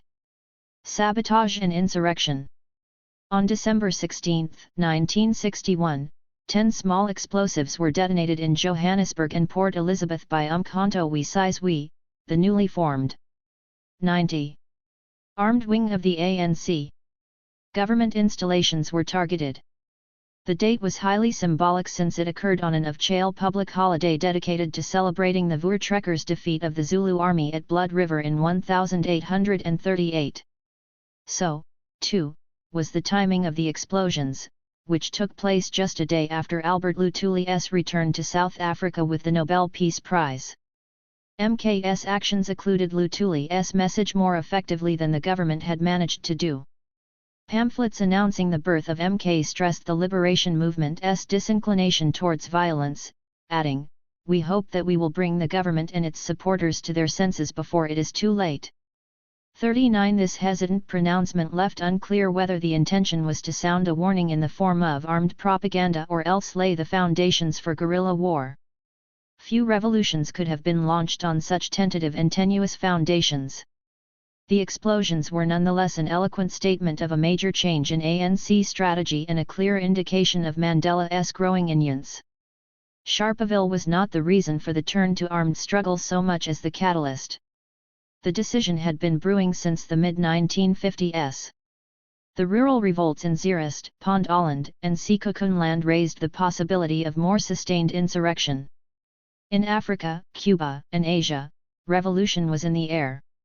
The decision, though controversial, was not arrived at in a hasty manner, nor did it mark a total break with the ANC's past. Notably, the oaths taken by MK cadres to put my life at the service of my people bore a resemblance to those taken by volunteers during the Dance campaign. In both cases considerable care was taken by the leadership to maintain discipline and avoid indiscriminate violence. The decision to launch MK's sabotage campaign was also prompted by the need to stay ahead of other groupings that were gravitating towards violent methods of opposition. On September 29, 1961, an offshoot of the Liberal Party, the so-called National Committee of Liberation, attempted unsuccessfully to torch the Johannesburg Bantu administration tax of CE. The individuals drawn to this tiny movement were brought together by their abhorrence of apartheid, a common belief. 91. In non-racism, and the experience of being imprisoned during the state of emergency. Organized in small regional cells, their numbers included several handfuls of young radicalized liberals and democratic socialists, Trotskyists, ex-communists, and anti-communists, as well as a few dissident members of the Transvaal ANC who were frustrated by lack of direction and administrative chaos within the ANC. A couple were ex-servicemen with experience of working with dynamite. Their main qualifications were daring, resourcefulness, and a degree of recklessness. The NCL/ARM mounted around 20 successful sabotage operations, bringing down electricity pylons and radio masts with stolen explosives. Its campaign came to an abrupt end in 1964 when a police raid on the home of one of the leading members yielded detailed written evidence in defiance of accepted protocol. In July, a petrol bomb placed in the concourse of Johannesburg railway station killed 1 person and injured 23 more after a telephone warning failed to be acted upon. The already divided group collapsed in rancor. Other than their divergent political tendencies and the huge disparity between the political constituencies they could claim to represent, the operations mounted by the NCL/ARM and MK had much in common. Their scale of operations and choice of targets were comparable. Both were racially integrated outs which sought to avoid loss of human life, both were forced to improvise, and both lacked training, experience, and adequate security precautions, leading to widespread accusations of amateurism. Although there were some discussions between the two embryonic resistance organizations, cooperation was not forthcoming. MK distanced itself from the NCL/ARM while the latter insisted that no single group bore sole responsibility for fighting for freedom. Had they managed to combine, they might have achieved more. The fact that they did not is indicative of the fact that the ANC, although the leading liberation organization, was by no means preeminent. Nor was it seen by many militants as providing effective leadership. 41 The greatest challenge to the ANC was the PAC, which also turned to violence after Sharpeville. In December 1961, POCO, meaning Pure Independent or Alone, announced itself, promising in a pamphlet circulated in Cape Town, "We die once. Africa will be free on January 1. 92. The whites will suffer, the African people will rule." 42 POCO's insurrectionary style was simple and direct. Unlike the ANC, it had no compunction about attacking whites or using terror. Nor was it constrained, like the ANC, by the coded language of multiracialism. In place of theorizing and planning, the PAC professed millenarian redemption, trusting that exemplary militant action would arouse a spontaneous wave of popular resistance. Traditional medicine and purgatory rituals were used to strengthen the bodies of combatants. The unvarnished language of race war circulated freely, if covertly, amongst many of its ordinary adherents. Some in the ANC dismissed POCO's racial nihilism as primitive, suggesting that its revolutionary strategy was dissentient, while also revealing an attitude of condescension towards the rural migrants who were so prominent in its ranks. In the period up 1963, when POCO was eventually contained, there were killings of informers and collaborators as well as attacks on police stations in various parts of the country. The largest act of insurrection was in the rural center of Paarl, outside Cape Town. Around 250 men armed with homemade weapons and knives attacked the police station in 1962. 43 With the arrests of more than 3,000 Cape-based PAC members in 1963, its capacity to mount further attacks from within South Africa was nullified. The Rivonia arrests and crackdown. In the case of MK, operations were brought to an abrupt halt in July 1963. A police raid on Lily's Leaf Farm in Rivonia, north of Johannesburg, yielded virtually the entire underground leadership drawn from the ANC, Communist Party, and Congress of Democrats: Walter Sisulu, Govan Mbeki, Raymond Maitlaba, Ahmed Kathrada, Lionel Bernstein, Dennis Goldberg, and Bob Heppel among them. Many incriminating documents relating to the manufacture of explosives and communism were captured, as well as a copy of Operation Mayabai, a detailed but fanciful revolutionary plan involving landings on the east coast of South Africa by sea and air, and 7,000 guerrillas based in 4 locations. Further arrests, including Arthur Goldreich and Harold Walp, ensued. 93. Mandela was already in prison, having been detained the previous year after an audacious period on the run, during which he played the role of heroic outlaw to the full. He left South Africa illegally to train Briyasa revolutionary in Morocco and Ethiopia, and then returned, making dramatic entries at meetings until he was apprehended in August 1962. At the Rivonia trial, which concluded in July 1964, Mandela, Sisulu, and 6 other defendants were convicted of various charges relating to sabotage and attempted revolution and sentenced to life imprisonment. They only narrowly escaped hanging. The Rivonia trialists were defended by Bram Fischer, a principled and courageous lawyer, scion of a prominent Orange Free State Afrikaner family, who was at the time a secret leader of the Communist Party. 44 Fischer was himself sentenced to life in 1966 after a desperate period trying fruitlessly to hold the underground communist resistance network together. In the view of the government, Fischer was a traitor to Afrikanerdom. Many anti-apartheid activists regarded him as the epitome of self-sacrifice to the liberation movement and of commitment to the principles of non-racialism. The period 1961–4 thus saw the last outright resistance to apartheid within South Africa for more than a decade. Revolutionary hopes, born out of frustration at the government's intransigence and elation at its apparent vulnerability, dissipated. By the end of this period the liberation movements were immeasurably weakened, whereas the power of the apartheid state was commensurably entrenched. Historians continue to debate the achievements of the insurrectionary moment, the manner in which it was pursued, and its effects on the pattern of repression. The majority view in the liberation movement remains that there was simply no alternative to armed struggle, all avenues of legitimate protest having been exhausted.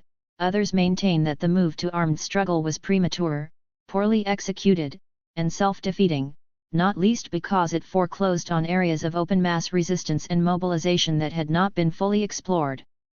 The choice in 1961 was not only between passive resistance and insurrection, lying low, rebuilding organizational structures, and waiting for more propitious times, must also have been an option. 94. These retrospective judgments need also to take account of the prevailing mood. Few government opponents genuinely believed in the early 1960s that the government could be overthrown, but some idealistic activists and revolutionaries did consider that the apartheid state, having been rocked by Sharpeville, might be quickly toppled. The rapid process of decolonization in Africa and Asia, together with examples of successful insurrection in Cuba and Algeria, was a live and sometimes infectious source of hope that freedom was there to be grasped. But the relative ease with which the largely self-taught and part-time soldiers of MK and the NCL/ARM were disrupted showed that they had badly underestimated the professionalism of the security police. In the case of the PAC, the decision to embrace violence had been relatively straightforward. For the ANC it was problematic, for political, moral, and strategic reasons.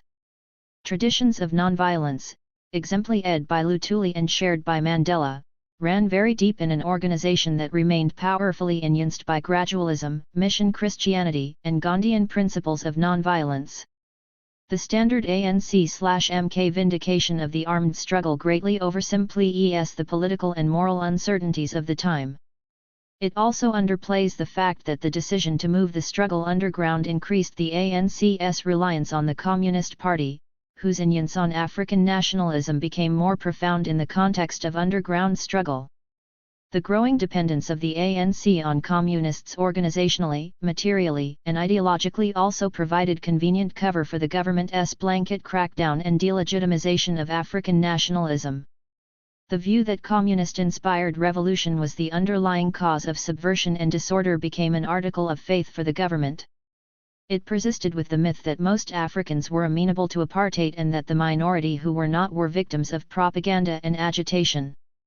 B.J. Forster, who became Justice Minister in 1961, assured Verwoerd that communism could not be fought by adherence to the Queensberry Rules 45. He duly set about rebuilding the police force special branch into a powerful unit under the direction of J. H. van den Berg, a fellow Ossawa Brandwag member with whom Forster had been interned during the war as a 95.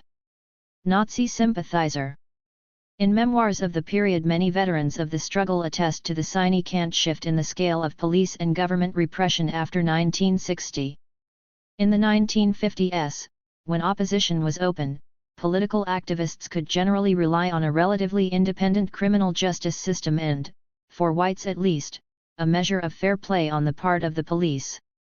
By the 1960s new techniques, including solitary confinement, detention without trial, and physical intimidation, were becoming routine. The 1963 General Laws Amendment Act authorized the police to detain political suspects for up to 90 days without access to visitors or lawyers. It also enabled the detention, for an indictment period after the expiration of their sentence, of anyone found guilty of sabotage. This marked a serious ratcheting up of the state's already formidable repressive machinery. Van den Bergh worked to establish a secret intelligence-gathering operation which, by the end of the decade, morphed into the much-feared Bureau of State Security.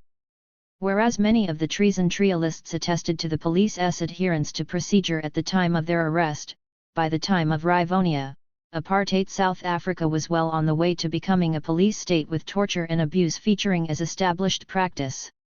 The Rivonia arrests marked a personal success for Van den Bergh. Mandela's speech from the dock. Unlike the treason trial, which secured no convictions, there could be no doubt that most if not all of the Rivonia defendants were guilty, as charged, of involvement in sabotage. The only question was whether those found guilty would be hanged. Prosecutor Percy Utar pushed hard for death sentences. An Orthodox Jew, evidently seeking to impress the authorities with his loyalty, Utar was personally antagonistic towards the Jewish-born communist traitors who comprised a high proportion of those involved in the Rivonia plot. Mandela decided to turn the courtroom into a trial of the apartheid state itself, arguing that his actions were guided by his conscience. He made use of a legal convention that allowed him to address the court from the dock, rather than entering the witness stand. This allowed him to speak to the world. 96. Not just the courtroom, and to do so from a position of strength and without cross-examination. The presence of many foreign journalists and the active interest of the United Nations gave Mandela a unique opportunity to immortalize, even sacralize, a struggle whose future was, to say the least, uncertain.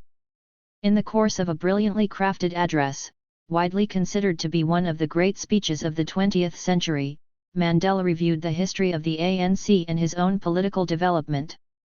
He anticipated possible martyrdom with extraordinary dignity and gravity. Addressing an international as well as local audience, Mandela began by disavowing the state's charge that the struggle was being manipulated by foreigners or communists. "I have done whatever I did, both as an individual and as a leader of my people, because of my experience in South Africa, and my own proudly felt African background, and not because of what any outsider may have said." Mandela paid tribute to the communists as the only political group who were prepared to treat Africans as human beings and as equals, but he denied that he was himself a communist.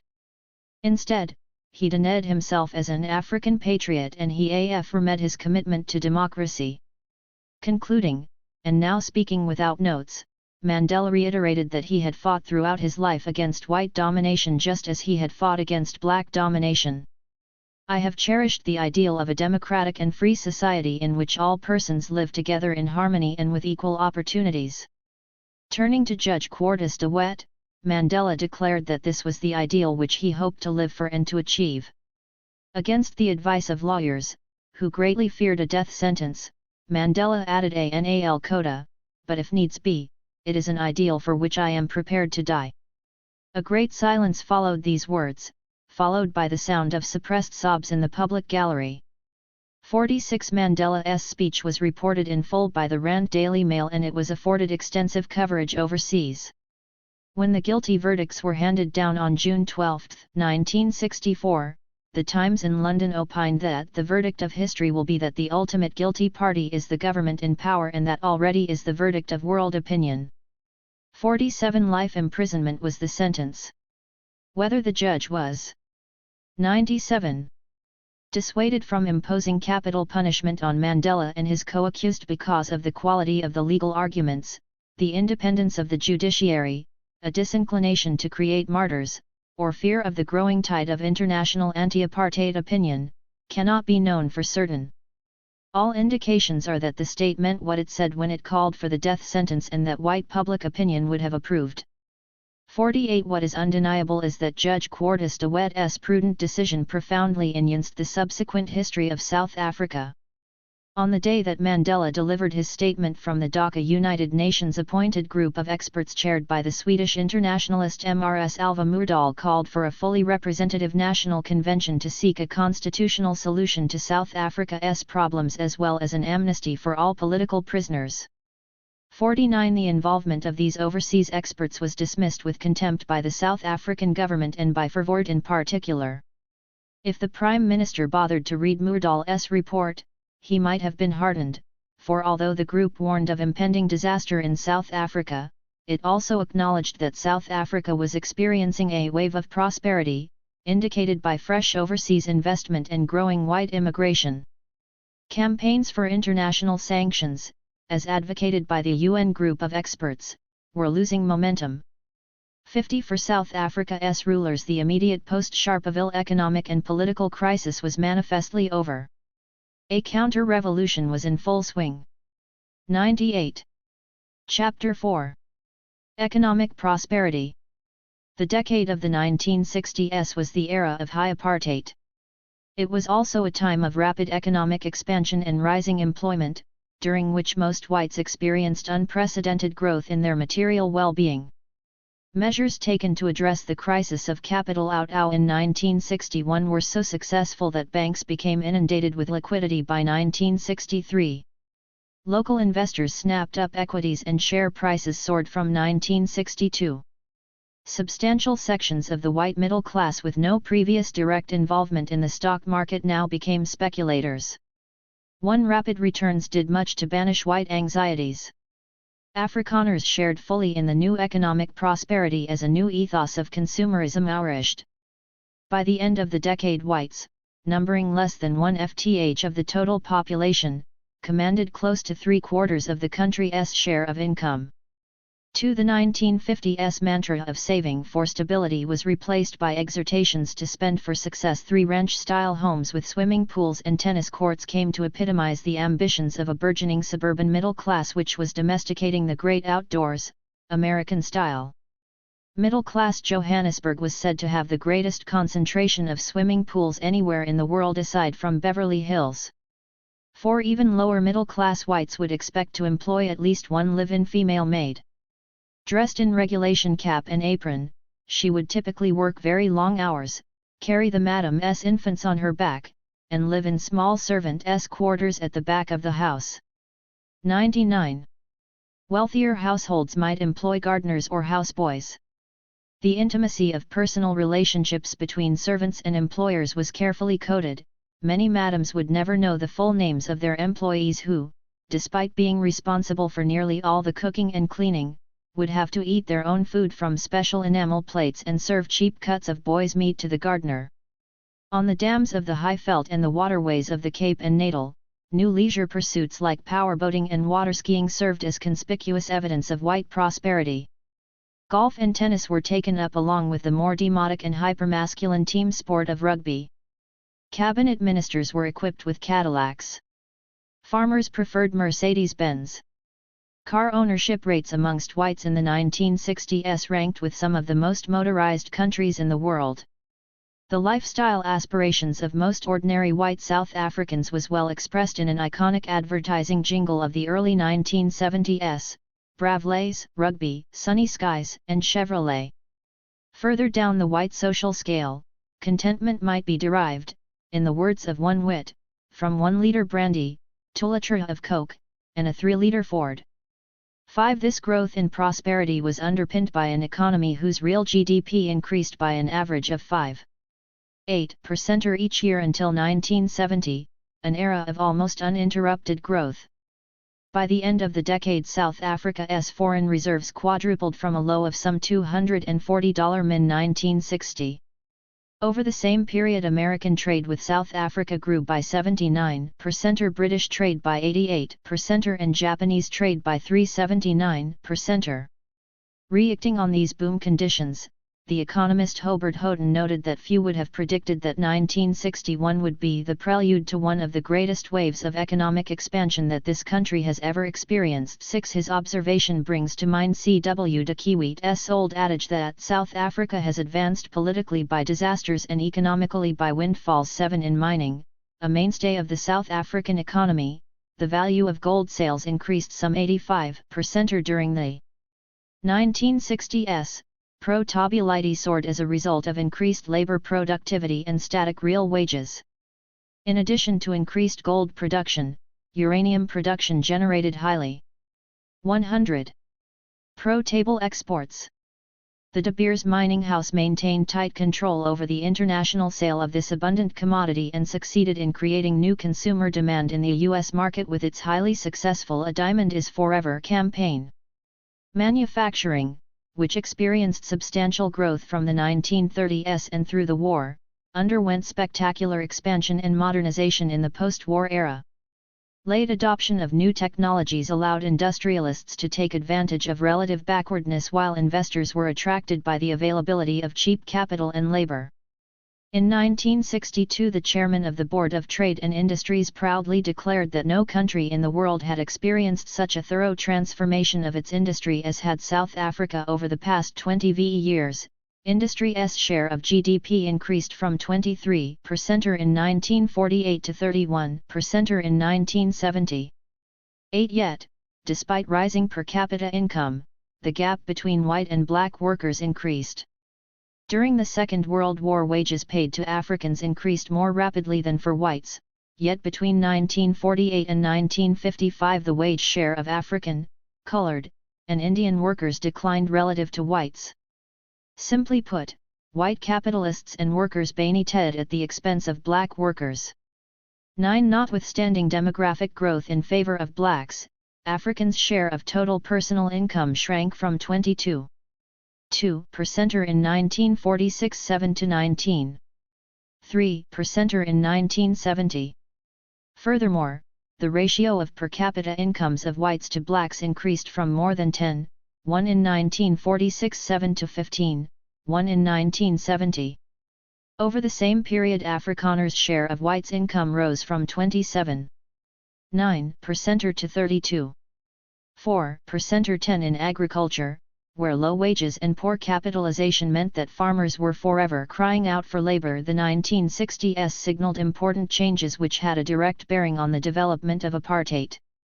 Dams and large irrigation schemes made it possible to grow commercial crops in areas where pastoralism had been the only viable form of production. Maize and wheat began to be cultivated on an industrial scale in areas of the Free State and Transvaal. The government devoted more and more resources to subsidizing commercial agriculture. By 1967, the total amount spent on supporting white farmers was almost double that devoted to African education, a revealing index of the state's developmental priorities. 11. The commercialization of agriculture fundamentally 101. Altered the terms upon which laborers were recruited and utilized. In the early apartheid years, the government resorted to the use of prisoners, often past law offenders, in order to satisfy the labor demands of white farmers. The abject conditions endured by agricultural laborers in the Transvaal neighborhood of Bethel became the basis of a major ANC and trade union-led campaign, the so-called potato boycott, when the journalist Henry Nsumalo and photographer Jurgen Schodeberg exposed the exploitation of farm workers in Drum magazine in 1952. From the 1960s, persistent labor shortages in the agricultural sector became surpluses, perhaps for the worst time in the country's history. The exponential increase in the availability of tractors had a fundamental effect on patterns of labor demand and rural demography. As well as mechanization, the expanding size of farms entailed efficiency gains through economies of scale. This allowed farmers to dispense with many permanent African farm working families. Families and individuals who had long lived on white-owned farms now faced forced repatriation to the newly created ethnic Bantustans.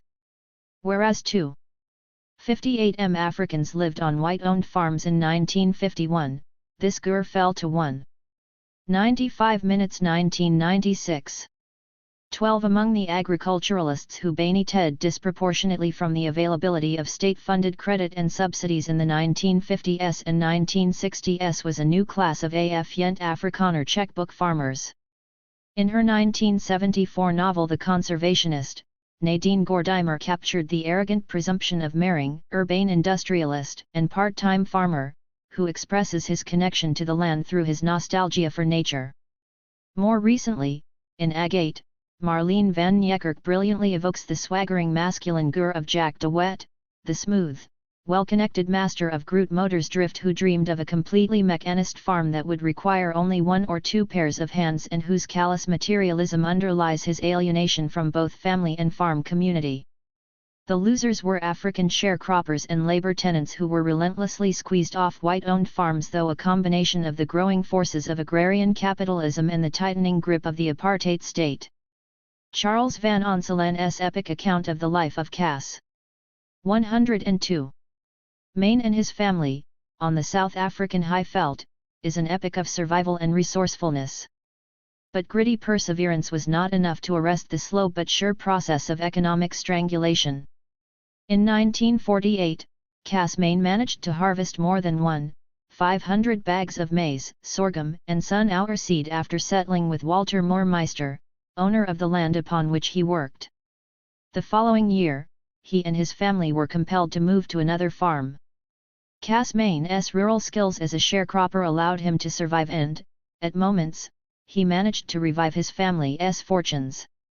Nevertheless, for all his resilience and adaptability, Cass ended up impoverished in a shack close to the gaudy Bantustan Casino of Sun City, where he died in 1985 at the age of 91.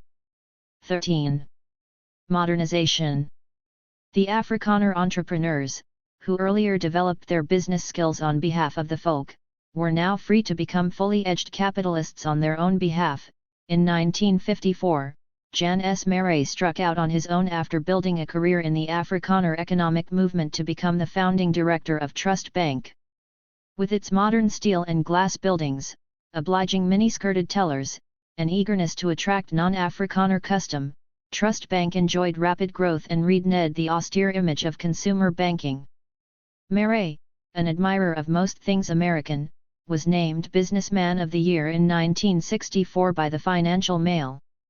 Anton Rupert, the business tycoon who founded the international Rembrandt conglomerate, started off in the 1940s with a tiny tobacco company, and a strong ideological commitment to Afrikaners' rightful place in the world of business.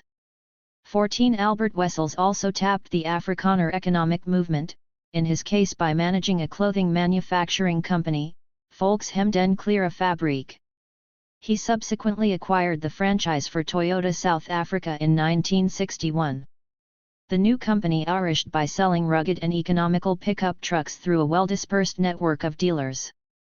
15. Industrialists and businessmen like these symbolized Afrikanerdom's dynamic aspirations, though their material success also proved 103.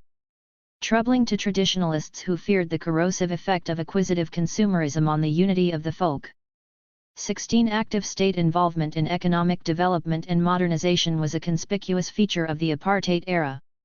The Industrial Development Corporation, established by Smuts as part of the war effort, gained a new lease of life as the apartheid state poured money into heavily subsidized manufacturing developments in border areas around the black homelands. Verwoerd would not countenance white entrepreneurs investing capital in the homelands on the grounds that this would entail economic imperialism. 17. A raft of parastatals were promoted by the IDC as part of South Africa's growing military-industrial complex, including Fokker, SAF Marine, and Al-Azov. Another of these ventures, Saul, was created in 1950 to produce oil from coal using a locally adapted version of German and American processes. It helped to stimulate a large new petrochemical industry ranging from fertilizer to paints. Above all, the availability of Saul-produced petrol to motorists stood as a national symbol of technical prowess and energy self-sufficiency. Other huge government parastatals were involved in the production of steel, fertilizer, and munitions. By the mid-1960s, direct and indirect state involvement in the economy accounted for over 40% of domestic investment. Some referred to this form of corporatist development as state capitalism. 18. Immediately after Sharpeville, the government authorized a vast irrigation project along the Orange River. Its centerpiece was the hydroelectric Verwoerd Dam. Construction began in 1966. The scheme incorporated a large-bore concrete tunnel, 82 kilometers in length and 5 m in diameter, which sent water to the Fish River in the Eastern Cape. Strategic and ideological considerations were powerfully to the fore in the commissioning of these prestige projects. As a contributor to a symposium organized by the Afrikaans Academy for Arts and Science proclaimed in 1960, the power of a nation has always depended on the level of technological progress in its military, agricultural, and industrial spheres. 19 Modern Afrikaner power was also celebrated in the built environment. Monuments to great nationalist historical achievements, the Voortrekkers, the Afrikaans language, and assorted heroes were constructed in 104. Reinforced concrete and liberally dispersed around the country. Large-scale government of CES were erected in Pretoria and other major centers. Imposing new tertiary institutions like the Rand Afrikaans University in Johannesburg, or the University of South Africa in Pretoria, were designed to dominate rather than to tee in with the landscape. Commercial modernist architecture, conspicuous in banks and insurance houses, served as visible sculptural proof of the folk's growing corporate strength. In rural towns as well as in cities, new churches were erected in face brick and concrete. Their angular planes and soaring wings made the point that Christian national theology, despite its strict conservatism, was fully equipped to provide spiritual succor in the present and future. 20. Bantustans. The most hubristic aspect of high apartheid concerned policies towards Africans. At the level of child policy, apartheid ideology evolved from the pronouncement of white domination Baskup to an elaborate and obfuscatory ideology of multinational development. Verwoerd himself signaled the shift to positive apartheid by insisting that separate development should replace the odious term apartheid. In practical terms, crude repression remained ubiquitous, not least because the scale of social engineering needed to achieve separate development could not be achieved without compulsion and force. For those caught up in the criminal justice system by not carrying their passbooks, for Africans removed from white farms and white urban areas, or for servants contravening the orders of their masters and mistresses, bureaucratic compulsion remained an everyday reality. Separate development was not so much the antithesis to Baskup as its ideological antidote. It was touted by Verwoerd as a way to reduce everyday racial friction by normalizing separation and providing an outlet for African political ambitions. The 1959 Promotion of Bantu Self-Government Act, which made provision for African self-determination in separate homelands or Bantustans, signaled a momentous change. It dispensed with the old assumption that Bantu were a single homogeneous people and instead envisaged the creation of self-governing African territories, supposedly based on historically determined ethnic or tribal grounds. 105. Just prior to the announcement of self-government for those living in Bantu homelands, Secretary of the Bantu Administration Department Werner Iseland presented what he called harmonious multi-community development as a local adaptation of the British Commonwealth model, with white South Africa playing the part of the mother country. The issue of eventual political independence was treated cautiously after this possibility appeared on the legislative agenda. 21. The bold new plan, which was neither presented to cabinet nor discussed beforehand by the National Party caucus, held out the promise of sovereign independence for the homelands. This radical revision of policy was prompted by the hope that white South Africa could wrong-foot its external critics by mimicking decolonization elsewhere in Africa. Initially, 8 such national units were proposed, though their number eventually proliferated to 10. The RST Bantustan to be accorded notional independence was the Transkei in 1976. 3 others followed. Minister of Bantu Administration De Wet Nel introduced the new measure to Parliament in terms of God's divine will and the desire of every folk to realize its own cultural destiny. Secular doubters and the outside world alike were assured that the future homelands were analogous to the new African states that were gaining independence elsewhere in Africa. Throughout the apartheid era, the government insisted that the homelands would satisfy the political, which is to say tribal or ethnic ambitions of Africans. In a bid to legitimize their sovereignty, the South African government indulged the homelands with grandiose schemes and symbols designed to underline their nationhood as well as to utter the apartheid fantasy. The minimum specifications for homeland independence included AAG, football stadium, airport, parliament, and army, in addition to an authorized tribal lineage. Optional add-ons might include a casino for daily cross-border visitors from white South Africa. A further bespoke marker of Bantustan identity came in the form of FM radio. From 1960, the Of-Chale Broadcasting Corporation expanded its long-standing provision of services in English and Afrikaans with new short-range FM services tailored to different African language groups, beginning with ISI Xhosa, ISI Zulu, and isiSotho, and thereafter extending to other language communities. For rural as well as urban listeners. 106. Radio Bantu offered easy and relatively cheap, anodyne entertainment. By 1970, when almost the entire population had access to FM radio, around 3M Africans were reportedly tuning into these tribal stations. They had the added advantage, from the government's perspective, of dissuading blacks from tuning into potentially subversive AM and shortwave broadcasts emanating from neighboring states. In this manner, apartheid ideology penetrated the realms of leisure and domestic life. Broadcasting a message is, of course, not quite the same as receiving and processing it. As Jacob Dlamini reminds us, instead of narrowing expectations, radio may well have opened up the imagination by exposing listeners to a wider world than broadcast controllers intended. In addition, black announcers seem to have been able, on occasion, to subvert Of-Chale surveillance by exploiting subtleties of language and meaning. It is unlikely, however, that these exceptions negated the broader propagandist effect of Radio Bantu, which sought to promote a calming paternalist picture of happy and harmonious, rural-based, separate development. 22. In its quest to stimulate tribal awareness and legitimize the homeland system, Radio Bantu can be seen as one more example of the prescriptive cultural relativism that was so central to apartheid ideology. In the sphere of consumer culture too, newspapers catered separately to Afrikaans, English, and African consumers. Universities enrolled different ethnic and racial groups. Publicly funded theatre attracted separate English and Afrikaans audiences. Such cultural choices ensured that the experience of apartheid was segmented by ethnicity and class as well as race.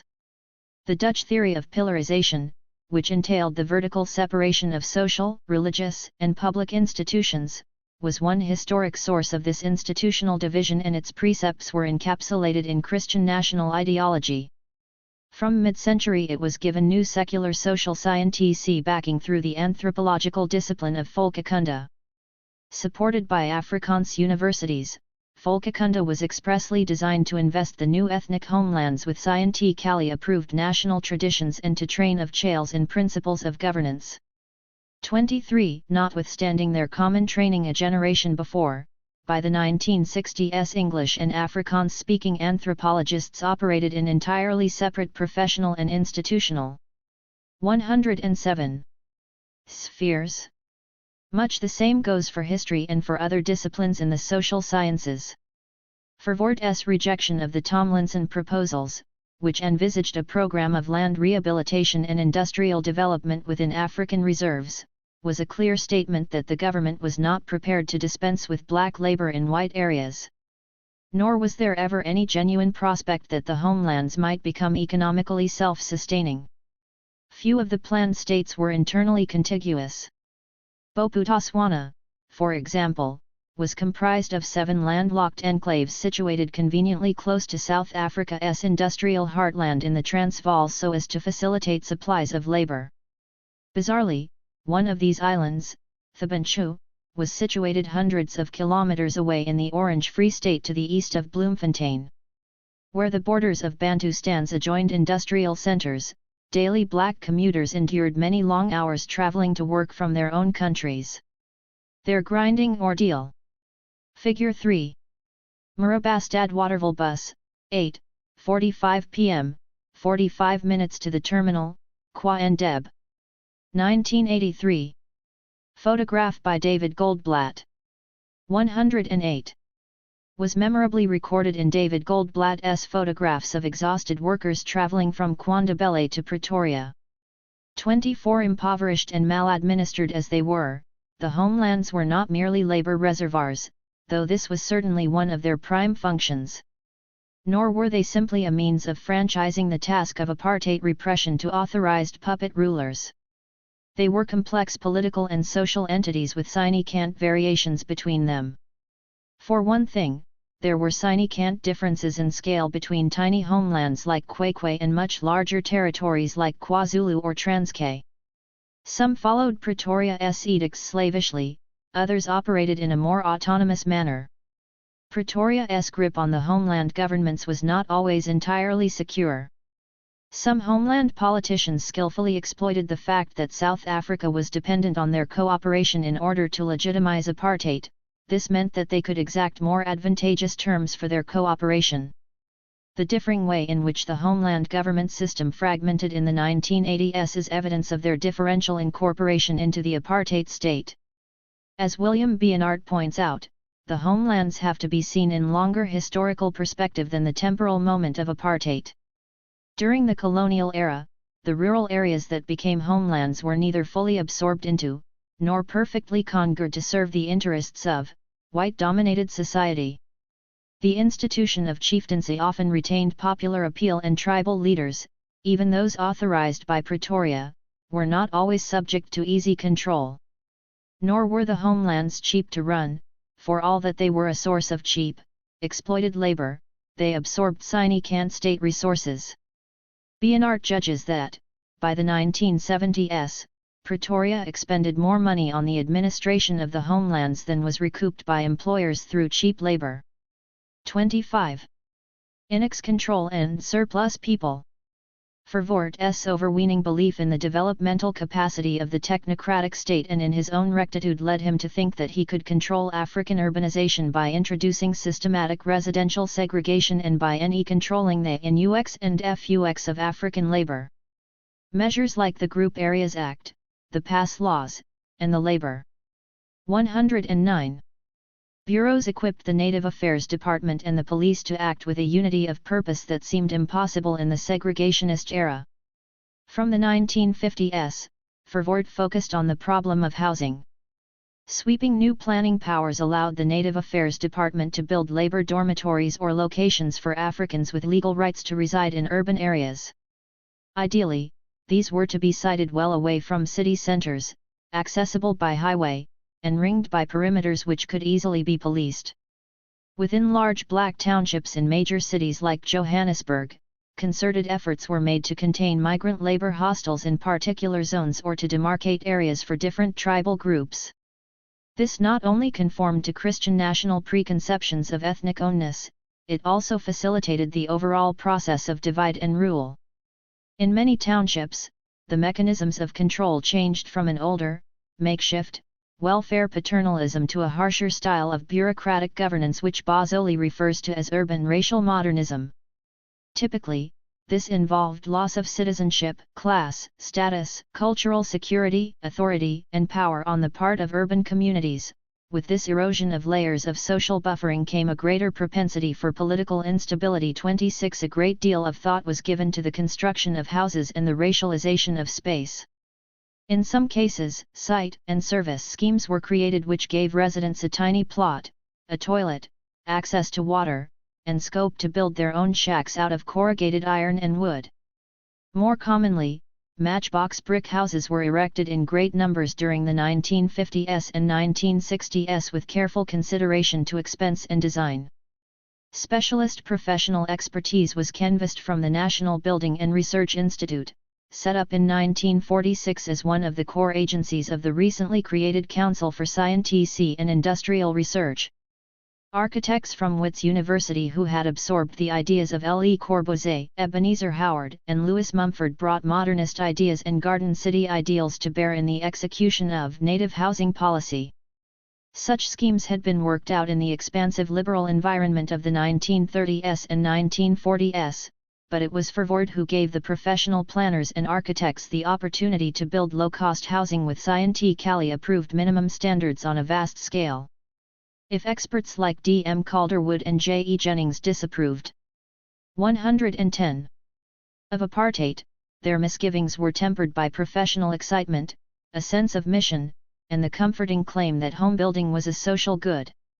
It turned out that green belts or park strips in beautifully drawn architectural plans could easily become military buffer zones surrounding bleak featureless elds of barrack-like housing.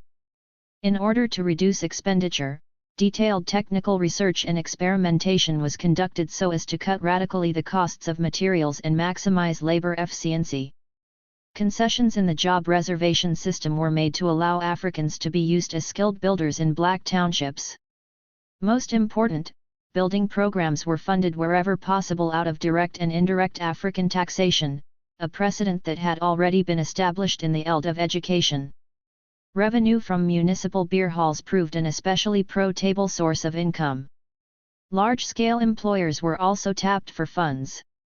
From 1950 to 1970 around 400,000 housing units were built, substantially solving the housing problem which the Smuts government had proved unable to cope with. By any standards, this was an enormous achievement for the apartheid state. 27 The number of houses built was far more a response to the needs of whites than the demands of blacks.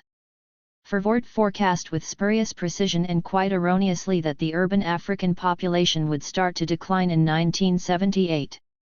This required reversing the of urbanization by removing all Africans' surplus to the requirements of whites to the tribal homelands or Bantustans. Advocates of apartheid, like segregationists before them, understood that the key to retaining white control over cities depended on reinvigorating the African rural reserves. Yet the creation of self-governing homelands or Bantustans conquered on the basis of assumed ethnicity was barely conceived or indeed conceivable until the end of the 1950s. Historians who ignore this wrongly assume that the era of high apartheid in the 1960s owed naturally from the policy pronouncements of the late 1940s. To do so is to impute a degree of continuity and singular ideological purpose that has little basis in fact. The government's hope that the omniscient Bureau or Bureau of Proof would manage to assemble a comprehensive archive on every black person, and that this information could be tied through the tax end. 111. Pass systems to the labor bureaus, was a stillborn fantasy by the MID1950s. But Verwoerd did not give up on his belief that, through systematic planning and elaborate controls, the state could tame the vagaries of the labor market and manage urbanization. The inability of the state to achieve these ends through bureaucratic methods meant that coercion was the only reliable alternative.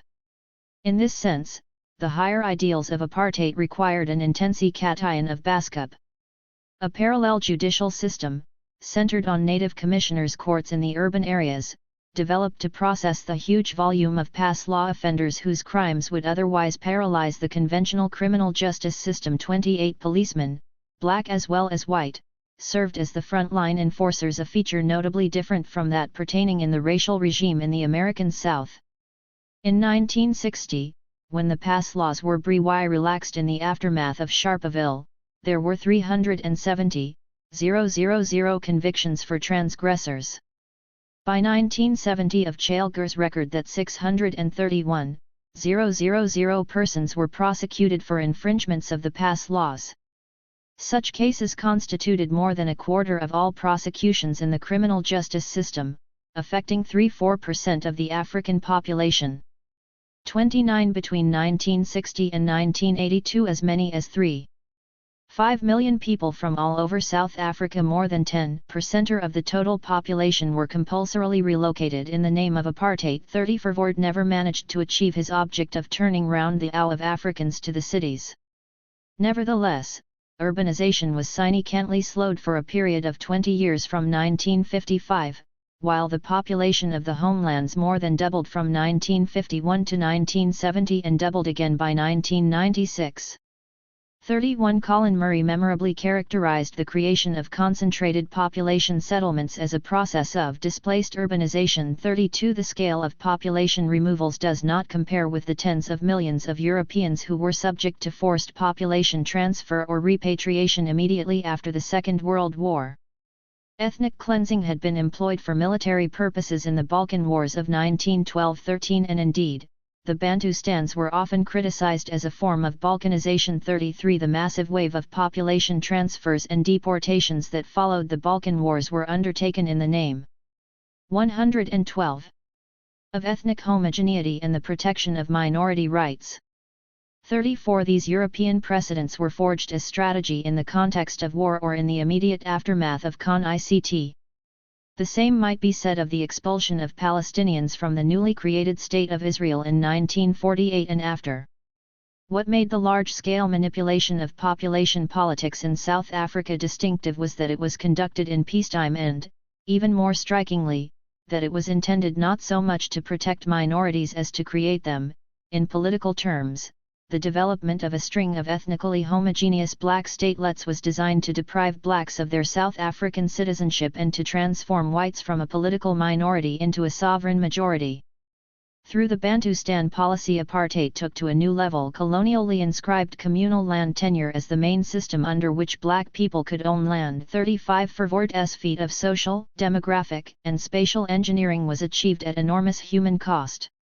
The Bantustans were freely used as resettlement and dumping grounds for Africans who were deemed to have no rights to be in urban areas, forced to move from existing urban areas to townships in neighboring Bantustans from which they were expected to commute to their existing places of work. Labor tenants and squatters no longer required on white farms, or Africans inhabiting so-called black spots. A further category of displaced people concerned those who were victims of homeland consolidation, namely, Africans whose ethnicity was deemed to be at odds with the particular tribal designation of a Bantustan regardless of how long they had lived there. 36 The magnitude of the aggregated gur for resettlement was disguised by the fragmented nature of the dispersals, typically a few thousand persons relocated from black spots in areas designated white to remote farms or townships in the countryside. Secrecy and restrictions on permits to visit affected areas made it very difficult to monitor the scale of removals, let alone to comprehend the total picture, until the Surplus People Project began to piece together the process in the early 1980s. The reality for those affected was inescapable. Families or individuals were often transported at short notice on white government trucks known as 113. The GG and dumped in the open felt. Only the most rudimentary facilities were provided, such as tents or tin huts and pit latrines. Clean water and rewood were scarce, schools and clinics a rarity. The extent of human suffering, poverty, and starvation that this policy entailed was concealed by the fact that resettlement camps were sited in remote rural areas. They were also hidden by the anonymizing effects of endemic rural poverty. The RST systematic expose of resettlement took the form of a remarkable travelogue conducted by a young Catholic priest, Cosmas Desmond, who journeyed more than 24,000 miles over a period of 6 months in 1969 in order to document the removals. In The Discarded People, Desmond charted conditions in many of the country's bleak hidden resettlement camps in order to attest to the incalculable human costs of apartheid involved in apartheid social engineering. According to Desmond, population removals were the essence of apartheid. They were neither a sadistic aberration nor a product of blind racism. It is being done because it has to be done if apartheid is to survive. 37 This is a moot point, depending in part whether we place the emphasis on economics or politics in our conceptualization of apartheid as a system. Marxists argued that the population removals were designed to entrench the migrant labor system and to complete the process of full proletarianization on white-owned farms. Those dumped in the reserves were said to constitute the reserve army of the unemployed, whose existence exerted downward pressure on wages. It was correctly noted that the largest single category of removals were from white farms, typically labor tenants, whose services were no longer required as monopoly capital or agribusiness gained control of the countryside. Yet, unless we accept that large-scale redistribution of land to African smallholders was a genuine possibility under a future socialist government, it was inevitable that the continued mechanization of white farms would result in large-scale evictions of black labor tenants, most of whom would have ended up in cities. One of the key factors behind the resettlement program was to prevent just this scenario, that is, to reverse or at least retard further black urbanization. Here, the preservation of white power was a powerful 114 motivating factor. One of the government's fundamental objectives was to protect white political dominance and, in particular, to ensure that urban areas were clearly demarcated, ordered economic zones, devoid of a potentially troublesome black lumpen proletariat. Political, ideological, and bureaucratic objectives provide the most convincing explanation for relocations pursued in the name of homeland consolidation, black spot removal, and the application of the group areas legislation in cities and towns. 38 Such forms of ethnic or racial cleansing are not explicable in economic terms alone. Research from the 1980s has shown that rural resettlement, like its urban counterpart, was not only achieved through direct coercion. For many Africans, whose position on white farms was becoming increasingly precarious and intolerable, relocation to the Bantustans offered a chance to re-establish households as well as a base from which work seekers might gain employment as migrant laborers. As Laura Evans demonstrates, resettlement impacted differentially on households, with women often deprived of income and forced to become more dependent on men with jobs. Where remittances were not forthcoming, households faced further impoverishment. Yet even these losses could be offset by the formation of new associational networks and the possibility of different kinds of employment as resettlement camps grew into townships. 39. Figure 4. Author, Resettlement Area, Gazangkulu, 1981. 115. In the case of tiny Kwekwe, whose population grew from around 24,000 in 1970 to some 300,000 in 1980, largely as a result of evictions from white farms in the Orange Free State or from neighboring towns, relationships to local chiefs and the capacity to exploit patronage networks was a vital factor conditioning the ways in which resettled people reconstructed their lives. Marked social differentiation in households was the result. 40. It is hard to think of any apartheid policy that was more disruptive and socially destructive than the population removals of the 1960s and 1970s.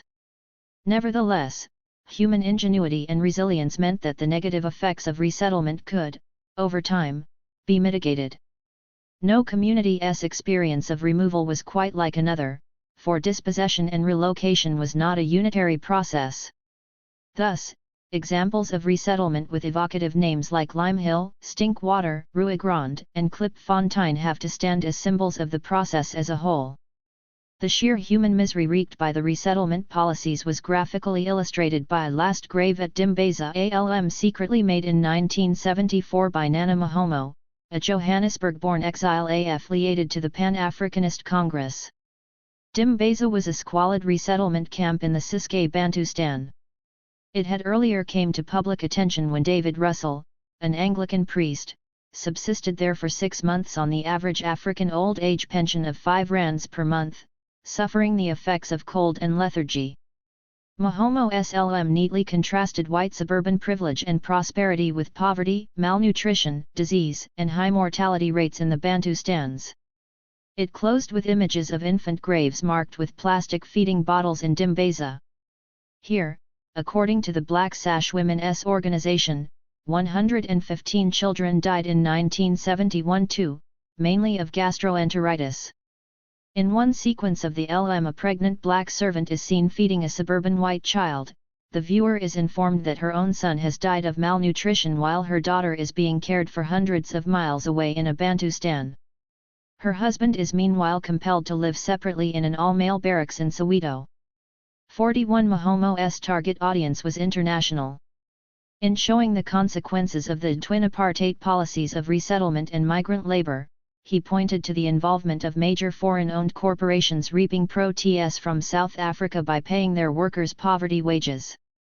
When 116. The LM was screened on public television in the United States in 1975. It was followed by a debate featuring the South African ambassador Pik Botha, and the New York Times columnist Anthony Lewis. Mahomo was not able to participate in the discussion because WNET's president, Jay Iselin, accepted that the South African government could not allow its ambassador to appear with a black representative from South Africa. The LM was viewed in South Africa by senior state officials and parliamentarians, and the government responded with a series of propaganda LMS of its own, designed to counter a Last Grave at Dimbeza's significant international impact and SAMI's. Circulation on South African university campuses. In UX controls, population resettlement and Bantustan creation involved a heady mix of self-deluding ideological vision and cynical calculation. The homelands were at one level an expensive folly aimed at achieving an unrealizable apartheid fantasy, at another level the use of ethnicity proved successful as a means of dividing opposition and manipulating demography and space, while facilitating the continued out of migrant labor on highly unequal terms to the cities. It remains an open question and probably an unanswerable one whether the economic waste and profligacy involved in the creation of the Bantustans was offset by the political stability that allowed white South Africa to exploit black labor effectively and attract inward investment in the post-Sharpeville decade. What is clear is that short-term gains for white supremacy were illusory and bought at enormous human cost.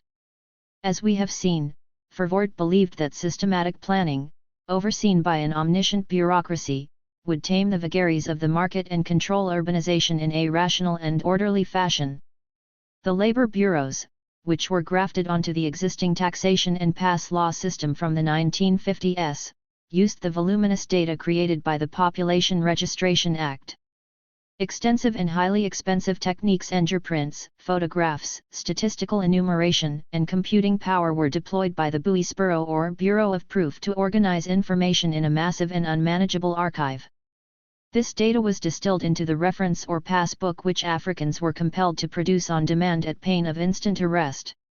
The domains of information gathering and labor allocation were kept formally separate, though both fell under the burgeoning Department of 117. Bantu administration, whose ever-expanding size and authority was not matched by increased functional capacity, staff shortages were evident from the mid-1950s and skills were often lacking.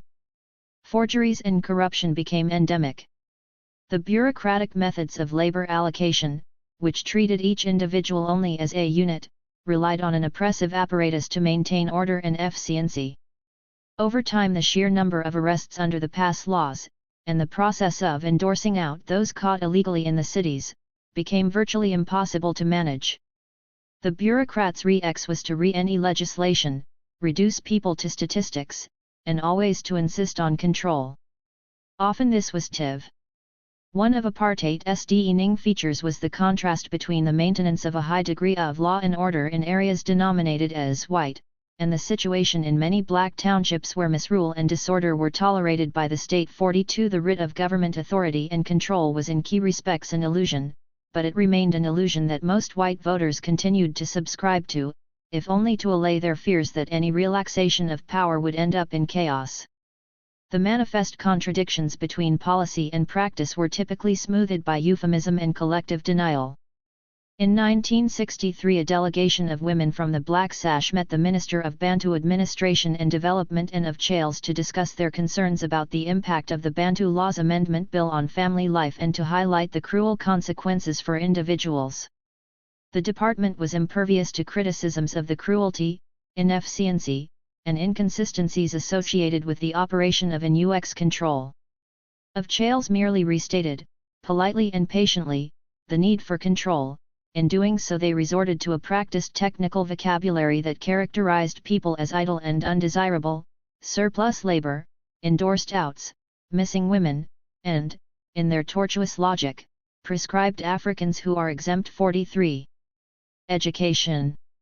Bantu education was one of the most despised of the apartheid measures because of the way in which it set a clear limit on African aspirations by 118. Subjecting students to a strictly regulated and elementary educational curriculum. From the perspective of Verwoerdian ideology, the act made logical sense. The state centralized education within the Native Affairs Department, provided sufficient training to equip laborers with the most basic functional skills, and reinforced the notion that Africans should achieve their full cultural potential and political ambitions only in the Bantustans. This objective was clearly stated by Werner Iselen, a key influence on the conception as well as the implementation of apartheid education, who argued that black education should be aimed at developing a higher Bantu culture and not at producing black Europeans. 44 Although the effects of Bantu education were disastrous on many levels, in the short term it met pent-up demand by providing a rudimentary mass-based education to many primary and secondary students who previously had no schooling at all. It also inculcated a sense of inferiority and lowered expectations for a generation and more. Until 1972, the state refused to allow the private sector to be involved in black education and actively discouraged black technical training in urban areas. To this extent, Bantu education helped to secure white supremacy, though, as will become clear, its determination to subject all aspects of black education to of child diktat became the proximate cause of the Soweto uprisings of 1976-7. The principles of Bantu education were extended to the tertiary sphere with the so-called Extension of University Education Act of 1959. This initiative provided for the creation of special ethnic universities for Africans, as well as one each for Indians and Coloreds. Moreover, it determined that the so-called open universities would in future be able to enroll non-white students only with special government permission. 45 Given the tiny numbers of African university applicants at this time, it was hardly a response to need. 46 Situating all the African universities in remote rural areas was a perverse but very deliberate decision. Intended to redirect black ambitions and energies back into the homelands, it often had the effect of undermining them from within. The Extension of Universities Act was passed in the face of strong parliamentary opposition, including a substantial body of dissident. 119. Afrikaner opinion. It was seen at the time as one of high apartheid's great follies, a testament to the ideologically driven search for purity as well as the condescending arrogance of Verwoerd who, in 1958, informed a journalist, "I do not have the nagging doubt of ever wondering whether, perhaps, I am wrong." 47 The extent to which the government was prepared to take its ideological approach to education to extremes was shown again in 1962 when the cabinet decided that non-Europeans would not be allowed to participate in racially mixed scientific and professional organizations. Leaders of such organizations saw this as a potentially crippling blow to their international credentials. They also observed that the injunction would have very limited practical effect in view of the fact that so few blacks were members of scientific institutions. Unlike the new Afrikaans universities, which were lavishly supported, and designed to serve as visible proof of Afrikaner cultural and scientific accomplishment, the new bush or tribal colleges were third-rate institutions, not least because they were wholly controlled and largely staffed by Broederbond-approved graduates of the Afrikaans universities. By so doing, the government placed approved white, largely Afrikaner graduates, in a position of direct oversight over African, colored, and Indian students. In the early 1970s, it was from within these most unloved apartheid institutions that fundamental new challenges to white hegemony would emerge. 48. Opposition from within. Even at the height of its power, the autocratic apartheid state was not totalitarian. Dissent and criticism was accepted, within certain limits. Some of this came from within otherwise loyal Afrikaner circles. Piet Silly, editor of the Cape newspaper Die Burger, gave voice to the pragmatic ideas of Stellenbosch University intellectuals, often in coruscating fashion. In 1964 he warned, "We cannot and should not become the last bastion of a wrong order when the Afrikaners as a people had been forged in resisting a similar order." 49 More forthright still was Jacques Pienaar, SIL's former deputy editor, who assumed the editorship of the newly formed Sunday newspaper Beeld in 1965 and took an independent line from the National Party. Pienaar saw Verwoerd's 120. Dogmatism as inimical to the future of Afrikanerdom. He became an outspoken proponent of reform, while retaining a belief in apartheid as an ideal. In common with many socially liberal Cape Afrikaners, Pienaar was strongly opposed to the northern view that coloreds should be treated as a distinct racial group, preferring to see them as Bruin Afrikaners who deserved a measure of direct political representation. He expressed outrage at irksome examples of klein or petty apartheid such as the spectacle of Indian golfer Papwesi Golem, winner of the 1963 Natal Open, being handed his trophy in the rain because the Group Areas Act precluded him from entering the clubhouse. Pienaar was skeptical of the view that the homelands were a panacea or that black nationalism could be headed off nightly. 50 These Verlicht critics were not yet opponents of apartheid. Rather, they grew out of a long tradition of loyal verset and woordbestaan in geregtheid. These concepts were closely associated with the renowned poet N. P. van Wyck Loo, who sought to elaborate a morally defensible version of apartheid and Afrikaner nationalism during the 1940s, which was capacious enough to allow the speaking of truth to power. In the case of van Wyck Loo, the inclination to moral honesty and debate did not lead to a critique of the fundamentals of apartheid. Instead, it became a sophisticated form of apologetic that served to revalidate Afrikaner nationalism and the ethical basis of separate development. In 1963 a new Afrikaans literary journal, Zestiger, was founded. The term soon came to denote an emerging group of Bohemian Afrikaans writers and intellectuals, collectively known as Zestigers, who sought to challenge Afrikaner nationalism from a more socially radical perspective. Impatient with apartheid's constrictions on themselves as individuals as much as on others, writers like Bart Ho-Smit, Etienne Leroux, André Brink, Jan Raby, Oeskreij, and Ingrid Jonker turned to European existentialism and surrealism in order to break with the parochial literary conventions of pastoral realism as typified by the Place Roman. One of those who developed a new aesthetic of rebellion and resistance was Ingrid Jonker, a talented and troubled young poet sometimes compared to Sylvia Plath, who 121. Drowned herself in 1965. Her friend and lover, André Brink, was the author of Kennis van die Ond, the RST novel in Afrikaans to fall foul of the censor's law. It was banned for blasphemy, pornography, and endangering the security of the state. 51. The Zestigers were by no means entirely disowned by the Afrikaner nationalist establishment, who alternated between chastising the young rebels from pulpits and awarding them literary prizes from podiums. Within the Calvinist family, minor acts of rebellion by misguided children were tolerated so long as the authority or respect of the Father Gur was not wholly impugned. Ingrid Jonker publicly campaigned against the very censorship laws that her estranged father, Abraham, championed in Parliament. 52. In 1969 André Brink wrote to Prime Minister Forster, drawing a parallel between de Gaulle's suppression of students on the streets of Paris and the violence meted out to protesting students by police on the steps of St. George's Cathedral in Cape Town.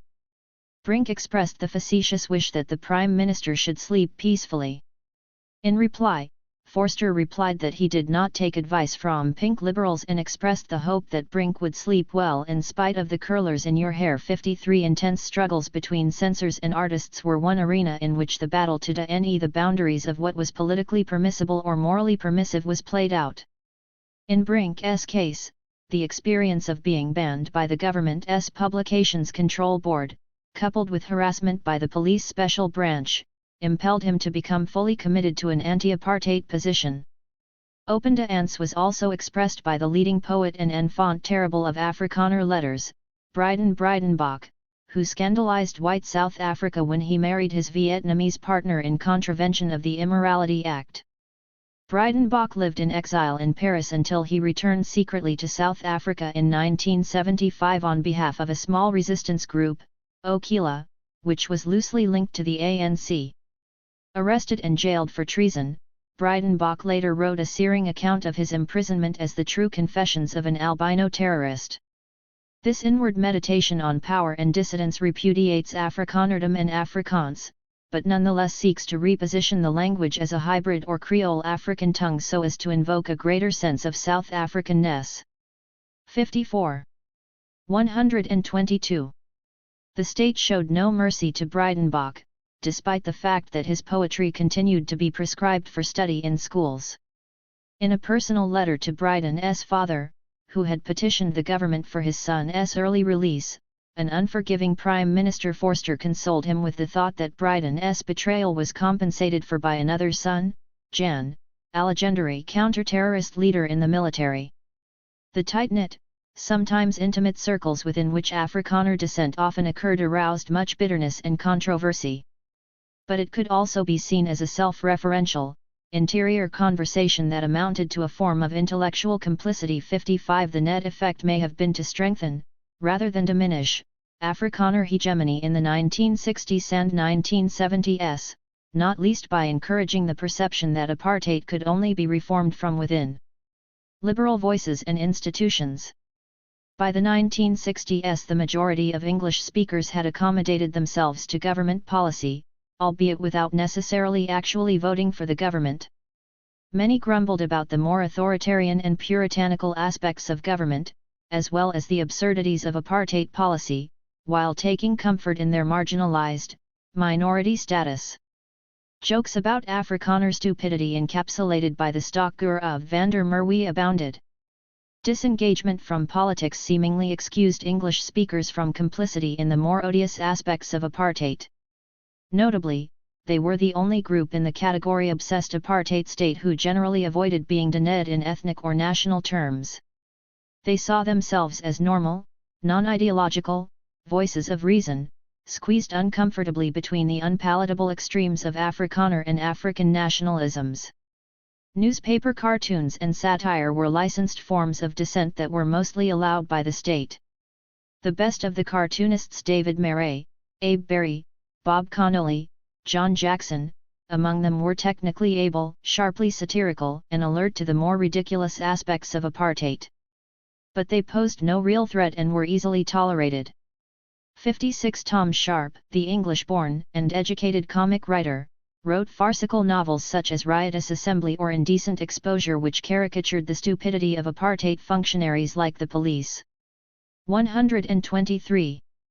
Counterculturalism in the 1960s found expression in the music of folk and pop singers like Colin Shamley and Four Jacks and a Jill, who could be implicitly subversive, albeit without representing any challenge to the state.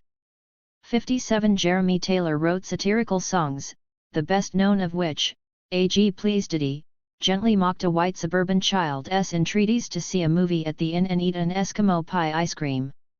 Sixto Rodriguez's iconic anti-establishment record Cold Facts circulated widely amongst white hippies and left-wingers in the 1970s. Several songs from this lyrical album became anthems of wistful youth rebellion. 58 Perhaps the greatest impact of these kinds of tolerable dissidents was to alter English speakers by reassuring them that they remained in touch with a wider international world and that they were therefore not responsible for apartheid, let alone part of an elite that benefited directly from the economic exploitation of blacks. This represented no real threat to the state, notwithstanding the screeching voices of criticism denouncing decadent, hippie culture. But even as indirectly critical voices, the white counterculture helped to maintain a subversive space that was to be expanded by more radical New Left ideas from the end of the 1960s. Such ideas gained currency amongst the minority of English speakers who remained intractably opposed to the government. Above all, it was through literature that some of the most articulate anti-apartheid voices were heard. Alan Paton's Cry the Beloved Country was a landmark in liberal protest writing. This iconic novel enjoyed a sensational response in South Africa and abroad, especially in the United States, where it was made into a film by Zoltan Korda in 1952 and re-released over and again for book clubs and schools. Rather like Uncle Tom's Cabin a century earlier, Paton's text was widely criticized for its moralizing liberal paternalism and for propagating a genre of writing centering on Africans' problematic encounter with modern urban life. 59 In the post-Sharpeville period, new writers came to the fore who consciously departed from Paton's sentimentalizing Christian humanism. Nadine Gordimer RST came to attention in South Africa in the 1940s. She gained international notice with her RST-published novel, The Lying Days, which was praised by the New York Times for offering 124 insight into the whole panorama of this explosive continent's most explosive corner. 60 Gordimer's short story collection Friday's Footprint was awarded the W. H. Smith Commonwealth Literary Prize in 1961 and listed by the New York Times as one of the 200 best works of fiction in the world. 61 Many accolades followed, culminating in her receipt of the Nobel Prize for Literature in 1991. Gordimer's long career as a novelist encompasses the entire apartheid era and cumulatively explores the psychological ambiguities and moral choices of life under South Africa's evolving racial system. Her acute awareness of history, coupled with her facility as a critical essayist, have made her one of the country's great interpreters. South Africa's archivist and lighthouse keeper. 62 The dramatist Athol Fugard, whose literary career mirrors Gordimer's in some respects, staged his RST play, No Good Friday, with a racially mixed cast at the Bantu Men's Social Centre in Johannesburg in 1958. Fugard came to international attention with Blood Knot, a play exploring the relationship between two unlikely brothers, one black, the other coloured. First staged in London in 1963, with Ian Bannon and Zox Mokai, Blood Knot was hailed as a major piece of resistance literature. In New York it was critically acclaimed as the most original and penetrating play of the 1964 season. Fugard's trademark is his ability to tell a Nelly-textured story through closely observed attention to relationships between marginalized, but at the same time ordinary, representative characters. His method of bearing witness homes in on specific everyday details so as to illuminate larger themes about human existence, and this combination lends his anti-apartheid message universal appeal. 63. As well as touring worldwide, Fugard's plays were performed in South African theatres that refused to obey segregationist strictures like the African Theatre Workshop in Sophiatown, the Space in Cape Town, and the Market Theatre in downtown Johannesburg. These venues became the fora for experimental protest and township theatre and did much to broker a spirited exchange of radical, countercultural ideas for non-racial audiences and performers alike. 64. As white writers, both Gordimer and Fugard have attracted criticism over the years. In 1963 Blood Knot was dismissed by the English Theatre. 125. Critic Kenneth Tynan for merely re-acting white guilt. 65. Yet the inescapable fact remains that most anti-apartheid protest in the 1960s was dominated by white, liberal voices, with the capacity to disturb the consciences of other white liberal voices in the West. This collective moral conscience did much to universalize the evils of apartheid. It is seldom mentioned in histories of the anti-apartheid movement.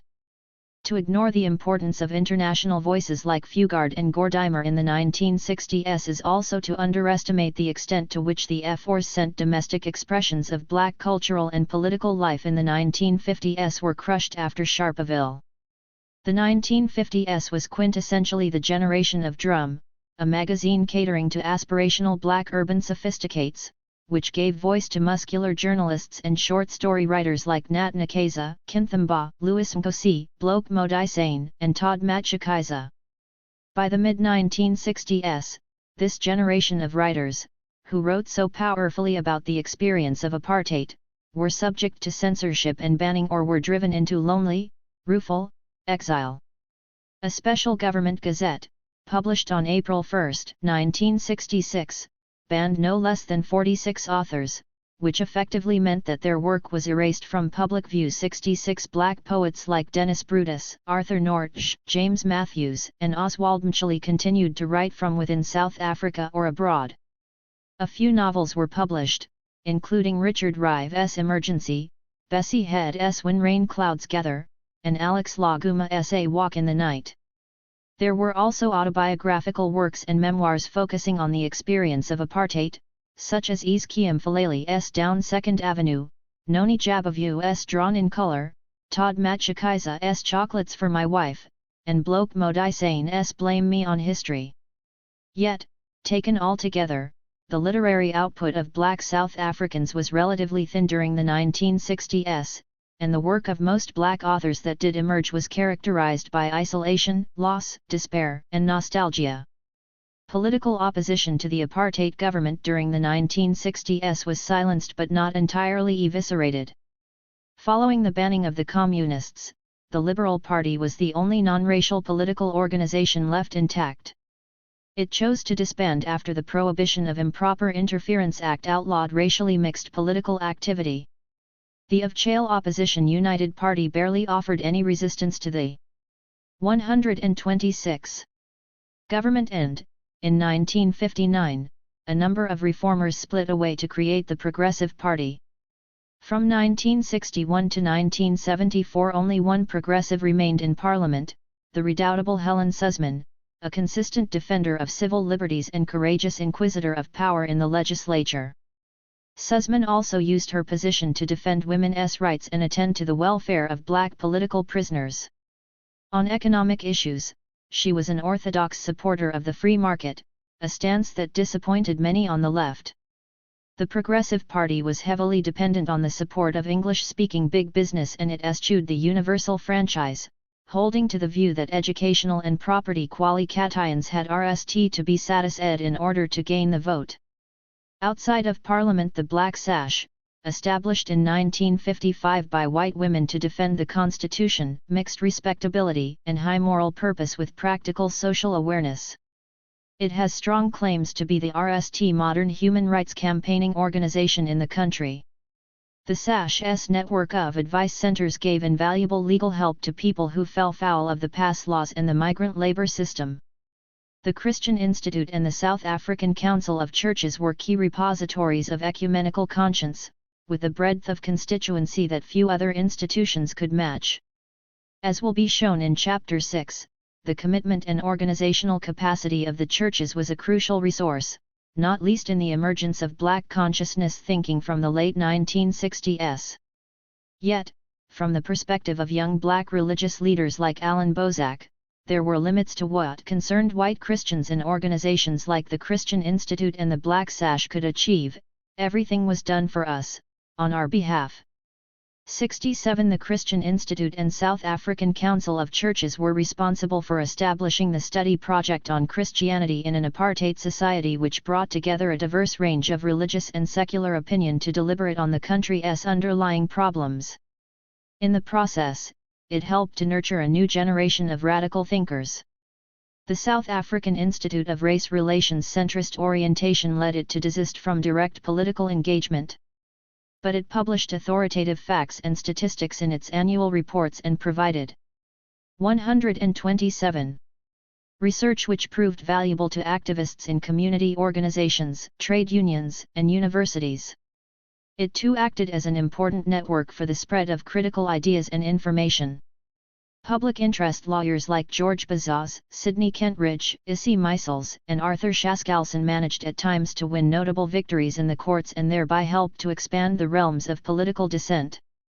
They were supported by academic lawyers like Ben Bionard at the University of Cape Town. The pro-business but anti-government English liberal press managed to be both conformist and critical.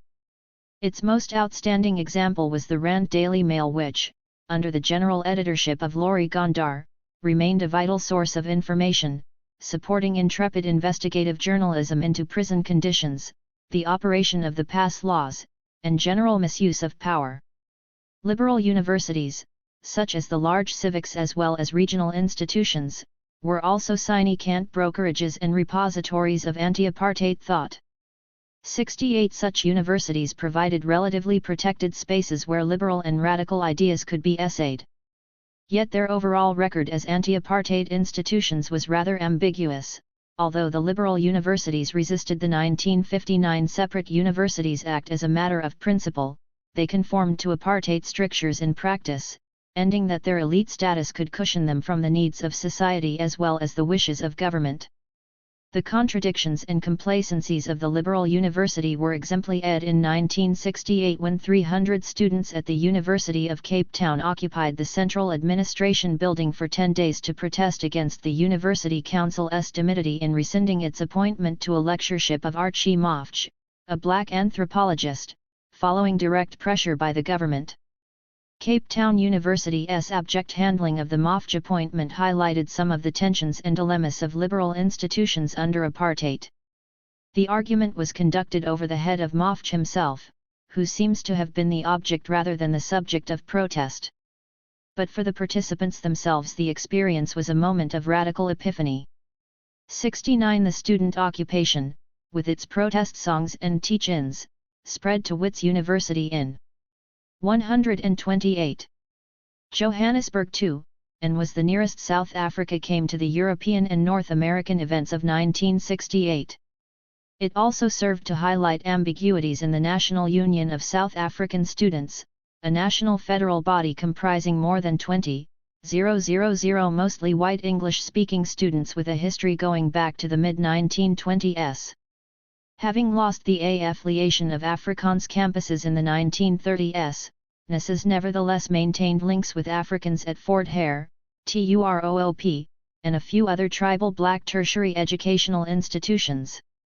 Its leadership was generally more radical inclined than its comfortable, Anglophone base, and its leaders periodically outraged conservative opinion by declaring war on the South African way of life, for example, by inviting Martin Luther King to open its 1966 Congress. 70 Justice Minister John Vorster referred to NSAS in 1963 as a cancer in the life of South Africa that must be cut out. 71 But he did not succeed in carrying out his threat. By the end of the 1960s, New Left and neo-Marxist ideas were freely circulating within the organization, and NSAS, challenged by criticisms from the Black Consciousness movement, was forced to reassess its role as a liberal voice. Liberalism in 1960s South Africa may not have run deep, but its institutional reach was broad, and its history long. It was a thin universalist creed, but resilient for all its fragility. Despite its limitations, ambiguities, and self-regarding complacency, liberalism could also be idealistic and courageous. In practice, the liberal tradition had to deal with two major issues which it found difficult to acknowledge, let alone to grapple with: RST, the effective complicity of Anglophone corporations in the apartheid system, and, second, widespread questioning of the assumption that liberal precepts were generally applicable and that the GHT against apartheid racialism could just as well be led by whites as blacks. Increasingly, liberals found themselves assailed from all political directions. During the sit-in over the Mafja Fair at the University of Cape Town in 1968, students from the leading Afrikaner University of Stellenbosch travelled to Cape Town and stormed the UCT administration buildings with the intention of ending the sit-in themselves. When protesting, students from Wits University sent a delegation to see 129 Prime Minister Vorster in January 1969, they were intercepted by Afrikaans students from Pretoria University who forcibly shaved off the long hair of the hippies. This was the counterculture. Far more challenging to white liberals were the black students from the newly constituted South African Students' Organization. 2 months later, they greeted visiting NSAS students with sarcastic cries of "Hello Baz, hello Mrs. 72. 130. Chapter 5. Into Exile. By 1965 the liberation movements in South Africa had been smashed and eviscerated. Bram Fischer bravely sought to keep the Communist Party alive within the country at great personal cost, but with his arrest its cellular structure effectively collapsed. Hopes that apartheid could be defeated within a relatively short time were sometimes expressed. The PAC announced that liberation would occur in 1963, while the more cautious ANC tended to speak of VE years. It was not only the analysis of the liberation movements that proved mistaken. The incoming U.S. ambassador to South Africa was reportedly advised by the State Department in 1960 to prepare for black majority rule within 18 months to 5 years.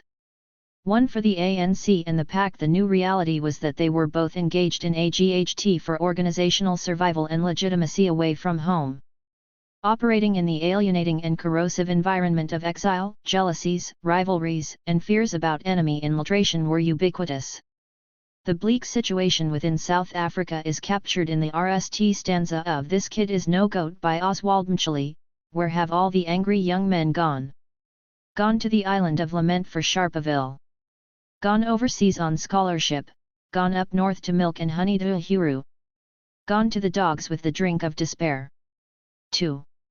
131. Recent efforts to chart continuities in the underground movement and to question the impression of political quiescence from the mid-1960s are not very convincing. The evidence provided: deep underground cells, occasional pamphleteering, secret support networks, and efforts to spirit cadres out of the country only serves to reinforce ANC historian Francis Melly's admission that, after Rivonia, the underground machinery of the liberation movement was almost completely destroyed, with the ANC and other political leaders in jail, exiled, banned, or under one form of restriction or another. 3. The scale of this defeat appears even more devastating when one considers that it occurred at just the time that other settler societies in Africa were rapidly losing ground to African nationalist movements or about to capitulate to them. Ellis and Sichaba's remark that all that was left of the nationalist opposition was a few sad exiles out of touch with home is a harsh judgment, but not so wide of the mark. Liberation movements in Africa. Rebuilding the liberation movement in exile posed enormous challenges. The RST objective was to establish an overseas presence. Hopes that newly independent African countries would prove receptive to the liberation movements were often unfulfilled. While several countries hosted refugees, promises of material assistance were rarely met. The Organization of African Unity provided rhetorical support but little by the way of material aid. The ANC's distinctive multiracial alliance forged in the 1950s did not translate easily into the decolonizing world of the African continent. Here, the ethos of Pan-Africanism and the distinctiveness of the African personality predominated. Translating the open style of politics of that decade into a more secretive and security-conscious form of organization entailed a very different oppositional culture.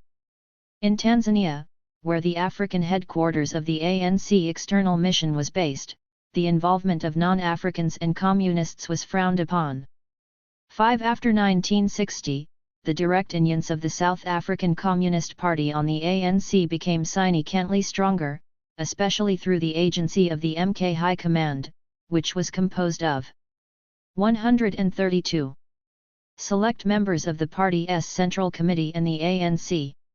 Revolutionary action, backed by theory, suited the party's view of itself as an elite vanguard and created intimate bonds between the leadership of both organizations. But this convergence heightened fears that the communists were exercising undue influence.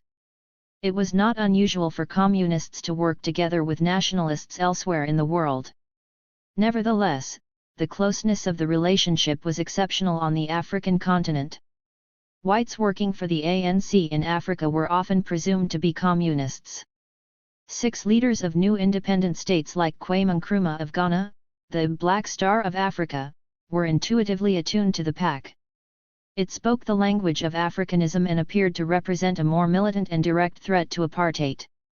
Nkrumah was regarded as a hero by PAC militants in South Africa. Some Poko cadres looked to the Mau Mau insurrection in Kenya for inspiration. When Mandela travelled in Africa in 1962 to gain support for the ANC, he was taken aback by the weight of support for the PAC-7 in an effort to overcome divisions and to demonstrate African unity. A number of African states persuaded the ANC to join a South African United Front in 1960. This included the PAC as well as liberation movements from Southwest Africa. The front was a reluctant merger of unequals which, coming just a year after the PAC split, testified more to the weakness of the exile movements and their dependence on outside patronage than it did to their willingness to combine forces. Despite hopes for its future, and some propaganda successes, the Unity Front collapsed within 2 years amid lack of trust and insuperable rivalries. The ANC responded by presenting an African image to the world in an effort to prove itself the vanguard of the liberation movement and to dispel accusations that it was insufficiently black. The PAC established itself in Basutoland in 1962, birthplace of Potlako Lebalo, its acting president. A small mountain kingdom entirely encircled by South Africa, the country's existence as an independent nation was testimony both to African resistance to colonial conquest and an accident of imperial history. Infiltration by spies and the growing hostility of the host administration. 133. Eventuated in Lebalo's expulsion in 1964. Thereafter, the PAC moved its principal operations to Tanzania. Attempts to infiltrate Poko guerrillas in 1963 so as to deliver a decisive blow to white South Africa proved fruitless.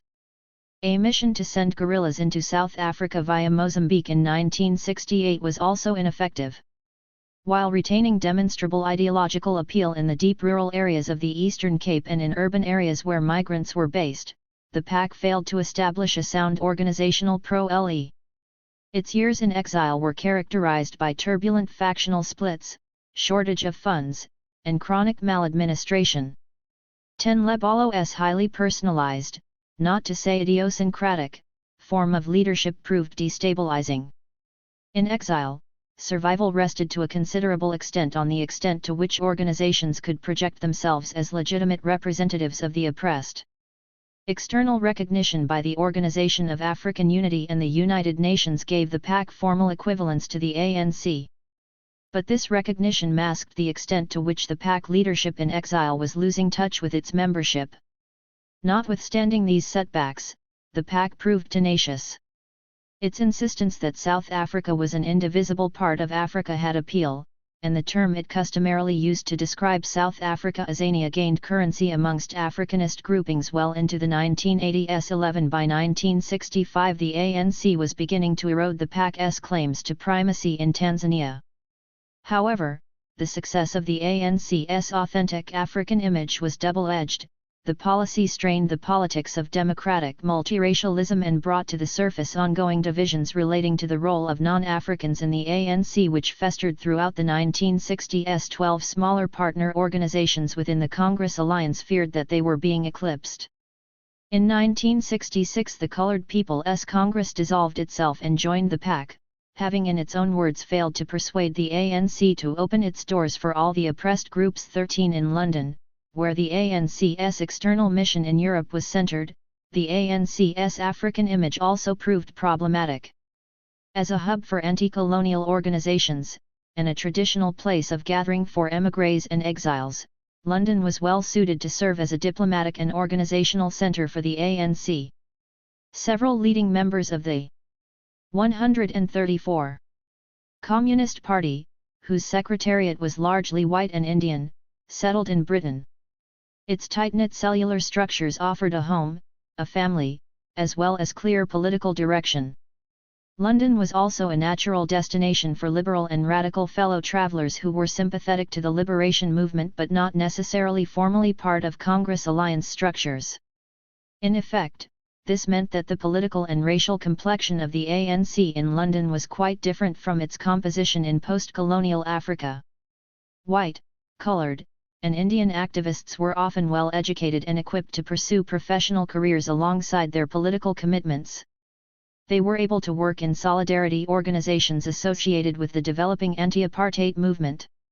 As the split away of the Colored People's Congress showed, it was not possible to reproduce in exile the same structured multiracialism that characterized the Congress Alliance of the 1950s. The so-called London debates of the mid-1960s marked an attempt to read the terms upon which non-Africans might participate in the Congress movement. A special committee, chaired by Yusuf Dadoo, was established in London in an effort to reconfigure the Congress Alliance, and to consider the balance between armed activity and other forms of political and solidarity work. 14 A settled consensus proved elusive. In Africa the question of race was more pressing. Leading non-African Communist Party members like Yusuf Dadoo, Joe Slovo, and Ruth First were banned from Tanzania. Others were made to feel unwelcome and henceforth based themselves in London. 15 Meanwhile, in Yenchel ANCers like Robert Rishaw and Tennyson Makiwane, both communists and former members of the Youth League, were coming under the influence of Africanist currents of thought, thus exacerbating internal tensions within the party. Tennyson Makiwane used the refrain, "Africa is ours. Others must stay in Britain." 16 In 1969, Ben Turuk, a member of MK based in Tanzania, wrote a letter of complaint to the ANC National Executive in which he urged that the cancer of color be not allowed to play the part it is now playing within our movement. 17 In exile during the 1960s, old divisions of race and ideology within the Congress Alliance, now exacerbated by distance and displacement, were resurfacing. 135. Broadly speaking, the configuration of support for the ANC/MK was formed on a triple-legged structure. Military training and financial backing was received from states in the Soviet bloc. Political and ideological support for the anti-apartheid movement was forthcoming from civil society organizations in Western Europe and the United States. Tanzania and the frontline African states provided military bases and places of refuge. The liberation movement relied on support from all three at different times and with differing levels of enthusiasm, with the United Nations serving as points of brokerage and gateways to diplomatic recognition. Widespread international revulsion towards apartheid made it possible for the liberation movements to seek support from the Soviet Union, China, and the West at varying times. This tested the political and diplomatic skills of the ANC's leadership in Lusaka and London, but over the long run gave it a breadth of experience and contacts which could be turned to advantage. Financial and organizational pressures posed constant problems. Lack of resources and a chronic tendency to factionalism greatly reduced the PAC's effectiveness by the end of the 1960s. The ANC proved better able to adapt to exile with its ability to command support from many different sources. Nevertheless, it suffered as a campaigning organization as a result of being increasingly distant from its people. The aura that surrounds Nelson Mandela has tended to eclipse the singular role played by Oliver Tambo, often known as O.R., in the long years of exile. Tambo's soft-shell designation as the ANC's deputy president indicated weakness to some, yet this ultimately proved to be a strength since it underlined the idea of collective leadership in contrast to many other nationalist struggles in Africa which became overly identified with a single individual. Tambo's consummate diplomatic and negotiating skills, logical lawyer's mind, and careful cultivation of a consensual style of collective leadership, were assets that sustained the ANC over 30 difficult years of displacement. 18 Tambo was also sufficiently content to vest moral and political authority with those left behind, Albert Lutuli, living under conditions of banishment in Natal, and those imprisoned on 136. Robben Island, foremost among them his friend and trusted compatriot Nelson Mandela. Without Tambo's cautious diplomacy and aversion to egotism, it is quite possible that the ANC in exile might have fragmented around factions or imploded. Tambo's Christian background and beliefs, as well as his mild-mannered approach, helped him to cultivate relationships with a relatively broad-based moral community of liberal-minded anti-apartheid activists in Britain and Europe. An early diplomatic triumph was the link he forged with sympathetic Swedish politicians like Olof Palme and David Wirmark. A Swedish branch of Christian Action was set up in 1959. Per Wastberg's books about his experiences in southern Africa were published in 1960 and sold 160,000 copies. 19 Scandinavian solidarity was to prove an important neutral source of national support in the bipolar politics of the Cold War. The personal bonds of trust that Tambo enjoyed with Moses Kotane, long-term Secretary-General of the Communist Party as well a member of the ANC National Executive Committee, also proved crucial in maintaining a working relationship between the two organizations. Kotane was an analytical thinker who remained very closely attuned to nationalist currents of thought as well. Like Tambo, he displayed an impressive virtuosity in straddling the different arms of the movement. 20 Tambo memorably described Kotane as 100%er communist and 100%er ANC. International Anti-Apartheid. London provided a natural base for a network of organizations, solidarity groups, and individuals who were willing and able to give material and political support to the liberation movements. Here, exiles could operate within a dense network of campaigning groups, political parties, trade unions, churches, student organizations, and universities. The primacy, or at least the special place, of the ANC was generally accepted. But the ANC was only the most senior partner in a broadly based network of anti-apartheid and Africa-wide organizations comprising what Hawkinthorne refers to as a developing global civil society. The GHT against apartheid was indeed the most globalized of all anti-colonial struggles. 137. The anti-apartheid movement was formed in London directly after Sharpeville. It emerged out of efforts, spearheaded by the Committee of African Organizations, to inaugurate a boycott of South African goods. The methods of the boycott committee drew on long-established South African traditions of non-compliance, carefully tailored to suit British circumstances. Its inaugural meeting, in June 1959, featured speeches by a carefully selected mix of leading African nationalists, Christian activists, as well as spokesmen from the ANC and South African Indian Congress. Patrick van Rensburg, an Afrikaner dissident with links to the Liberal Party in South Africa, helped to expand further the base of the boycott movement. While the boycott committee recognized the centrality of the ANC in the liberation movement, it was never merely a front for the ANC. A new wave of post-Sharpeville exiles brought fresh vitality and experience to the anti-apartheid movement, yet there was a concern on the part of some that it should remain British-run rather than serve as a political base for South African expatriates, Accusations that the anti-apartheid movement, like the ANC, was run by non-Africans and communists were not uncommon. 21 Many black British activists felt estranged from the anti-apartheid movement on account of its racially mixed constituency. They were often more sympathetic to the cause of Pan-Africanism. 22 Along with the consumer boycotts of South African goods, there were moves to isolate South Africa in the area of sport and culture. The South African Non-Racial Olympic Committee established a presence in Britain and the United States after its founder, Dennis Brutus, was hounded into exile.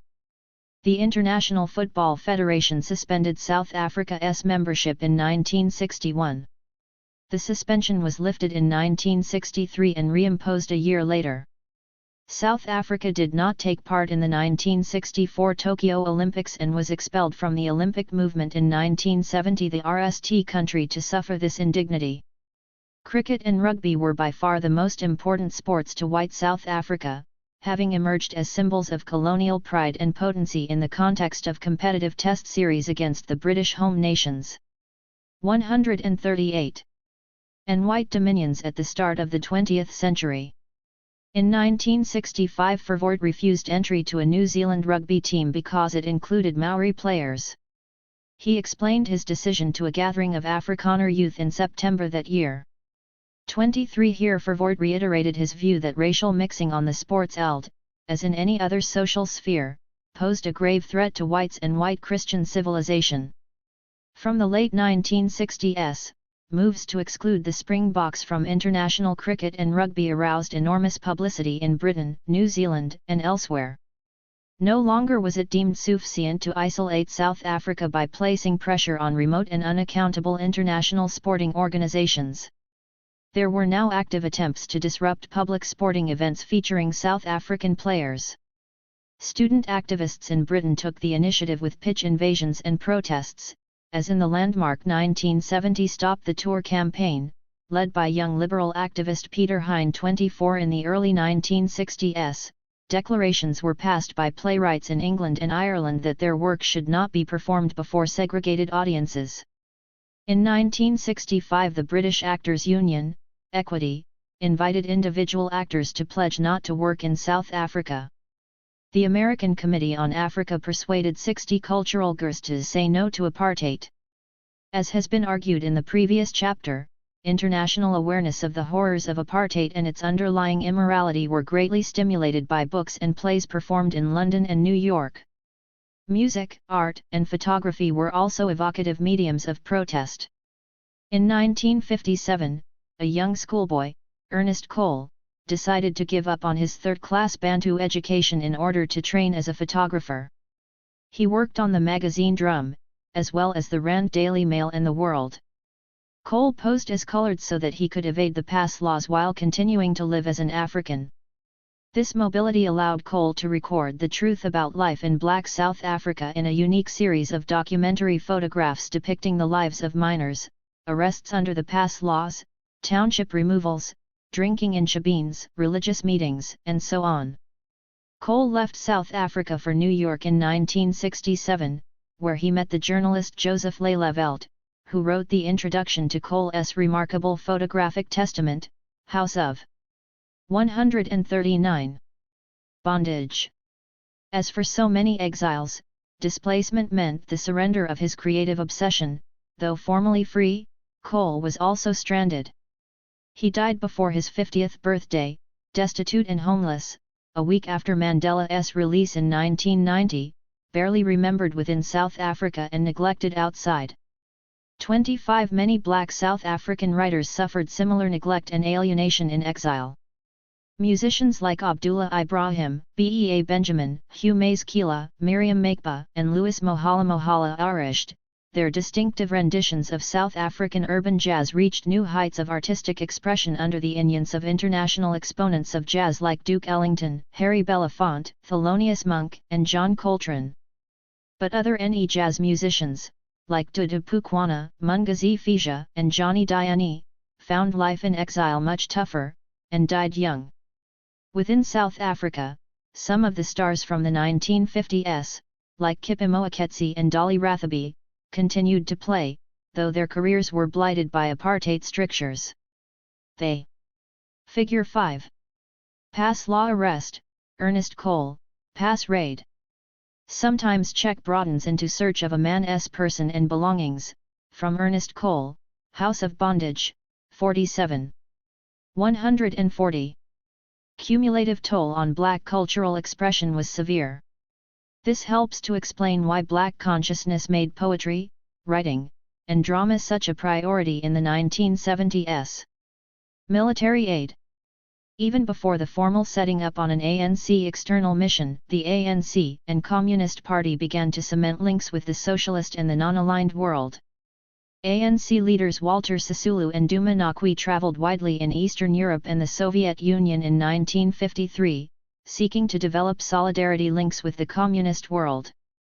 2 years later, Moses Kotane and Maulvi Kashalia represented the Congress Alliance at the Bandung Conference, using the occasion to journey widely in Asia including India and China as well as Poland and Egypt. 26 In 1960 an ANC/SACP delegation led by Yusuf Dadoo met with Mao Zedong and Deng Xiaoping in Beijing, who showed interest but remained uncommitted on the subject of the armed struggle. A small number of ANC cadres received military training in Nanjing, where the emphasis was on non-conventional rural guerrilla techniques such as making explosives from cow dung. 27 After the Sino-Soviet split, relations between the ANC and the Soviet Union became much closer. The PAC was left to cultivate relations with China. It modeled its Azanian People's Liberation Army on the People's Liberation Army. Tambo visited Moscow in 1963 and again in 1965, where the small ANC/SACP delegation was met by senior Soviet leaders at party headquarters.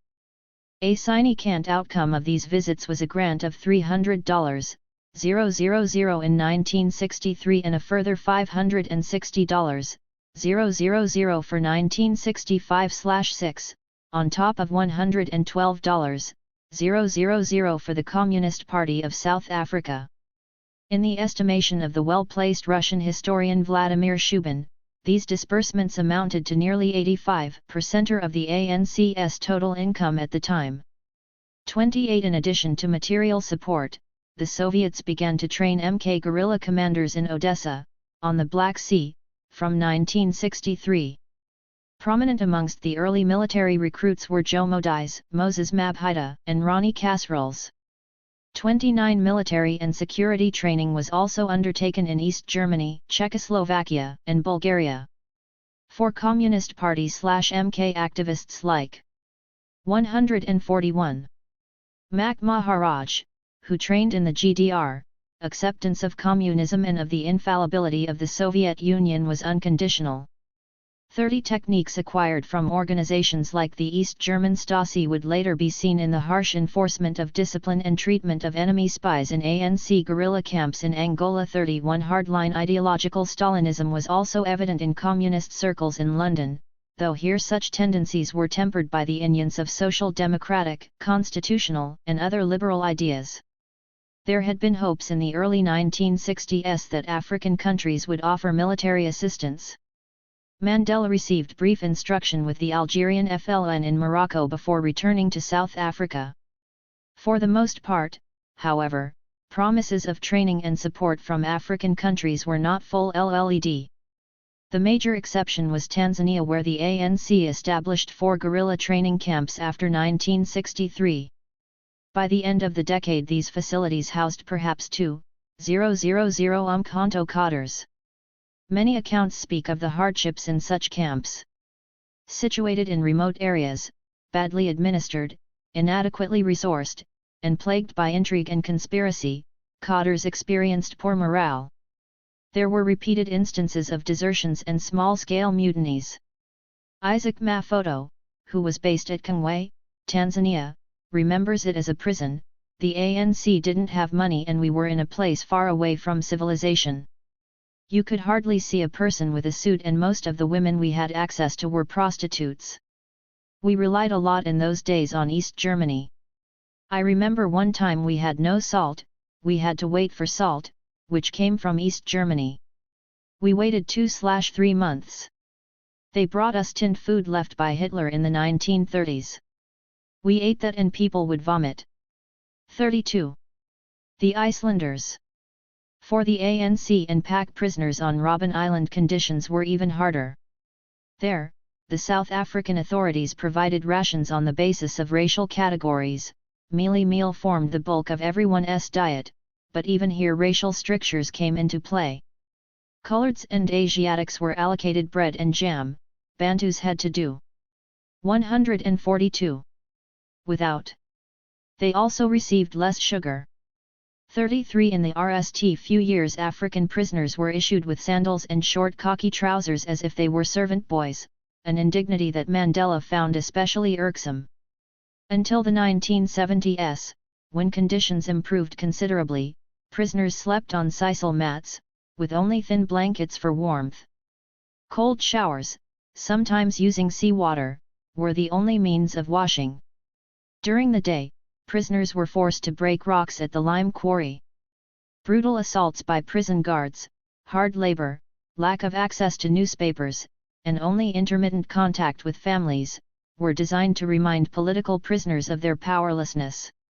In a concerted effort to maintain their personal and collective dignity, political prisoners combined to challenge guards. Hunger strikes and refusal to work in the quarry led to negotiations with the authorities. Political prisoners developed innovative methods of education and self-improvement. Internal divisions proved problematic.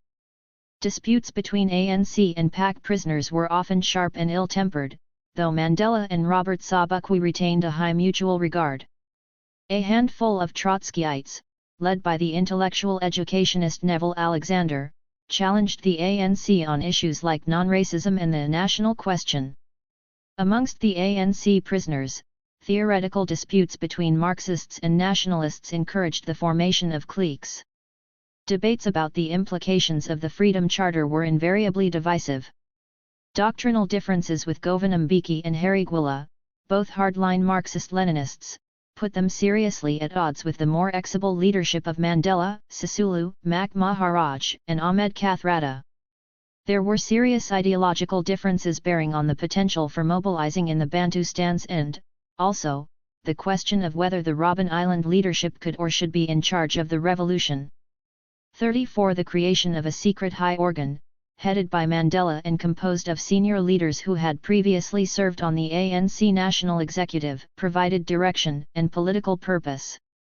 Self-belief and political conviction were key to survival, but these qualities were tested to the limit in conditions of geographical and emotional isolation. Censorship of letters was designed to demoralize prisoners as much as to maintain security. 35. Those who were serving life sentences were aware. 143. That life meant life in the South African criminal justice system. In a letter from the island, written in 1968, Kathrada ruminated on the indictment terms of confinement. How many more years of imprisonment, no one can tell. There is no XED period for a life sentence. Besides, there is no remission for political prisoners. So I am under no illusion as to the time I still have to serve. 36. Umkhonto we Sizwe and the region. Until the mid-1970s, Apartheid's iron grip on dissent was significantly enhanced by the cordon sanitaire provided by neighboring states. Namibia, Rhodesia, and Mozambique and Angola were all subject to forms of settler control. Newly independent Zambia and Botswana were sympathetic to liberation movements, but neither could risk offering more than ancillary support, mostly by hosting refugees. In the guerrilla camps of Tanzania there was growing frustration about the lack of meaningful military action. Despite the availability of around 500 trained doctors by the mid-1960s, the leadership was hesitant to act because of the lack of suitable terrain for guerrillas along South Africa's northern borders, the presence of vigilant white farming communities, and the absence of an independent African peasantry which might provide shelter and cover. The destruction of the ANC and Communist Party underground network after Sharpeville and Rivonia meant that incoming guerrillas lacked sanctuary in urban areas. Umkhonto, desperate to prove themselves in battle and to return home, were unimpressed by what they saw as an ineffective, internally divided, and selfing MK command structure. Small-scale attempts were made to send actors through Botswana in 1966. The insurgents were quickly apprehended by the local police. A more organized effort to infiltrate into South Africa began in July 1967, when a group of around 50 Umkhonto crossed the Zambezi River into the Wange Game Park 37. They were named the Lutuli. 144. Detachment in honor of the recently deceased ANC president. We are left to wonder whether Lutuli would have welcomed this honor. Rhodesian troops quickly intercepted the insurgents, who had meanwhile split into two units. Clashes with the Rhodesian security forces ensued for a month. A contingent of South African police were sent to Rhodesia to help defeat the terrorists who, in the grim words of Prime Minister Forster, had been sent to kill our children without warning in the night. 38. By the end of the campaign, in mid-September, around 30 Mkhitar's had been killed, and 20 captured or escaped back to Zambia. In December, and again in February 1968, further groups of MK/Zipra guerrillas crossed the Zambezi further to the east. The Sipolilo campaign, as this offensive was termed, proceeded according to a similar pattern. The guerrillas were soon tracked down, and for several months reghts ensued with the Rhodesian security forces. The numbers of deaths on each side cannot be known for certain, but the ANC listed 23 of their own killed in the second phase of the campaign. 39. The Wange/Sipolilo campaigns provided the ANC with new heroes as well as martyrs. The domestic South African media paid little attention and preferred to see the raids as remote acts of terrorism, primarily of concern to Ian Smith's rogue regime. As far as the South African government was concerned, there was no credible security threat. It was far more concerned with the activities of SWAPO guerrillas in Southwest Africa, and in June 1967 passed the so-called Terrorism Act 40. This far-reaching measure denounced terrorism as any act committed with the intention of endangering law and order or inciting others to commit such an act.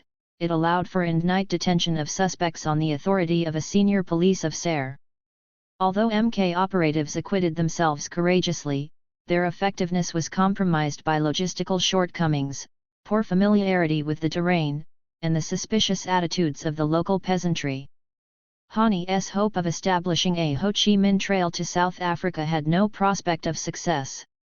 Even if the insurgents had managed to cross into South Africa as envisaged, it is unclear what they could have achieved in the absence of robust internal networks.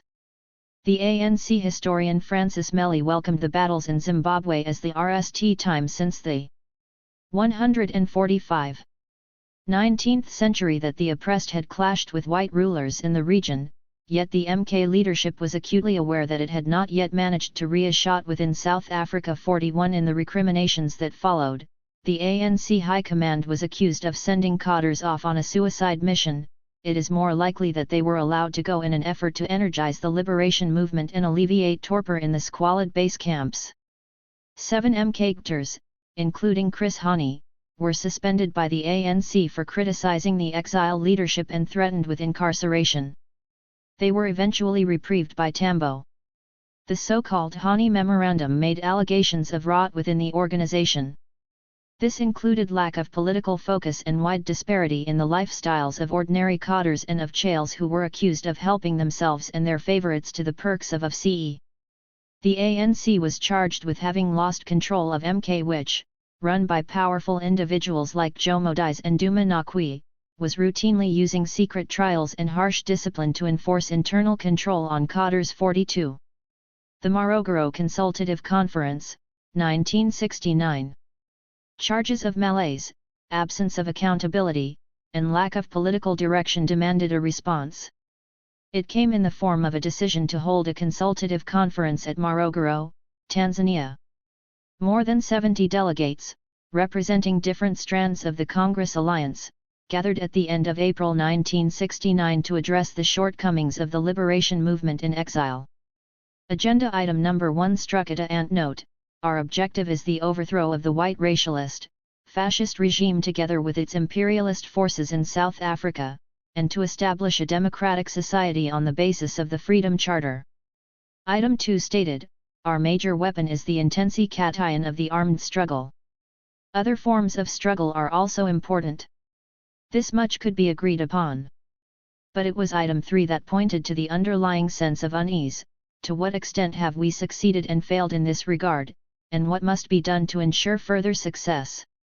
The rest of the agenda raised specific difficulties. 43 Amid stormy scenes and recriminations, Tambo Brewi resigned as deputy president together with the entire national executive. 44 His reinstatement significantly enhanced his authority as the ANC's de facto leader. 146. The decisions taken at Morogoro addressed 3 interrelated issues which had come to the fore during the decade of exile: the relationship between Africans and non-Africans, the roles of the ANC and the Communist Party, and the balance between the armed and the political struggle. Simmering ethnic tensions, highlighted by the fact that all the signatories to the Hani Memorandum were Xhosa-speaking, were a further source of tension. After extensive debate, the conference resolved that the ANC in exile would henceforth be open to non-Africans. However, Africans alone would be eligible for election to the ANC's National Executive Committee, which was now streamlined to improve its effectiveness. A new Revolutionary Council, chaired by Tambo, included non-African members of the Communist Party and MK, Yusuf Dadoo, Reg September, and Joe Slovo. 45 This innovation, coupled with the opening of the exiled ANC to members of any racial group, marked a significant departure from the cumbersome multiracialism based on an alliance of racially dened auxiliary organizations. Over time, the organizational changes did much to ensure that the ANC in exile could move away from solidarity to an effective liberation movement. 46 The emancipatory objectives of the ANC were given fresh theoretical expression at Morogoro through the adoption of the Strategy and Tactics document. Its title conveyed a sense of purposeful direction, while its Marxist boilerplate prose was fully in keeping with the prevailing revolutionary ethos of 1960s anti-colonial struggles and, in particular, the Soviet-inspired concept of the National Democratic Revolution.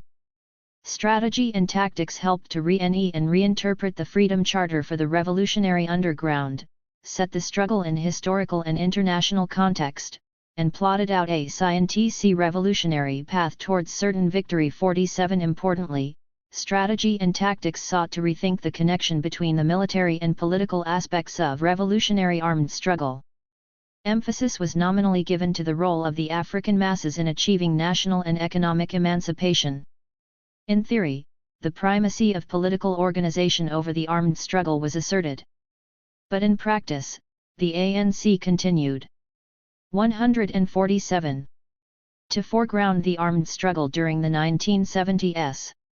There was relatively little attention paid to the new forms of political leadership that were in gestation within South Africa itself, beyond a recognition at the very end of the document that closer research and analysis of the conditions of the different strata of our people should take place. 48 Strategy and Tactics reads very much like a to-do list for an isolated organization mired in internal crisis.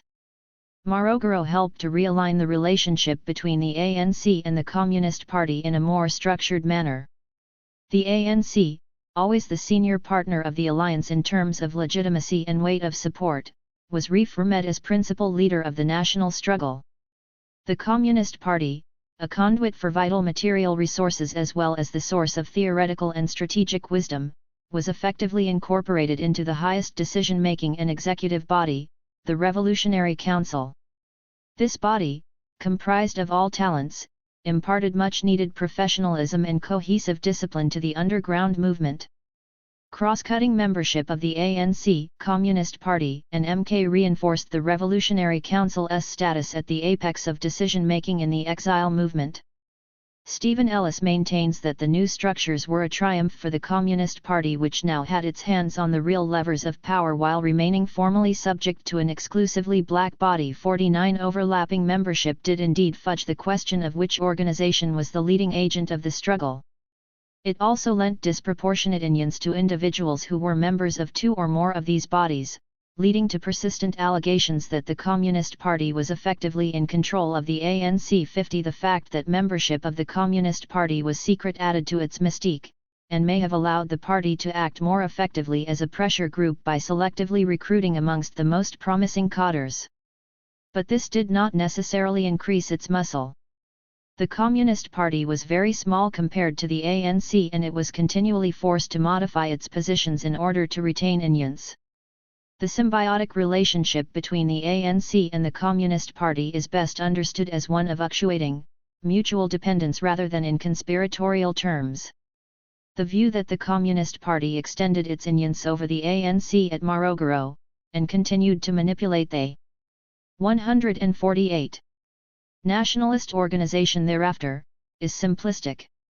For it is equally possible to construct the converse argument, namely, that African nationalists manipulated the party to their own advantage. Mandela himself has suggested this as a possibility. Although slow-moving and bumbling, the ANC was a big beast which proved able at key moments in its long history to adapt to new conditions. The capacity to absorb different ideological tendencies, while retaining a strong sense of unity and a measure of collective self-discipline, certainly rendered the ANC more resilient than the faction-ridden pack. It is erroneous to presume that membership of the Communist Party and the ANC necessarily entailed strict adherence to scientific socialism. The decisive influence of Marxism-Leninism on the ANC was probably stronger and more durable in regard to revolutionary means than ends, that is to say, its impact on the organizational style and culture of the ANC was powerful and persistent, whereas its stated objectives were unrealistic and had always to be squared with the diffuse nationalism that suffused the ANC. Ironically, the revolutionary elite's vanguardism tended to make it suspicious of the very masses it claimed to lead. Communism in South Africa was a composite ideology overlaid by doctrinal differences, organizational ruptures, and deep internal conflicts. Its adherents included hardline Stalinists, socialists, and social democratic fellow travelers. Over time, the ideological position of individuals were apt to change. Crucially, the dedication of individual Communist Party members like Yusuf Dadoo or Joe Slovo exemplified the importance of practical non-racial cooperation, a feature unique in African liberation struggles. Not only did this allow the ANC to benefit from the widest possible source of support, it also permitted it to claim the moral high ground as an organization committed to the liberation of all South African citizens. Communist claims that its revolutionary theory was based on objective scientific analysis remained an article of faith for many, convincing adherents that freedom was inevitable.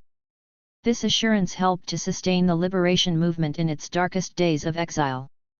At least as important as the Communist Manifesto was the sense of manifest destiny contained in the dialectical teachings of historical materialism. 149. Morogoro proved to be a cathartic moment for the ANC. Yet the view of those, including Oliver Tambo, who thought that Morogoro was a turning point in the fortunes of the ANC, overstates the fact. The reality was that the fortunes of the liberation movement remained at a low ebb and were about to weaken further. One portent of this weakening position was the Lusaka Manifesto signed by 14 African states just prior to the Morogoro Conference. The Lusaka Manifesto called for the full liberation of Southern Africa from apartheid, and proclaimed equal rights and human dignity for all. It also endorsed negotiations with South Africa in preference to armed struggle. This message ran directly against the wishes of the ANC. The manifesto was ratified by the OAU and the UN, and it was greeted by Western governments, most notably the United States, as a positive step. 51 Just after the Morogoro Conference, the Tanzanian government liquidated the ANC camps at short notice. With no other frontline state willing to act as host, MK actors were relocated to the Soviet Union. 52 MK military activities in Lusaka were also constrained after threats of expulsion, and cadres were henceforth removed to a camp outside the capital. The effect was to make the acting capacity of the ANC more dependent than ever on the support of the Soviet Union. Without the USSR's support at this juncture, MK might have disintegrated. Morogoro allowed the exiled ANC to re-ECT and regroup with a sense of common purpose, based on the view that it was the leading force of liberation and not merely an international solidarity organization. But the discernible move to the left, and the enhanced role of non-African communists in the organization after Morogoro, did not put an end to simmering tensions. These boiled over in 1975 when a prominent group of Africanist dissidents led by Tennyson Makiwane referred contemptuously to Morogoro as a multiracial affair. The Gang of Eight was duly expelled from the ANC. 5 years later Makiwane was killed by an MK unit. 53. Political change within South Africa. One reason why Morogoro came to be seen as a watershed in the history of the ANC is that the apartheid state and the politics of the region were beginning to change in important ways. John Vorster, who succeeded 150. Verwoerd as Prime Minister in 1966, initially insisted that he would maintain his predecessor's policies, pledging in his acceptance speech to walk further along the road set by Hendrik Verwoerd. Vorster was rather more exigeable than his predecessor. Although fully determined to maintain the essence of political apartheid Afrikaner-led white domination with tribal homelands for blacks, he was aware of the need to make adjustments, particularly in respect of urban black labor. At his RST cabinet meeting Vorster clearly signaled a different approach. Verwoerd was an intellectual giant. He thought for each of us. I am not capable of being a second Verwoerd. 54. Many nationalists were relieved and Verwoerd's overwhelming presence soon receded. As well as being less dogmatic than Verwoerd, Vorster proved more willing to delegate authority to his ministerial colleagues. His threatening demeanor was duly modified by a more avuncular persona. Jean Sinclair, president of the Black Sash, observed that Vorster managed to alter his personal image from strong-armed minister of justice to a benevolent, approachable, golf-loving, fatherly prime minister who is the essence of reasonableness and goodwill. 55. Vorster appreciated that international condemnation of apartheid was growing and would have to be assuaged. He showed some preparedness to make minor concessions in respect of klein or petty apartheid, namely, segregated public facilities. Symbolic gestures aimed at relaxing apartheid strictures included desegregation of some municipal libraries and park benches, admission of black guests to certain luxury hotels, and high-pro-le integrated sporting events. One example was the boxing match staged in Johannesburg between Pierre Fourie and the visiting African-American light heavyweight Bob Foster in 1973. Sports policy became a key test for the reformist Verlichts in their factional battle with obdurate Verwoerdian Verkramptes. In 1967 Vorster announced that the government would no longer interfere in the composition of visiting international sports teams. But the following year Vorster reversed this decision, personally intervening to prevent the English Test cricket team from picking Basil de Oliveira, a 151 coloured batsman bowler born in Cape Town, to play for his adopted country in the land of his birth. The tour was cancelled. The de Oliveira affair catalyzed anti-apartheid opposition. It prompted the ruin of the 1969-70 Springbok Rugby Tour of Britain, which was overwhelmed by pitch invasions and anti-apartheid protests. There were further twists and contortions as Vorster's government attempted to reconcile apartheid policy with South African whites' desperate wish to play international rugby, the sport that exemplified white national pride and masculine prowess. The 1970 touring New Zealand team included a Maori player, Super Sid Going, and Samoan-born Brian Williams. They were given honorary white status while in the country. So, too, was the dashing Roger Bougarel, a black member of the visiting 1971 French rugby team, whose presence was greeted with bemused fascination by South African newspapers. Concessions to visiting black sports stars were only ever intended to assuage external criticisms. There was no preparedness whatsoever to allow genuinely mixed sport within South Africa. Verwoerd had been unwilling to engage with any African leaders. By contrast, Vorster inaugurated a cautious outward policy with a number of African countries based on the principles of realpolitik. Since all neighboring states were heavily dependent on the South African economy and its transport infrastructure, he was able to engage from a position of strength. In an address to the South Africa Club in London, journalist Pete Silly extolled the thrilling and limitless adventure in African cooperation that Vorster was embarking upon, comparing his African policy to that of Rhodes. South Africa can pack a lot of economic, technological, and cultural power behind a good neighbor policy. 56 In 1966-7 Forster met with the Prime Ministers of Lesotho, Botswana, and Malawi. Diplomatic relations were established with the Malawian government in 1968, which responded by sending a charge d'affaires to Cape Town. This move caused consternation among right-wing nationalist politicians who feared it was the thin edge of the wedge. To an extent it was. In 1972 Malawian President Banda visited South Africa, arousing further controversy within the ruling party. Time magazine took a different tack and commented on surprising cracks in 152. The apartheid facade within government diplomatic circles. Pretoria's hostesses now consider it a social must to have at least one black man at a party.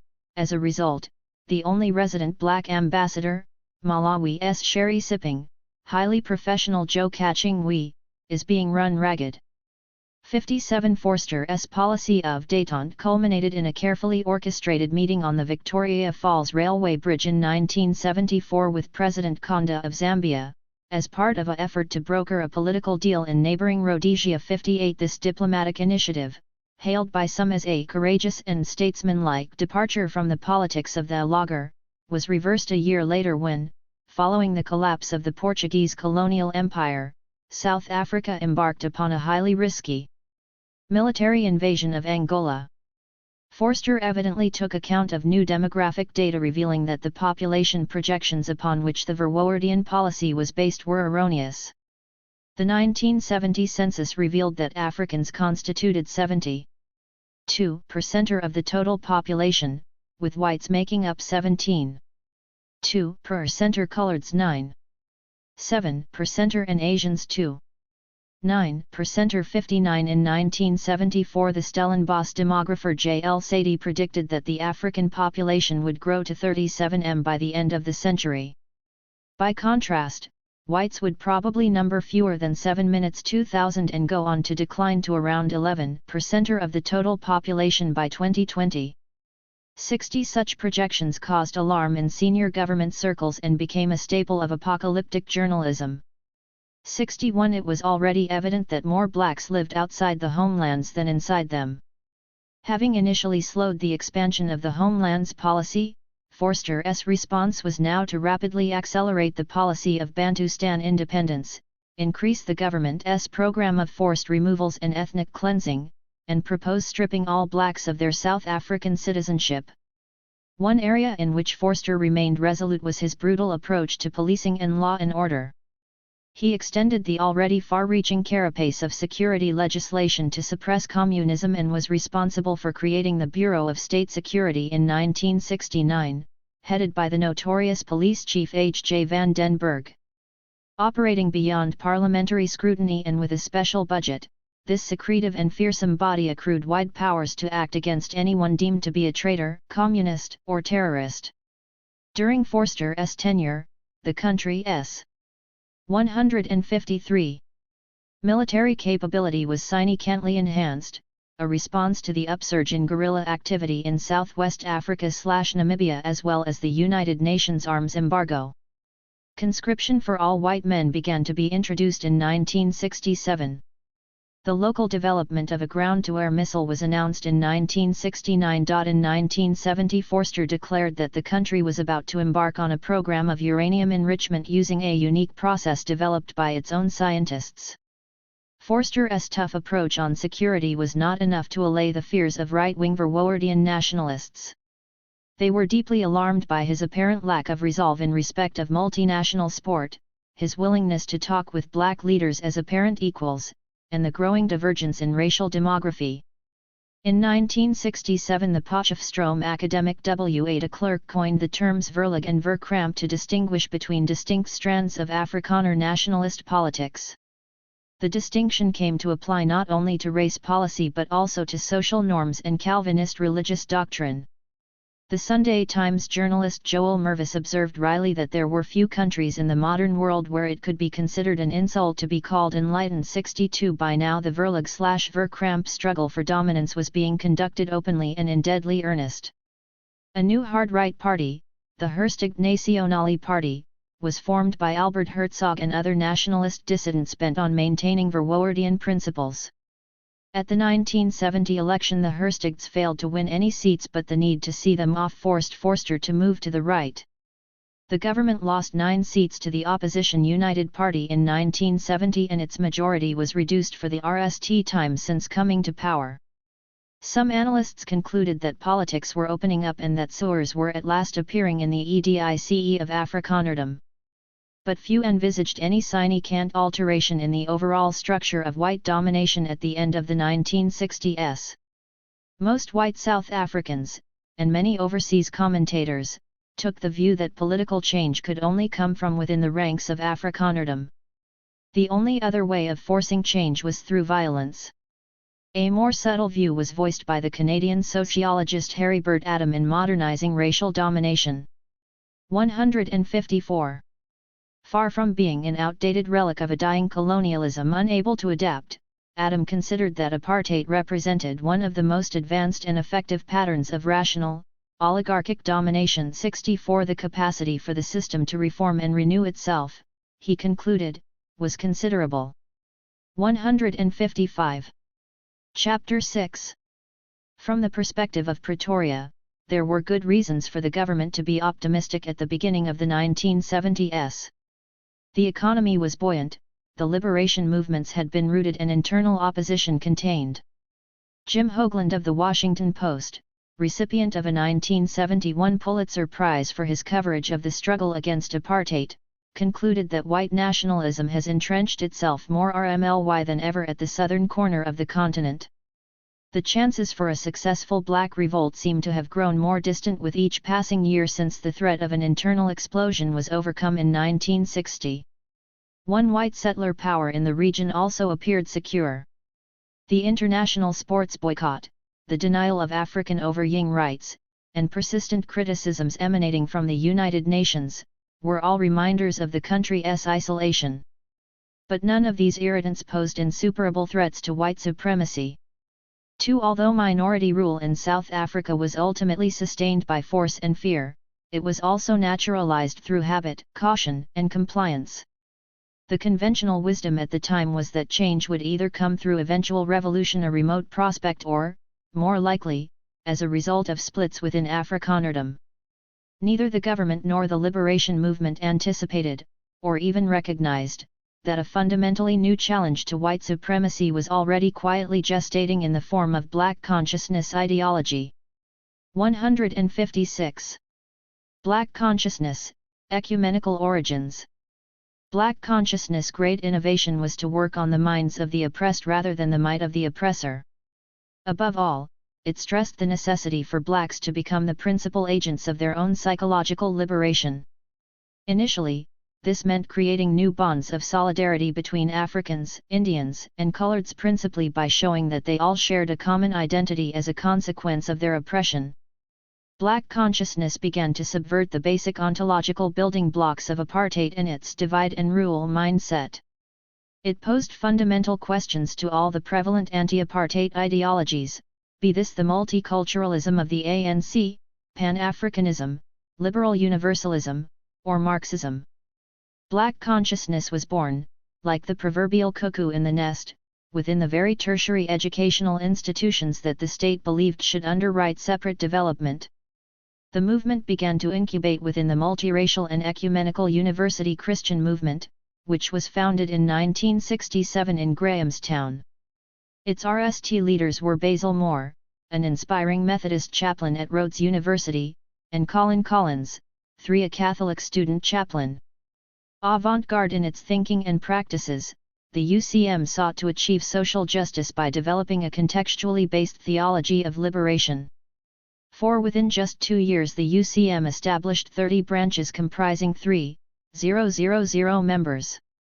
As the organization gravitated towards its growing black constituency, prompting many of its white student adherents to withdraw, black theology became an important influence. 5. The UCM's faith-based prophetic radicalism was a formative influence on the South African students' organization that became the driving political force behind black consciousness.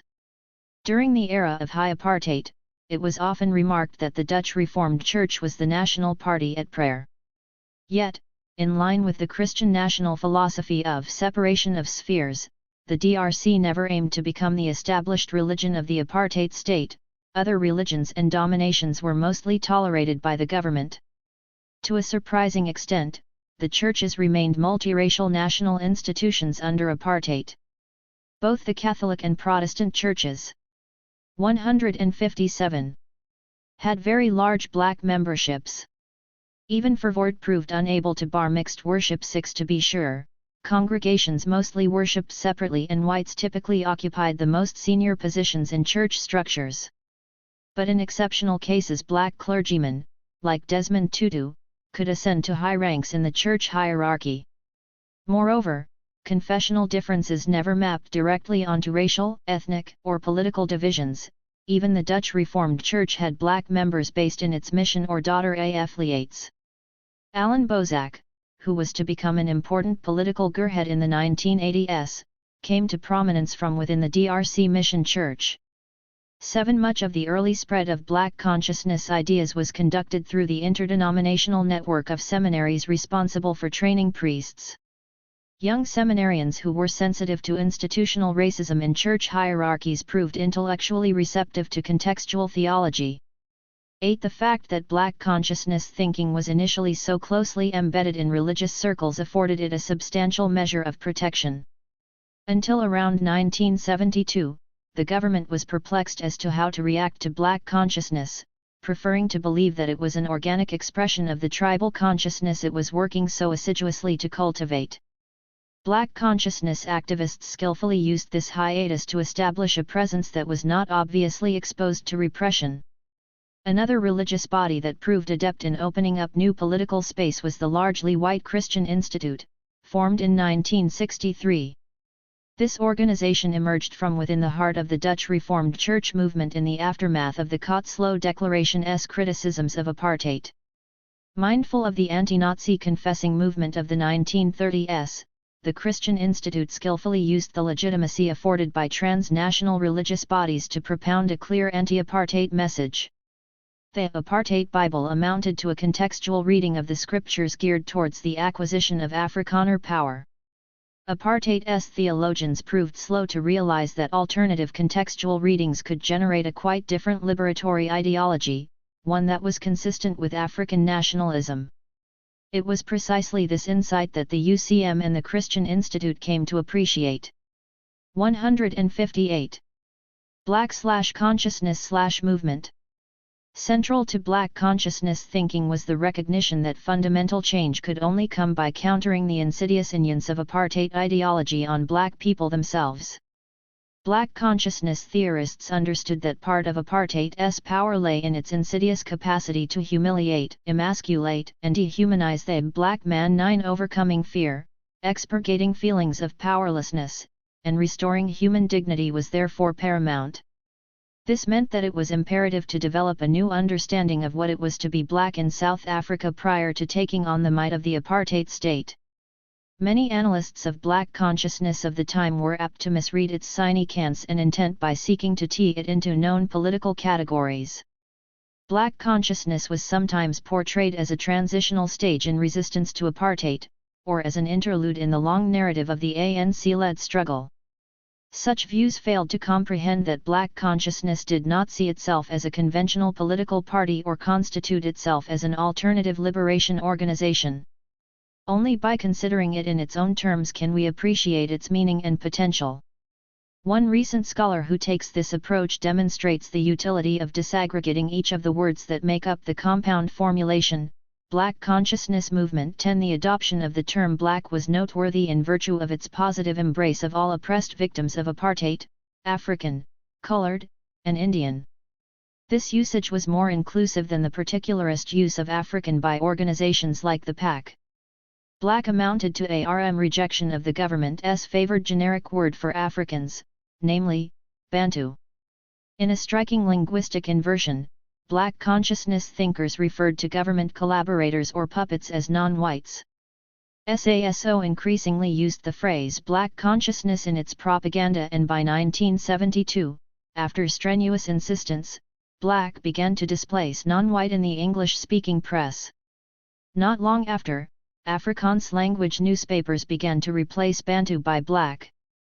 This marked a significant milestone in SASO's discursive battle to reshape popular perceptions. 159.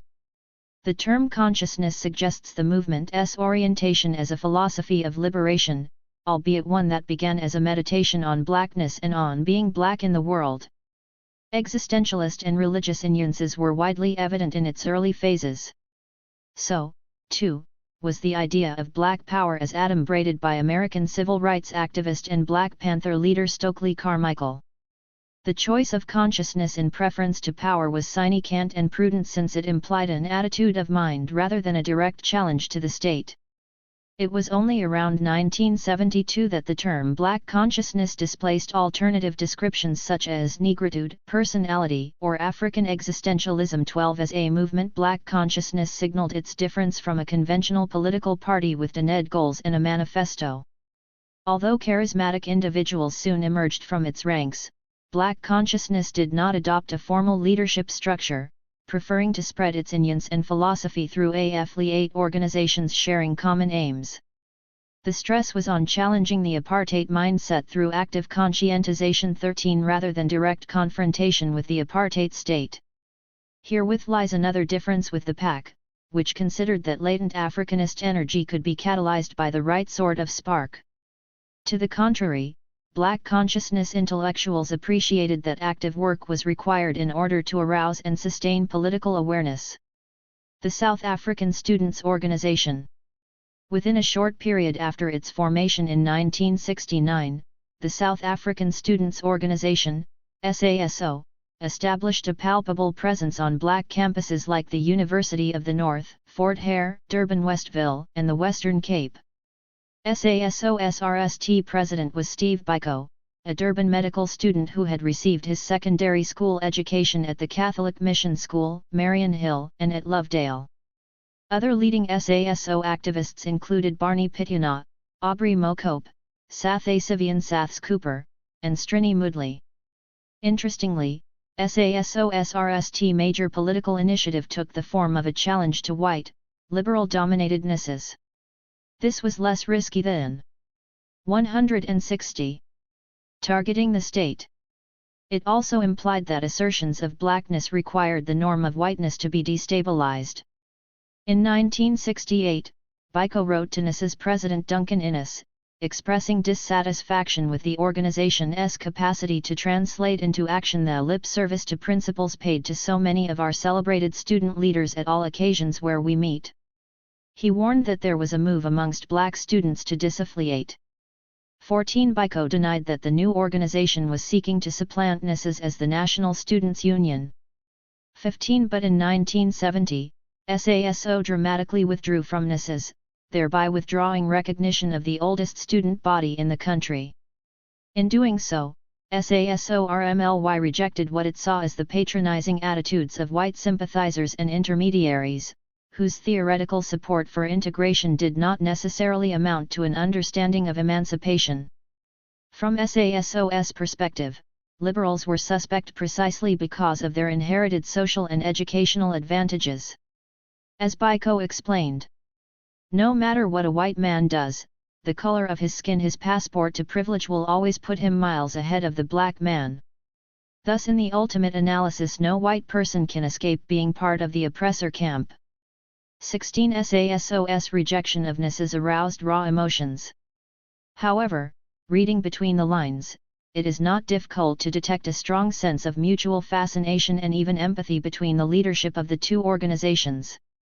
NSA's leaders appreciated the import of Biko's reasoning and were conciliated by his reasonableness, even if the majority of the NSA's student body was profoundly disturbed by Black consciousness repudiation of a colorblind approach to politics. 17. The shock was even more palpable within the liberal establishment and the Progressive Party, which was accused of political irrelevance if not actual complicity in apartheid repression. Deeply affronted veteran liberal leaders, Alan Paton amongst them, countered with charges of reverse racism. Predictably, reactionaries delighted in such liberal discomfort. Some Afrikaner nationalist opinion makers ventured that SASO's emergence was the harbinger of a new Bantu spirit compatible with the government's theory of separate development. 18. Both traditional liberal and reactionary views misconceived the message of black consciousness and thoroughly underestimated its potential to unleash new radical energies. 161. A composite philosophy. Black consciousness ideology was an eclectic mixture of theological, philosophical, and New Left political ideas. While predominantly an indigenous creation, it drew widely on what we would now refer to as post-colonial theory. The teachings of Fanon and Cabral, as well as the pedagogy of Paulo Freire and theology of Dietrich Bonhoeffer, popularized by John Robinson's Honest to God, were in broad circulation. African-American theologian James Cone, who made a major contribution to Black Power ideology, was widely read. Also influential were the language, style, and gestures of Black Power in America, including raised STS and Afro haircuts. Black consciousness marked a departure from Pan-Africanism by virtue of its expanded definition of blackness, though Africanist strands of thought ranging from Francophone negritude to John Biddy's study of African religion were eagerly absorbed. Also inspiring were new radical histories of South Africa that foregrounded hitherto neglected millennial movements such as Ethiopian Christianity and the Industrial and Commercial Workers' Union. In some respects, Black consciousness may be seen as a local emanation of the global 1968, alongside the anti-establishment radical hippodom on English-speaking university campuses and, in its questioning of authority and receptiveness to Parisian intellectual currents, the Afrikaner Zestiger movement. Whilst Black consciousness did not adopt the counter-cultural individualism of 1968, it did signal a profound generational reaction against conservatism and compliance with the system. It was undoubtedly the most powerful expression of South Africa's racially segmented 1968.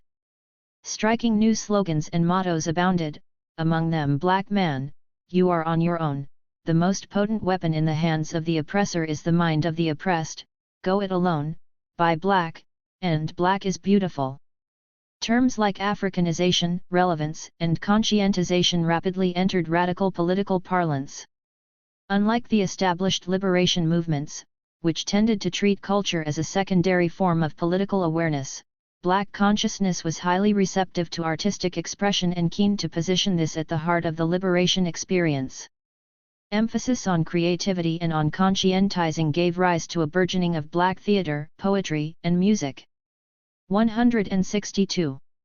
Like religion, cultural politics offered space for forms of popular resistance that were at once coded and powerfully resonant. The publication of Oswald Msali's volume of poetry Sounds of a Cowhide Drum opened the way for major new Black poets such as Sipho Sepimla, James Matthews, Makagwala, and Manganawali Sarot. Publishing initiatives like Raven Press, Skitshare, and the iconic multimedia magazine Staff Writer offered platforms for a vibrant new generation of Black consciousness writers. The editorial policy of these publications was radical, populist, and determinately unconstrained by the elite standards of the Academy. Contributors typically used a pared-down English, mixed with local township idioms, in order to explore notions of blackness and to challenge the conditions of political servitude. To the annoyance of some established intellectuals, this incipient post-colonial critique extended to the dominance of Western literary forms and values. 19. In the world of drama, an effusion of new alternative and community-based experimental theater and cultural groups emerged from the early 1970s. Notable initiatives included the Black-run Theatre Council of Natal and the South African Black Theatre Union. From the mid-1970s, the Federated Union of Black Arts in Johannesburg and the Community Arts Project in Cape Town offered alternative centers for a diversity of cultural activities. Black dramatists gained exposure in racially mixed venues like the Market Theatre in central Johannesburg and the Space in Cape Town. Here the boundaries between township, struggle, or people's drama on the one hand, and protest theatre emanating from more established institutions on the other, were often blurred to great effect. 20. Especially in its early years, Black consciousness ideology was the province of the young intelligentsia. It was always a composite amalgam of ideas rather than a honed philosophical position. Steve Biko's writings reveal a remarkable eclecticism, as well as a capacity to distill the essence of what liberation meant in theory and in daily life. Biko is said to have compiled his own personal reading list by procuring the very texts which were listed as prohibited by the Official Government Gazette. 21. Not surprisingly, there were many internal tensions and sometimes glaring contradictions within Black consciousness thought and practice. 163. Was it possible to attack non-racialism, for example, without incurring the charge of being racialist? Was its communitarian approach implicitly socialist and, if so, what evidence was there that it would indeed appeal amongst the mass of Black workers? Was national liberation coextensive with women's emancipation and, if so, was it possible to reconcile these broader aims with the ingrained sexism and patently masculinist tone of so much Black consciousness rhetoric? As Ian McQueen shows, the rhetoric of reclaiming Black manhood was not inconsistent with growing female assertiveness, both politically and in respect of dress and behavior. Individual women within the Black consciousness movement like Mamphali Ramphele, Vielwe Mashalaba, Daphne Mays Keela, Winnie Kagware, Deborah Matshoba, and Thanjuim Thintso achieved early prominence as leaders in their own right, though not necessarily in pursuit of a feminist agenda. 22. The Black People's Convention. These conundrums were played out as Black consciousness became more overtly political. An important development was the formation, in 1972, of the Black People's Convention, which aimed to serve as a national umbrella organization for sympathetic social, cultural, and political organizations. More than 400 delegates representing 145 groups attended its inaugural conference. The BPC's wish to attract a more mature constituency helps to explain the election of Winnie Kagware, a senior teacher and SASO sympathizer based at the University of the North, as its RST national president. 23. Whether or not she was a gearhead, this set a new precedent. No Black woman had ever before served as leader of a comparable national organization. The Black People's Convention helped to bring together a burgeoning network of grassroots community organizations seeking to give expression to the idea of self-reliance. Here, Julius Nyerere's Ujamaa philosophy in Tanzania was a source of inspiration. A range of health, educational, and literacy projects were undertaken under the auspices of Black community programs. This was established in 1972 under the direction of social worker Benny Koapa, with Steve Biko responsible for youth activities. 24. The intention was to give practical effect to Black consciousness. 164. And to broaden as well as deepen its support base by locating it in rural communities. Significant funding was made available to the BCP from ecumenical Christian organizations like the Christian Institute and foreign churches. BCP also benefited from disbursements from the Anglo-American Chairman's Fund, which evidently approved of the concept of self-reliance and social upliftment. 25. Somewhat belatedly, the state came to the realization that Black consciousness represented a threat rather than a vindication of separate development. On the occasion of the 1972 graduation ceremony at the University of the North, student leader Onkapatsa Abram Tyro publicly condemned the principles of Bantu education. He assailed homeland leaders for being part of the same machine which is crushing us as a nation, and called on fellow graduates to bear greater responsibilities in the liberation of our people. 26. This was an extraordinary brave challenge. Just 2 years earlier, the all-white University Council had appointed Werner Iselen, architect of apartheid education, as THIRD-WORLDISM chancellor. At Iselen's investiture it was stated that THIRD-WORLDISM should play a full role in training manpower to support the homeland system. Tyro's criticisms crossed an important symbolic threshold. His attack was an intolerable affront to the assembled dignitaries, Black as well as white. He refused to issue a humble apology and was duly expelled. Student unrest brought the police onto the THIRD-WORLDISM campus, which resulted in the expulsion of the entire student body. Those seeking readmission had to sign pledges of good behavior. The wave of protest soon spread to other Black campuses, including Durban, Westville, and Western Cape, with calls to boycott these apartheid universities on a nationwide basis. The so-called Alice Declaration of May 1972 passed at a SASO formation school, condemned the oppressive atmosphere at black institutions of higher learning and thereby helped to promote a sense of super-black unity within hitherto divided and isolated Bush universities. Up to this point, campus protests had been relatively easily dealt with through hardline action on the part of the university authorities, often in combination with the police. Conditions were very different at the white liberal universities where the principle of university autonomy offered some protection. In June 1972, a group of University of Cape Town students mounted a protest. 165. In support of academic freedom, prompted in part by the repressive conditions on black campuses. They gathered on the steps of St. George's Cathedral near Parliament where they sang the American civil rights anthem "We Shall Overcome." Police baton charged the protesters and pursued them into the sanctuary of the cathedral. Similar scenes were played out in Johannesburg. Here, with students marching to St. Mary's Cathedral were tear-gassed by police. Many were charged with contravening the Riotous Assemblies Act. Whereas the violent assault on civic freedoms in the urban centers of Cape Town and Johannesburg occasioned a great deal of press comment, the protests on remote black campuses were barely reported. Black students still did not occupy a central role in South Africa's political eld. 27 Paris and Berkeley, 1968, loomed larger in liberal and radical consciousness than THIRD did in 1972. In Parliament, the Minister of Police implied that NSS was somehow responsible for the unrest on black campuses. The impudence of long-haired white youth and women with dirty long dresses attracted far more public attention than the protest and disruption on black university campuses. 28. Crackdown. Reverting to his reputation as a strongman, Prime Minister Forster strongly defended the police actions and declared that he would take vigorous action to curtail errant white students. He had NSS RMLY in his sights when he appointed the Schlebus Commission in 1972 to investigate certain organizations, including the University Christian Movement, the Christian Institute, and the Determinately Moderate Institute of Race Relations. As a result of its preliminary endings, 8 NSS leaders received banning orders in February 1973 under the terms of the Suppression of Communism Act, among them Neville Curtis and Paul Pretorius. A few days later, 8 SASO and BPC leaders, including Biko, Barney Pityana, and Saths Cooper, were banned. Yet, beyond the government's assumption that sinister, outside communistic forces were widely at work, there was still little to connect the parallel worlds of white and black student activism. 166.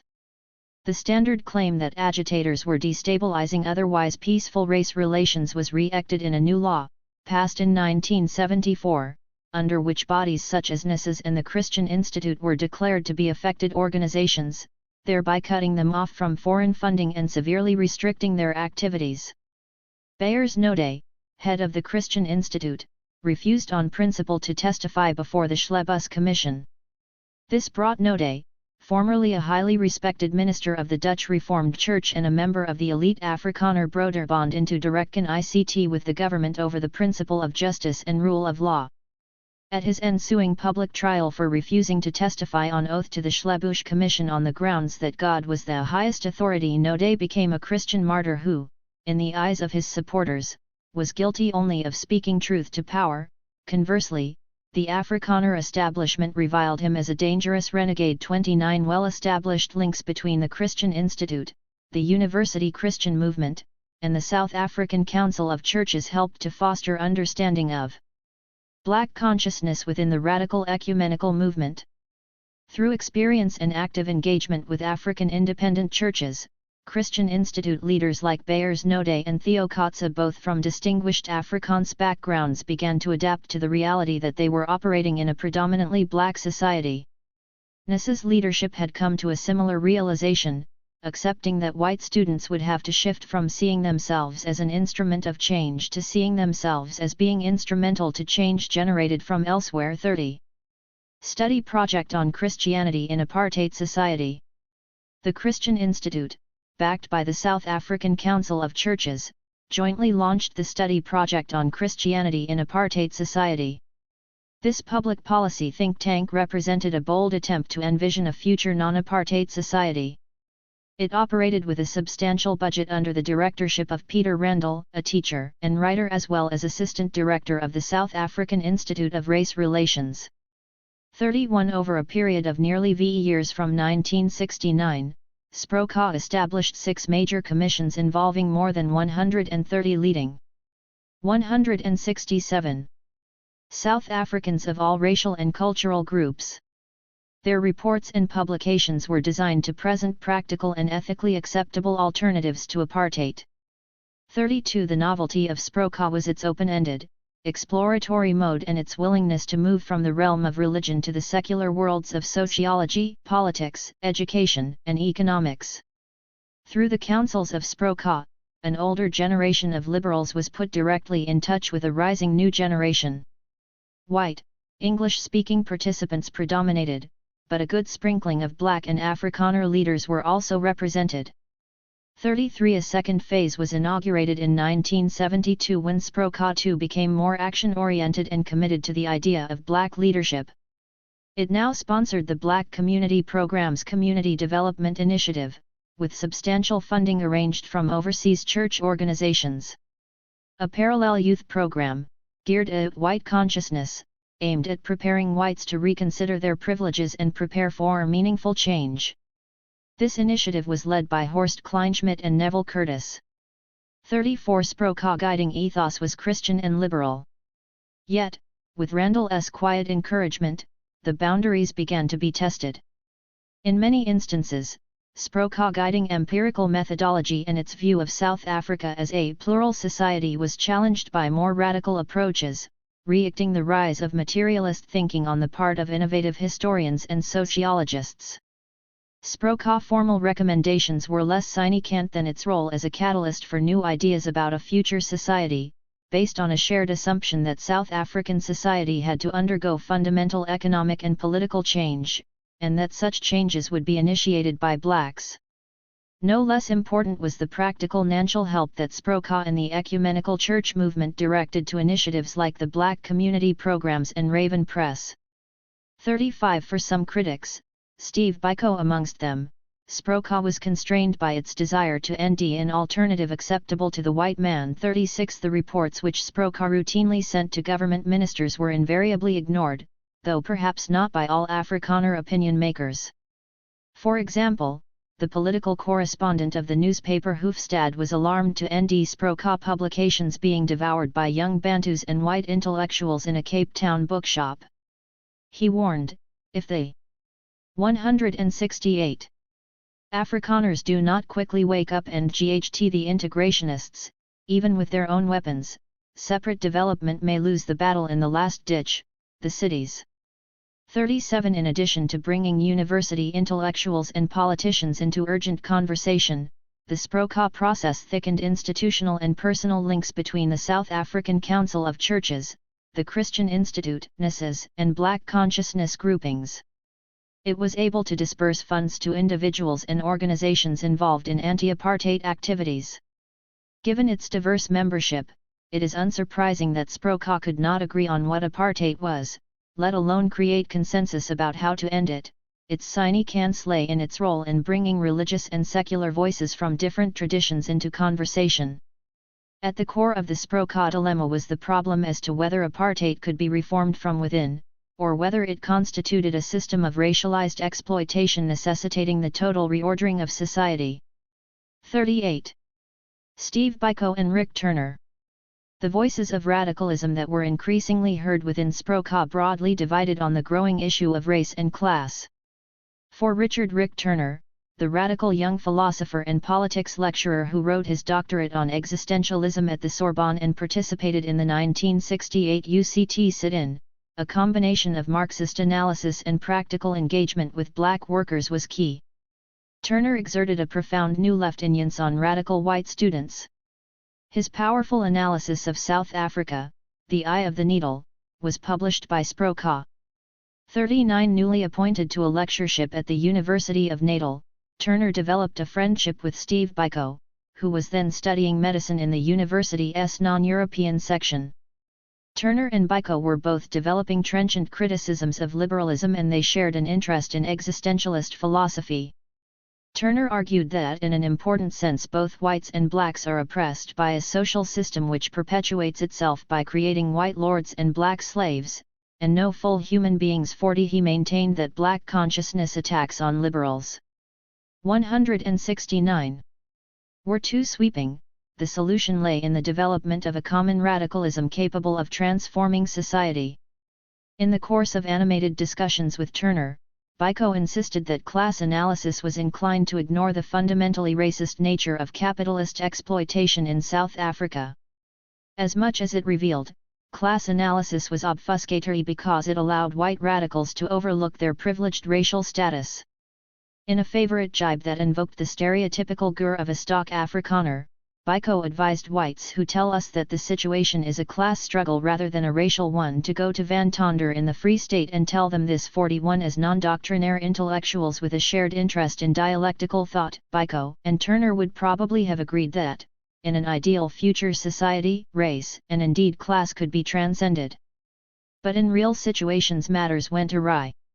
42 In time, the dialectical political analysis shared by Turner and Biko might have converged in the true humanity of a raceless and classless society envisioned by Biko. 43 But this remains a matter for speculation because both were killed for opposing apartheid, Biko, in police custody in 1977, and Turner at the hands of secret assassins the following January. New mobilizing strategies. In the short term, the trajectories laid out by Turner and Biko diverged markedly even though dialogue between these two leading protagonists continued. SASO's attacks on NSAS persuaded radical white students to explore new forms of activism. Instead of attempting to conscientize whites, as Steve Biko had urged, NSAS students like David Hemsen and Halton Cheadle followed Turner's lead and began to establish wages commissions on NSAS campuses. The RST was formed at the University of Natal in 1971. The object of the wages commissions was to produce statistical evidence about the employment conditions, wage rates, and living conditions of black laborers. Where possible, statutory bodies were used to press for improvements. Dedicated advice. 170 centers were formed, and these helped to regenerate or transform trade union structures in the Durban, Johannesburg, and Cape Town regions. By contrast, the Black consciousness movement sought to broaden its pro-LE in order to inaugurate a new, more politically active, phase of opposition. This, more confrontational, phase was entered into despite the crackdown on SASO and the Black People's Convention.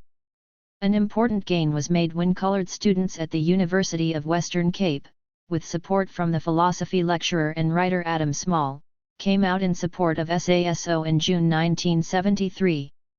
A mass meeting in Athlone cheered Durban academic Fatima Mir's call for power to our brothers way beyond Table Mountain. 44 Her invocation of super-black unity signaled a new direction in Cape Town radical colored political activism, which was still immersed in the purist politics of boycottism. A further BCM strategy was to reconnect with the liberation movements in neighboring countries. A number of key SASO leaders, Harry Ranwedson and Gwikolo and Bokwe Mafuna amongst them, succeeded in making exploratory contact with the ANC in Botswana. The perilous danger in pursuing this route rapidly became clear when Abram Tyro was killed by a parcel bomb near Gaborone in February 1974. Commemorative services for Tyro treated him as a martyr. Black consciousness leaders called for his death to be redeemed by the blood of 30 million blacks. 45. Durban, 1973-4. The pursuit of divergent strategies by white and black student radicals was clearly evident in the difference in approaches signaled by Biko and Turner. In January 1973, 2,000 workers at a Durban brick factory came out on strike. The workers marched to a football stadium behind a red AG chanting Filamunti Uluze Dikaiza 46. Over the course of the next 2 months, around 160 strikes took place in the Durban area, involving municipal workers, the textile industry, 171 engineering works, and many small factories. In the majority of cases, the workers were successful in improving their weekly wages by a remarkable 10–20%. The Durban strikes were spontaneous and almost entirely unanticipated, though there had been earlier intimations of labour unrest amongst stevedores in Cape Town and Durban. In Namibia, Ovambo migrant workers mounted a successful strike in December 1971. The immediate cause of the 1973 strikes cannot be attributed directly to any single political cause or organization. While some commentators immediately laid the blame on agitators, the predominant view amongst newspaper commentators was that economic need rather than political objectives provided the cause. It is almost impossible to separate political from economic motivations. There is a strong likelihood that the emphasis laid by strikers on the right to be paid a living wage was conditioned by student involvement and the activities of the University of Natal Wages Commission. 47 Industrial action also spread to East London and the Johannesburg region. In the course of 1973, as many as 100,000 South African workers participated in strike action. This was the largest instance of sustained worker militancy since the 1946 mine workers' strike. The consequences proved momentous. The fact that it was illegal for Africans to withhold their labor necessitated innovative organizational tactics. New trade union structures began to emerge on a national basis with a particular emphasis on workplace rights. It was out of this nascent movement that the Federation of South African Trade Unions was created in 1980. In September 1974, SASO and the BPC raised the political temperature by mounting a public rally in Durban to mark the Frelimo Liberation Movement's victory over Portuguese rule in Mozambique. This decision, coming in the wake of the recent bannings of black consciousness leaders, marked a new willingness amongst younger leaders to confront the state. In identifying with the demise of settler colonialism in Mozambique and invoking the prospect of violence in publicity years, SASO activists like Muntu Misa were deliberately heightening expectations and testing legal as well as political limits. They persisted, notwithstanding the fear of government. 172. Reprisals and threats that thousands of whites in Durban were mobilizing to stop them. Amidst rising tension and revolutionary rhetoric, a crowd numbering around 1,500 assembled near Curry's Fountain in central Durban. The rally went ahead but was forcibly dispersed by police. Earlier, students at the University of the North clashed with police on campus. Although violence was limited, these gatherings revealed a clear escalation in political con-ICT. Black consciousness activists were no longer willing to avoid confrontation. The government was determined to repress the movement once and for all. 48. The SASO-BPC trial. In the course of a major criminal trial during 1975-6, SASO and the BPC were accused of conspiring to bring about revolutionary change through violent means. The case was thin, but the raw cations were broad. As an observer noted, the whole concept of black consciousness is on trial. 49. Just as the treason and Rivonia trials had helped to deny the ANC's objectives a decade earlier, so the defendants in the long-running SASO-9 trial used the theater afforded by the courtroom to expound their beliefs. However, whereas the ANC trialists of the 1950s and 1960s obeyed courtroom protocol, the black consciousness defenders and supporters punctuated proceedings with deant shouts of "Power Mandla." All were found guilty under the Terrorism Act and imprisoned on Robben Island. 50 Biko's case was conducted in a different register. The exchanges between him and Judge Boshoff proceeded in a spirit of wide-ranging debate and inquiry, remarkable given the seriousness of the charges. Skillful questioning by Biko's counsel, David Saget, provided Biko with a political platform. He used this to elaborate at length on black consciousness aims in a manner that was at once uncompromising and yet reasonable. In a much-quoted exchange, Boshoff asked the defendant, "But now why do you refer to you people as blacks? I mean, you people are more brown than black." To which Biko responded, "In the same way as I think white people are more pink and yellow and 173 pale than white." This lampooning rebuff was revealing in two respects. It explained the slogan "Black is beautiful" while ridiculing the question and the questioner. 51 Biko thereby achieved a deft moral victory that resonated through the townships of South Africa. Just a month after giving this testimony, the Soweto uprising broke out. A changing external environment. The early 1970s were a crucial transition moment between apartheid's Verwoerdian high point and the re-emergence of concerted domestic opposition. A new politics of radicalism, cautious at RST but increasingly insistent, was evident amongst black as well as white students, and amongst black workers too. The geopolitics of the Southern African region were also becoming more UID. Prime Minister Vorster's exercise in détente with biddable neighboring African states held out the promise of his playing a constructive role in resolving the problems of Rhodesia and Southwest Africa/Namibia, while helping to hold communism at bay. In October 1974, Vorster addressed the world and tantalizingly asked critics to give us 6 months without specifying quite what he meant. His vague promise proceeded from the condensed assumption that South Africa's military and economic strength would allow it to dictate terms in the region. While the demonstrable successes of Vorster's outward policy were distinctly limited, the initiative played well with the United States government, which viewed close relations with the South Africa government as vital to its own economic and security interests. In 1969, the Nixon administration inaugurated a tilt towards Southern Africa. Operating from the assumption that whites are here to stay, the Nixon administration adopted dialogue as a strategy and continued to moderate criticism of South Africa at the United Nations. The U.S. government was mindful of the fact that more than 300 American companies were active in South Africa. Together, this amounted to highly pro-table investments of well over $1 BN in 1970 prices, several times greater than had been the case in 1960. Carefully calibrated realpolitik coexisted with 174. Insensitivity to, or incomprehension of, African nationalist aspirations. One revealing instance was the decision by U.S. Ambassador John Gavin Hurd to accept an invitation to hunt guinea fowl with Cabinet Minister Ben Shoman on Robben Island. Political prisoners were said to have been drafted in as beaters. 52 U.S. Kondenke about the future of white minority regimes in Africa was badly misplaced. In 1974, a military coup swept the Caetano government from power in Portugal, thereby ending nearly 50 years of dictatorial government. The leader of the takeover, Antonio Spinola, insisted that it was no longer viable to repress the nationalist resistance movement in Africa. Overnight, the vast Portuguese colonies of Angola and Mozambique, so vital to South Africa's cordon sanitaire, were in the hands of black nationalists, many of whom were espousing support for Marxism.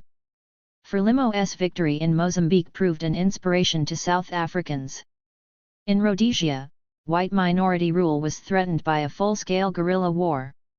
And in Southwest Africa/Namibia, unlawfully treated by South Africa as a FTH province, the SWAPO liberation movement was involved in a low-intensity war with the South African military. The outbreak of civil war in Angola in 1975 highlighted the instability of the region and drew in the United States, the Soviet Union, and Cuba, as well as South Africa. New instability in Southern Africa made it clear that white minority rule in Southern Africa was anything but permanent. The rapid departure of the Portuguese in Angola led to civil war, and the vast region soon became an intensely hot ashpoint in the misleadingly named Cold War.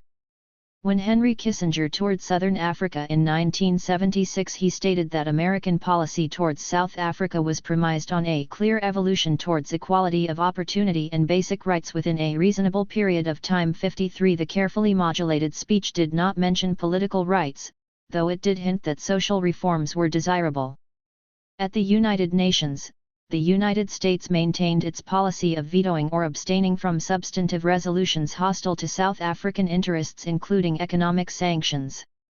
In August 1975, Vorster dispatched a secret military force into Angola as part of an effort to tip the balance in the civil war and prevent the Marxist MPLA, one of 3 liberation movements seeking to LOL the 175.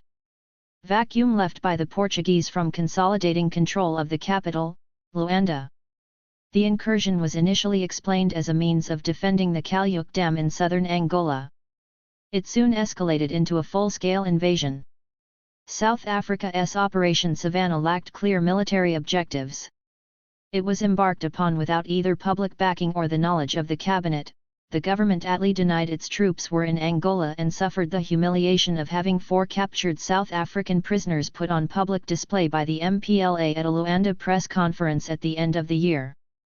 The little mistake, as the intervention was referred to with sarcastic understatement by a leading Afrikaans journalist, 54 was premised on a belief that the United States would provide support for the South African troops so as to forestall the Cuban-backed MPLA, the assumption being that the U.S. government would repay the debt by ensuring continued American diplomatic and military support. South Africa's Secret Service, BOSS, encouraged this view. The CIA played a key covert role, with the strong backing of Henry Kissinger who, bruised by recent failures in Vietnam, was determined to resist any expansion of Soviet Union's 55, but American military backing was not forthcoming and new legislation in Senate put a stop to covert assistance. By the end of 1975 the South African military advance came to a halt some 200 kilometers from Luanda, after which it beat a hasty retreat. Although not actually defeated on the battlefield, White South Africa's belief in the invincibility of its defense force was significantly shaken, stirring faith within the liberation movements about freedom in Namibia and South Africa. Far from ending communist unions in the region, the Angolan Civil War drew thousands of Cuban combat troops into the region. Substantial military support was provided by the Soviet Union. The conflagration, one of the largest and most protracted of the Hot Cold War, dragged on for over a decade, during which South African forces, operating from Namibia, repeatedly invaded the country, culminating in a major set-piece military stalemate at Quitoque-Naval in 1987-8. Here, thousands of high-caliber Cuban reinforcements proved decisive in repelling the South African military's attacks. Russian weaponry, including MiGs and helicopters, challenged South Africa's 176. Previously uncontested superiority in the air, undermining its army's capability on the ground. For South Africa this largely secret war was an expensive and strategically unnecessary imbroglio that drained the country, economically and politically. Having begun as an attempt to defeat SWAPO guerrillas in the northern parts of Namibia, South Africa's growing regional involvement became increasingly intractable. Crucially, it encouraged an escalating role for the military in domestic politics as well. South Africa's annual budget for defense increased by 36% in 1975 and continued to rise broadly in line with real GDP until 1989, absorbing a hefty 15–20% of total government expenditure. 56. This expense, albeit scarcely sustainable, was incurred in the context of a steadily deteriorating economic and domestic political environment. A failing economy. The performance of the South African economy broadly falls into two halves during the apartheid period: rapid growth from 1948 to 1973, followed by stagnation or decline through the 1980s and until 1994. In the NAL decade of National Party rule, real GDP per capita declined by 15%. Industrial expansion was especially impressive from the 1950s, overhauling mining and agriculture to reach nearly 30% of GDP by the mid-1960s.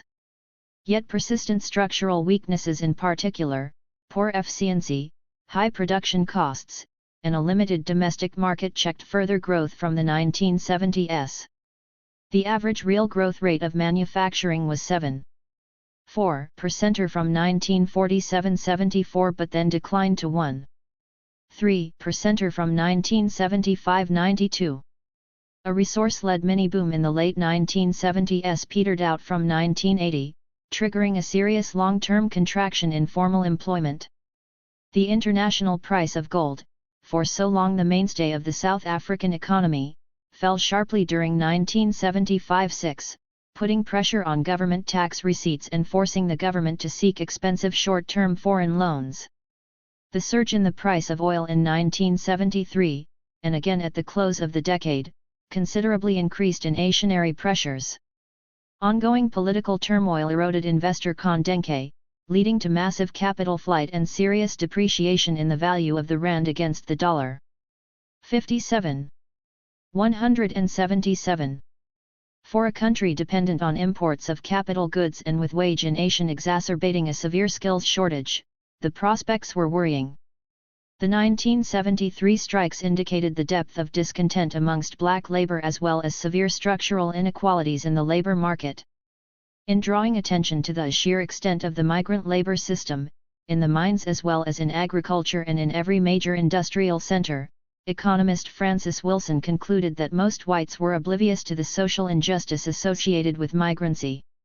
Those responsible for the system's administration doubted that it could continue without modification. Wilson was overwhelmed by the sense of hurt rage of black South Africans at what is being done to them. 58 He also found that the real wages of black mine workers had probably fallen in the period 1889-1970, while those of white workers had improved by around 2/3. 59 The relative fall in black wages was in a large measure attributable to long-standing collusion between capitalists and the state, an overlapping matrix of controls involving the pass laws, strictly regulated mine compounds, and restrictions on trade unionism, worked together to depress the costs of migrant labor. From 1970, the labor market began to undergo rapid change. By 1984, real wages paid to black mine workers more than quadrupled, whereas white mine workers' wages remained more or less constant. Over this period, the wage ratio of whites to blacks in mining declined from 20:1 to 5:4:1. In the manufacturing sector, blacks' average real wages increased by nearly 40% between 1970 and 1976. White workers in manufacturing industry continued to earn far more than blacks, though the multiple narrowed to 4:8 in 1975 and decreased further over the next decade. 60 Nevertheless, the huge disparities in wealth and in wages paid to whites and blacks remained.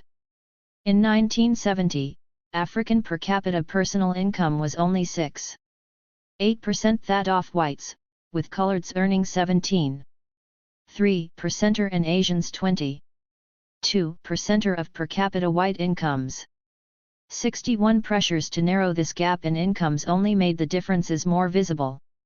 This inequality in wealth attracted the attention of anti-apartheid activists in Britain and the United States, who began to target the exploitative practices of foreign corporations in paying starvation wages. 62 Startling revelations were made by British-based journalists and activists in the South African connection about overseas investment in apartheid. Britain, it was claimed, was responsible for 178.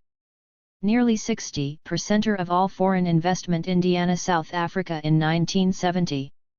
Average annual returns on this investment at 10–12% were spectacular, exceeded only by Malaysia. Rates of return on American investments were even higher at 18.6%. These enormous protests, the authors asserted, were generated at the expense of impoverished black laborers. 63 Even Milton Friedman, apostle of free market economics and advisor of right-wing governments, was disquieted by the great discrepancy between the average income of the whites and the blacks in South Africa. On a visit to Johannesburg in March 1976, he warned that the gap, whether just or not, was at the root of your fundamental political difficulties with the rest of the world. 64 External pressures were important in drawing attention to the dismal wages of black workers.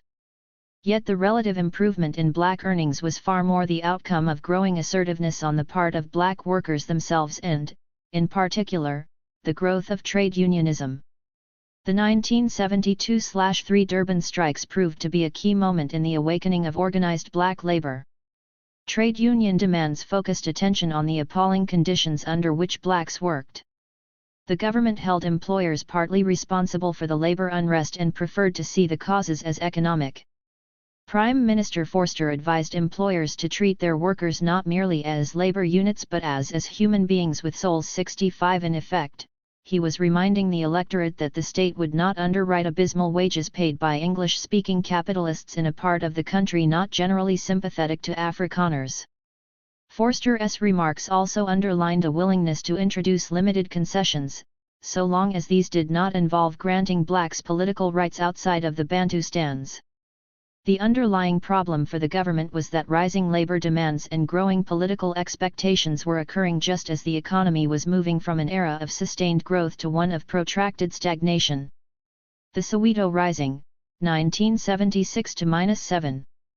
In 1976, Forster appointed Andries Treurnicht, conservative theologian and standard-bearer of the Verwoordian Verkramptes, to the post of 179.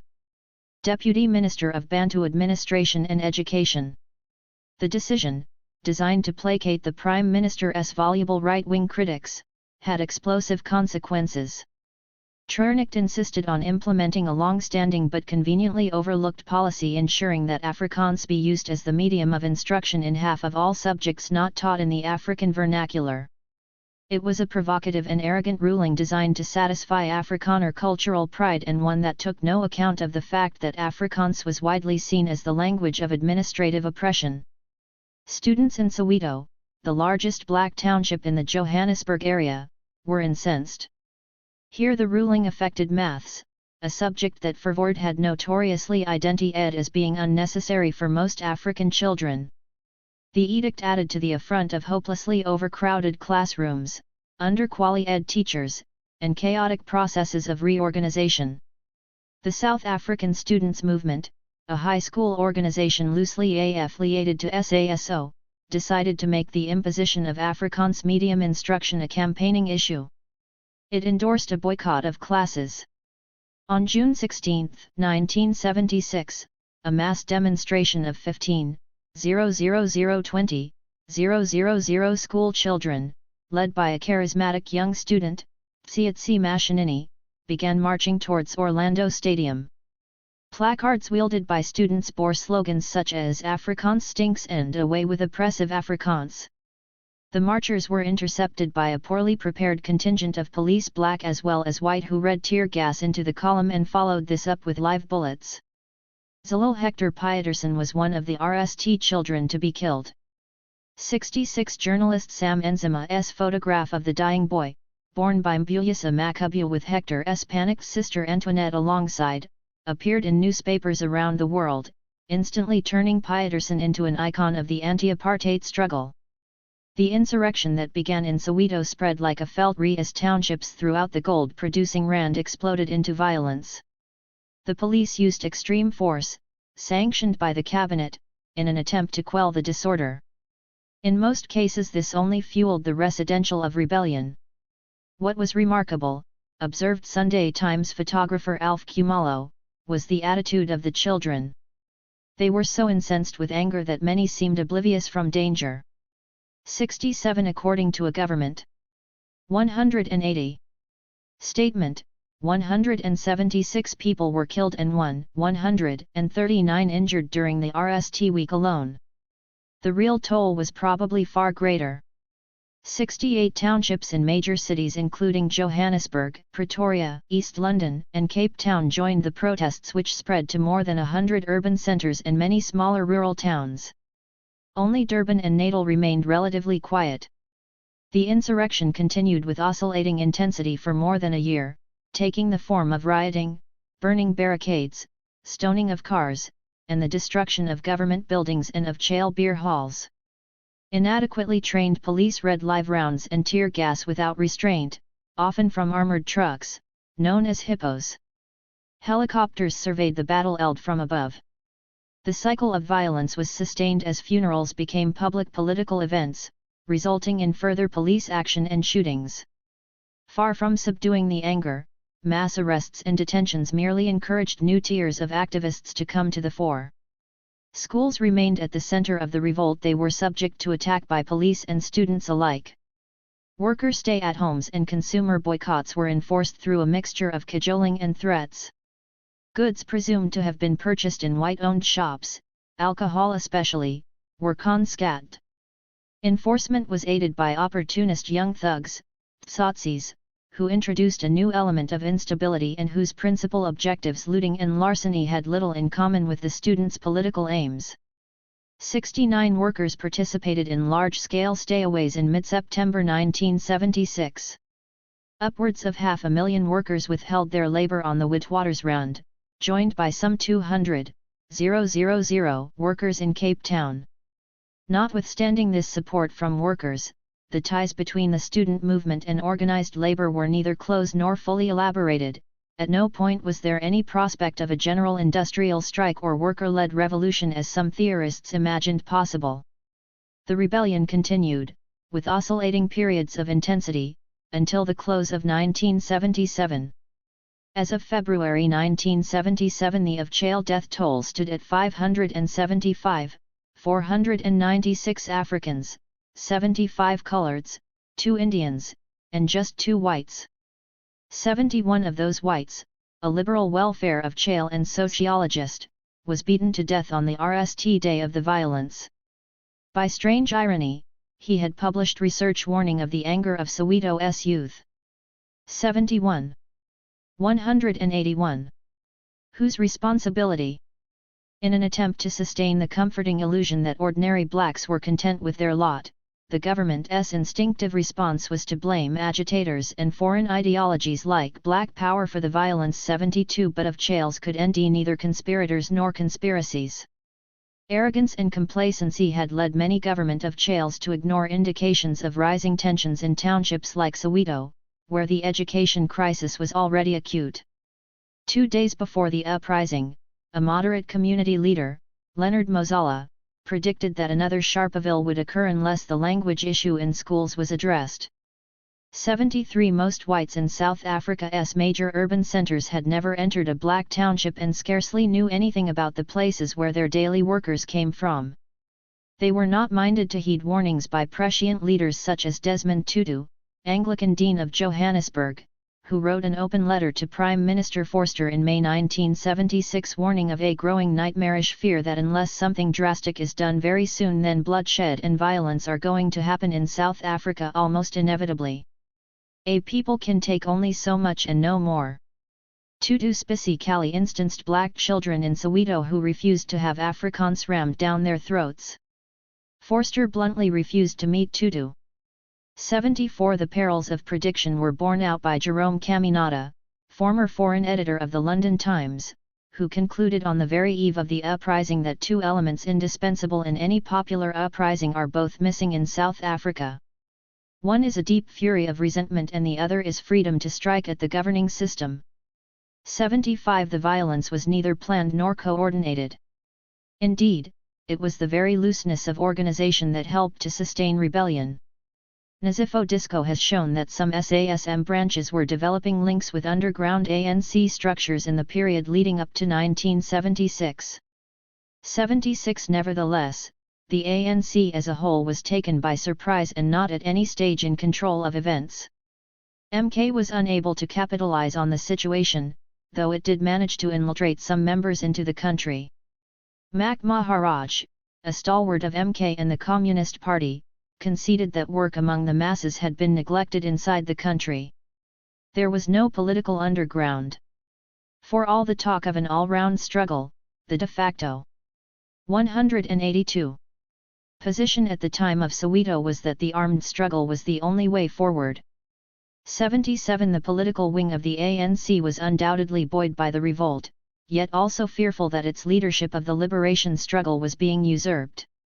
Only towards mid-1977 was the ANC's London-based house journal, Sichaba, ready to incorporate the insurrection into its own narrative of resistance, carefully reiterating the organization's role at the vanguard of the liberation movement.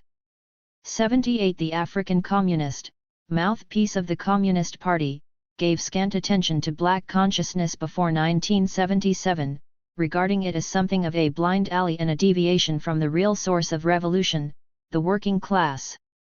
It was only gradually and grudgingly that the African Communist came to accept that black consciousness organizations must be regarded as important tributaries to the great river of the liberation movement headed by the ANC. 79 As late as 1979, Thabo Mbeki reportedly bemoaned the arrogance of black consciousness for thinking that the issue of liberation starts with their time. 80 In interviews well after the 1976 rebellion, some student leaders acknowledged clandestine links to the ANC.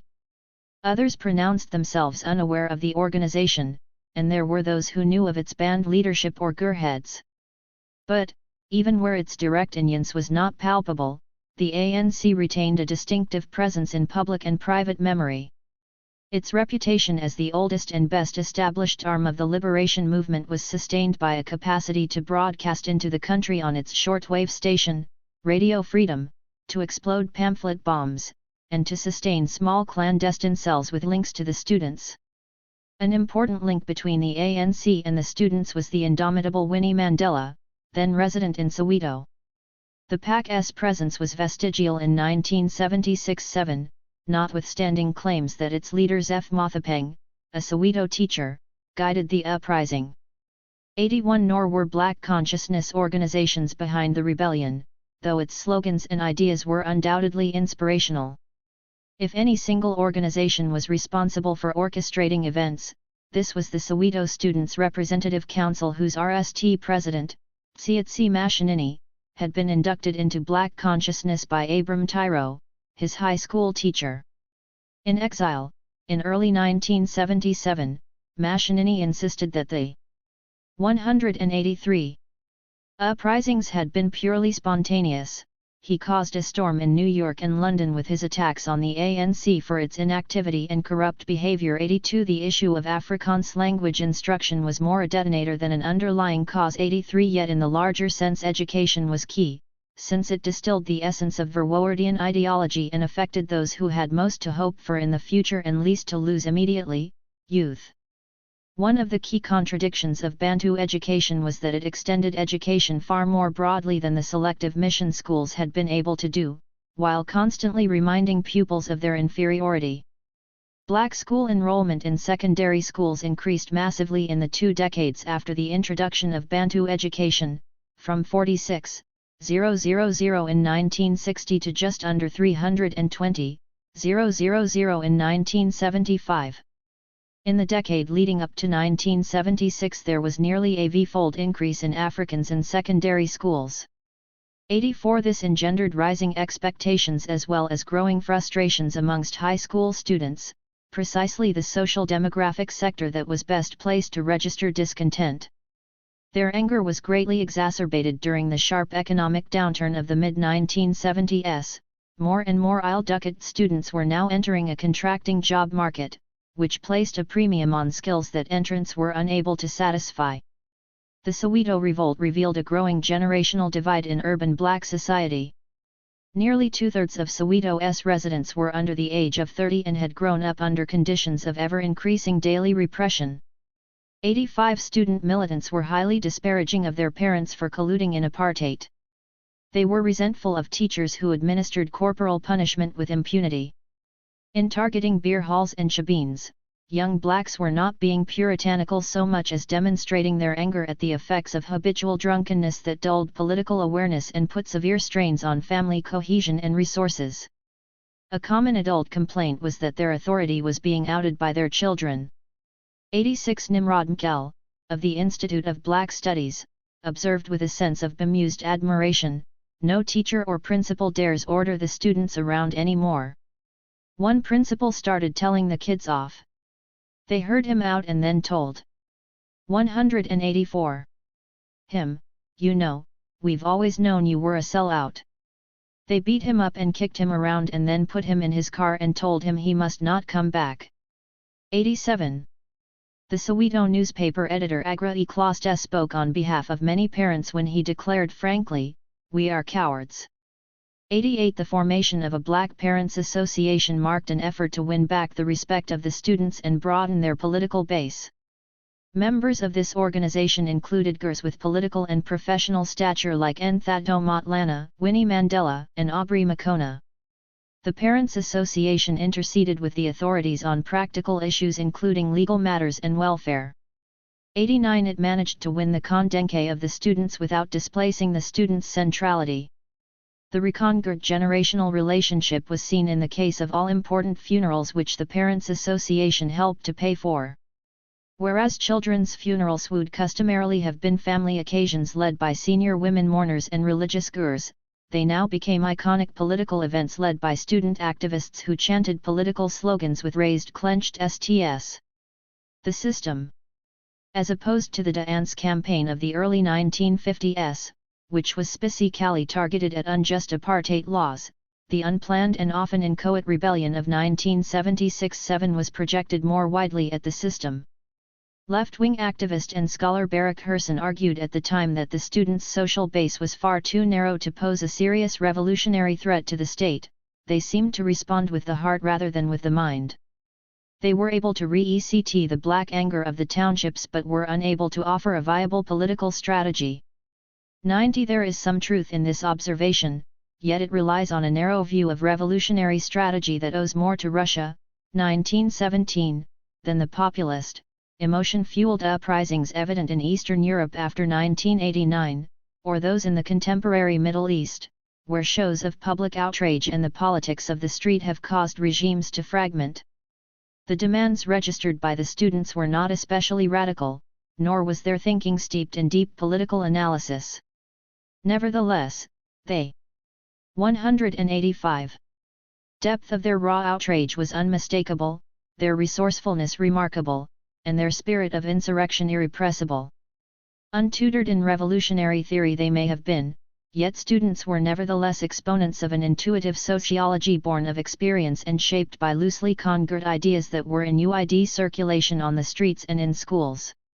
In opposing the system, students were associating racial with class oppression.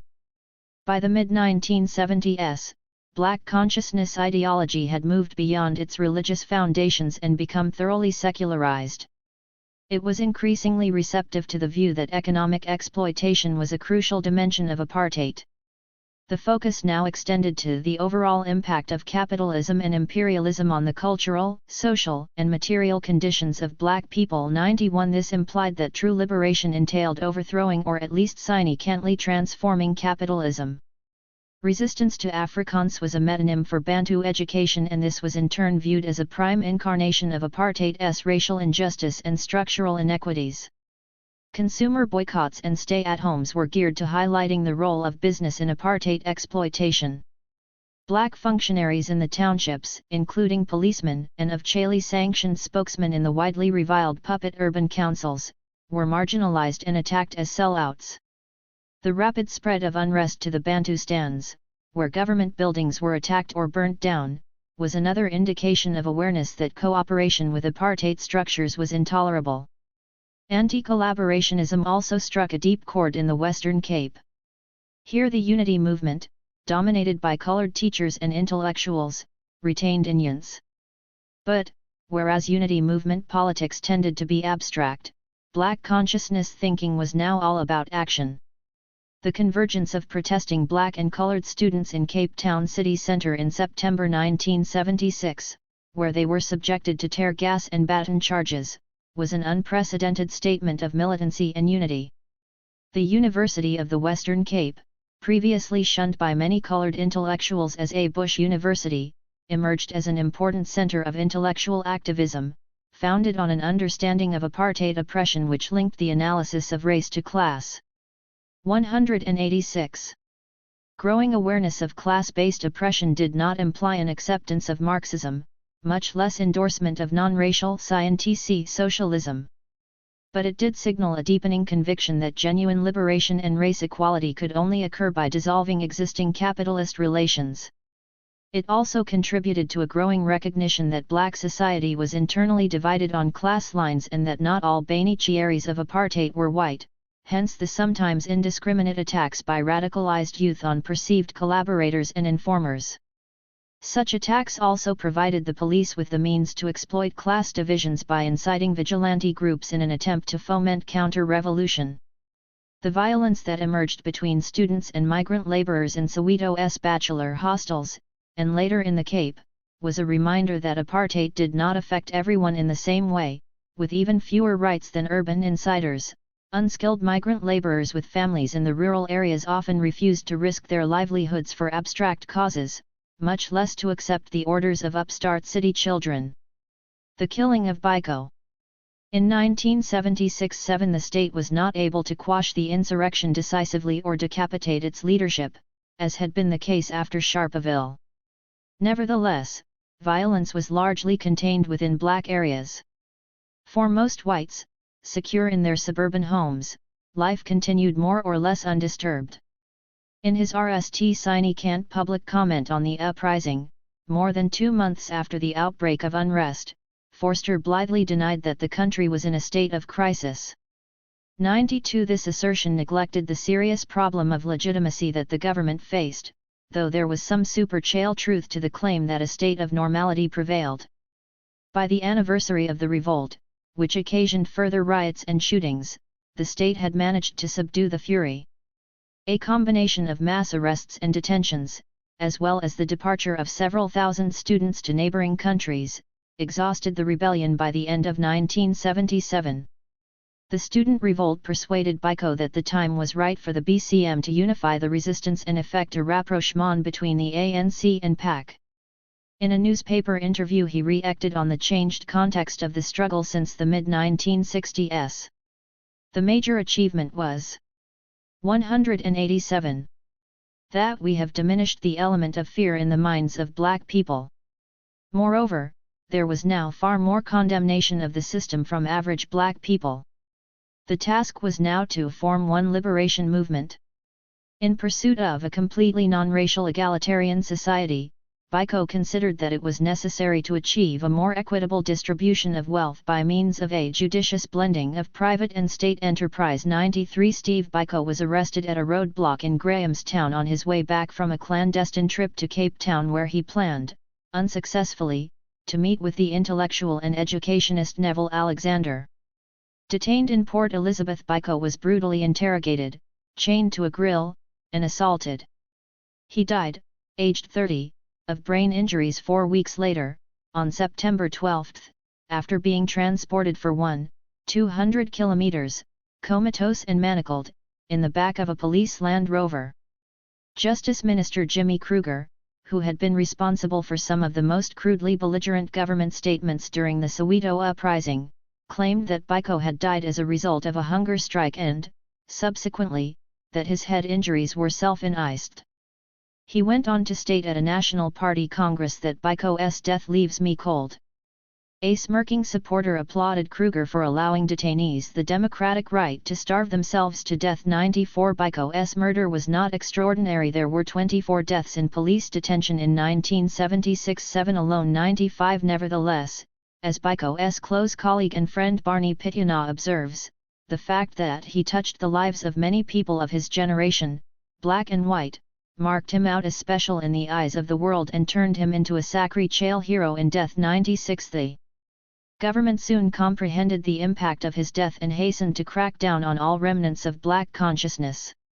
In October, it banned 18 anti-apartheid organizations including SASO, the Soweto Students' Representative Council, Black People's Convention, the Christian Institute, and the Black Parents Association. 2 leading black newspapers, The World and The Weekend World, edited by Percy Kobaza, were shut down. Biko's funeral at a sports stadium in King Williamstown was attended by a crowd of more than 10,000, as well as diplomats representing a 188 dozen Western countries, including the United States. Bishop Tutu conducted the ceremony. The mourners raised clenched STS and shouted Amandla. Unusually, there was no police presence, despite outbreaks of violence at memorial services elsewhere in the country. Whites in the neighborhood focused their attention on a rugby match. 97 Such attempts to ignore the enormity of the events were in vain. The lengthy judicial inquest that followed kept Biko's name constantly in the public eye and helped to mobilize sustained criticism of the government within the country and abroad. News of Biko's death occasioned an unprecedented international outcry. There were tributes in the United States Congress and at the United Nations by, amongst others, Secretary General Waldheim. 98 There were countless musical tributes including Johnny Diane's song for Biko and Peter Gabriel's 1980 protest song Biko. In 1984 a televised drama documentary directed by Albert Finney, The Biko Inquest, based entirely on transcripts from the actual inquest, was shown in Britain. 3 years later, in the midst of a new popular insurrection, Richard Attenborough's imaginative LM about Biko's relationship with Donald Woods, Cry Freedom, was released to great acclaim. In the years leading up to Soweto, news media in Britain and the United States had displayed only sporadic interest in South Africa. The crises in Angola, Rhodesia, and Soweto transformed the country's newsworthiness. Overseas correspondents and agencies scrambled to set up bureaus in Johannesburg. Biko's martyrdom, together with that of Hector Pietersen, framed overseas reaction to Soweto, which now occupied a place in the national and global imagination. Whereas Sharpeville was remembered as a massacre, Soweto was narrated as a revolt. For journalists, the significant representational message was that passivity is gone. 99 In October 1976, Oliver Tambo addressed the United Nations General Assembly. He observed that this was the first time that a representative of the majority of the people of South Africa had been invited to share a rostrum with the distinguished representatives of the sovereign nations and peoples of the world. Tambo used the occasion to project the ANC as the principal leader of opposition to apartheid oppression and to elevate its moral standing more widely. We got to restore 189 power to the hands of the people. In doing so we shall also liberate the oppressor.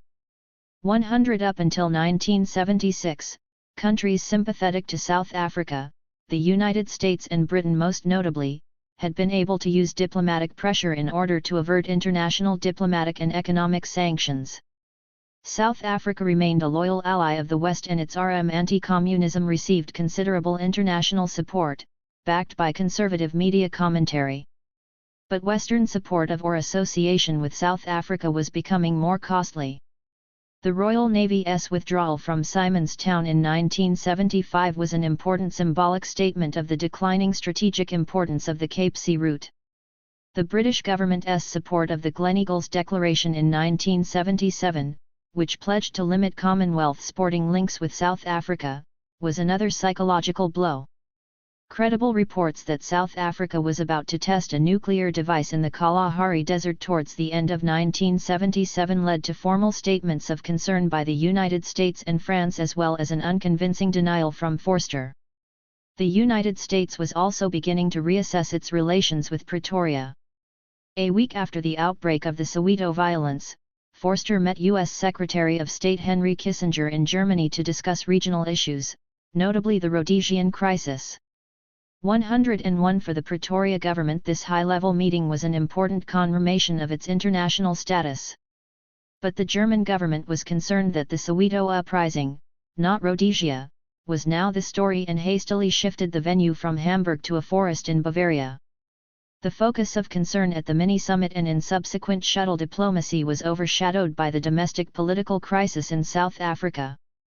In September 1976, on the eve of a further round of meetings with Forster, Kissinger declared that apartheid was incompatible with any concept of human dignity. This uncharacteristically bold pronouncement aroused fury in Pretoria. 102 It amounted to a growing recognition by the United States, supported by Britain, that majority rule was inevitable in Southern Africa and that South Africa's exceptional status could no longer be countenanced. In the period leading up to the Soweto uprising there was growing international pressure on the plan to grant sovereign independence to the Transkei homeland. 190. Addressing the United Nations in October 1976, Tambo condemned the idea of Bantustan independence as an outrage in Africa. 103 South Africa's military intervention in Angola gave further ammunition to apartheid's critics, nullifying claims that the country's ambitions in the region were constructive or peaceful. It also contributed to deteriorating relations with the United States, whose new president, Jimmy Carter, made human rights a cardinal aspect of foreign policy and took a personal interest in ending apartheid.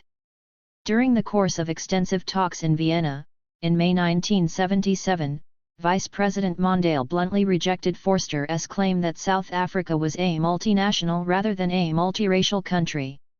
He made it clear that there could be no compromise on the principle of equal voting rights for all citizens. 104 Forster retaliated by warning that America's African policy would result in chaos and anarchy in South Africa. While Carter's actions fell short of his intentions, it was evident that the shift away from Nixon-era realpolitik would limit the South African government's scope to conduct domestic policy as it saw T105 blustering protests by Forster and Foreign Minister Pik Botha to the effect that the United States had become an unwitting ally of communism merely revealed that events were moving beyond their ability to manage them.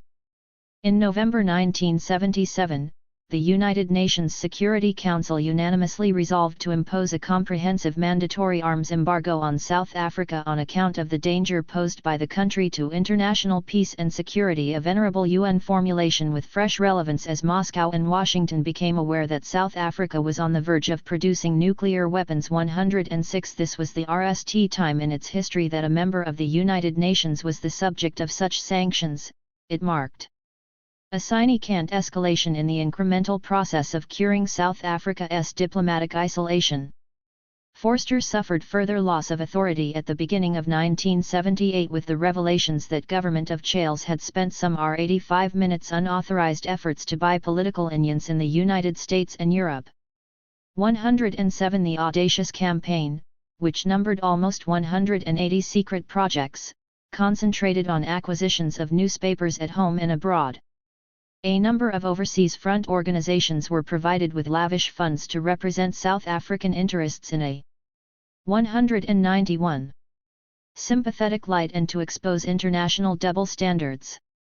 The abiding ethos of this war of representation was that when national interests were at stake no rules need apply. 108 By the standards of later corrupt practices, the information scandal or Infogate seems relatively tame, but the continuing revelations of intrigue, unaudited spending, foreign exchange violations, and overseas junkets contributed to a sense amongst voters that the government could not be trusted on anything.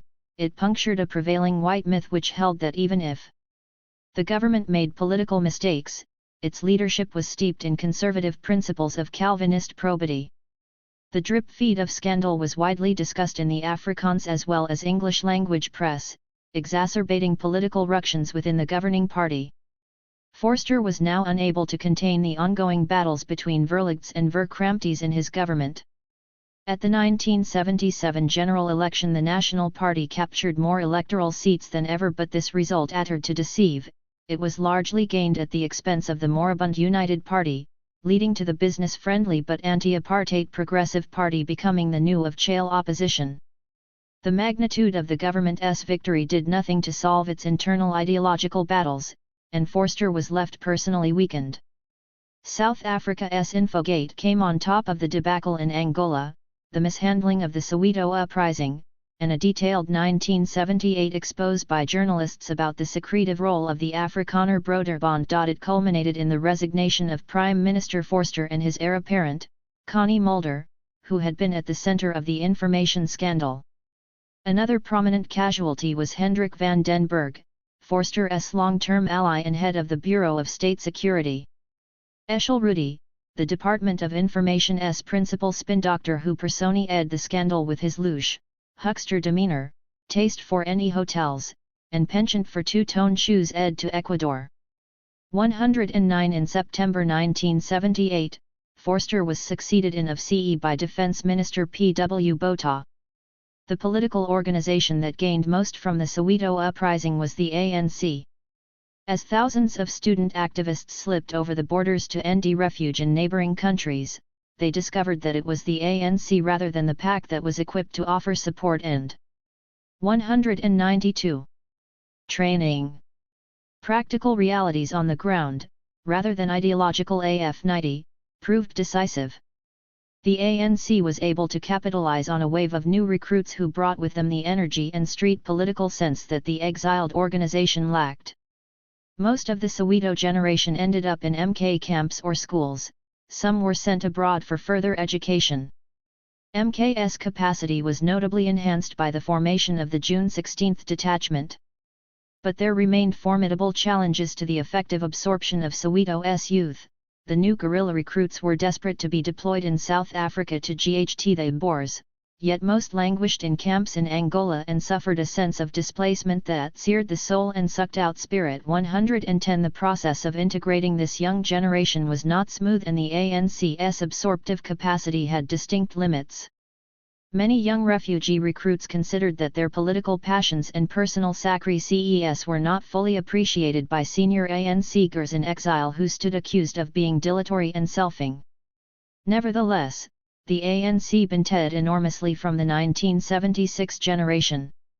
By the end of the decade it had succeeded in enhancing its international ties as social democratic governments, led by the Nordic countries, came to accept the ANC was best placed to lead the forces of liberation.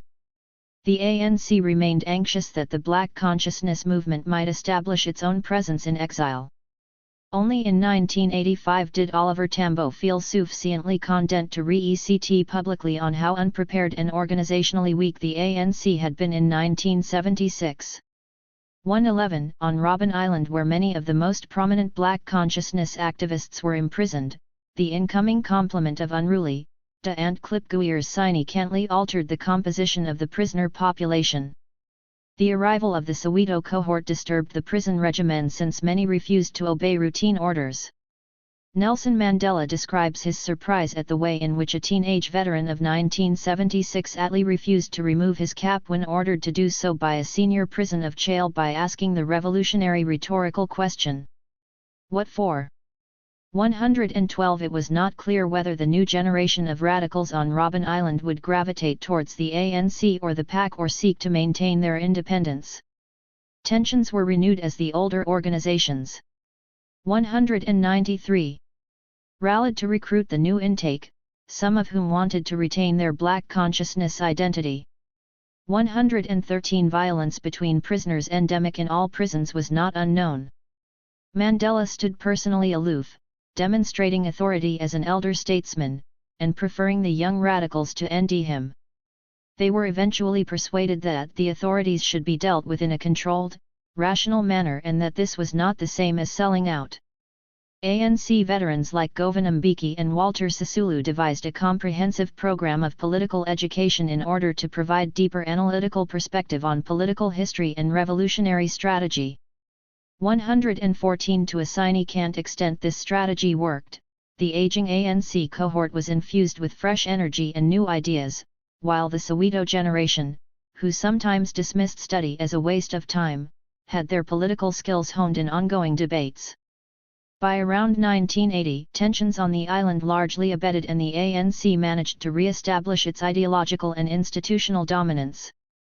115 Key Black consciousness thinkers started to take class more seriously and shifted their allegiances to those following the ANC alliance and the Freedom Charter. In Britain, and then in South Africa, high pro-LE political campaigns were mounted from 1978 to release Mandela.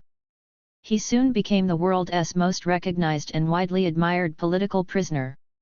In so doing, a living veteran of the struggle for freedom in South Africa began to eclipse Biko's martyrdom in the public imagination.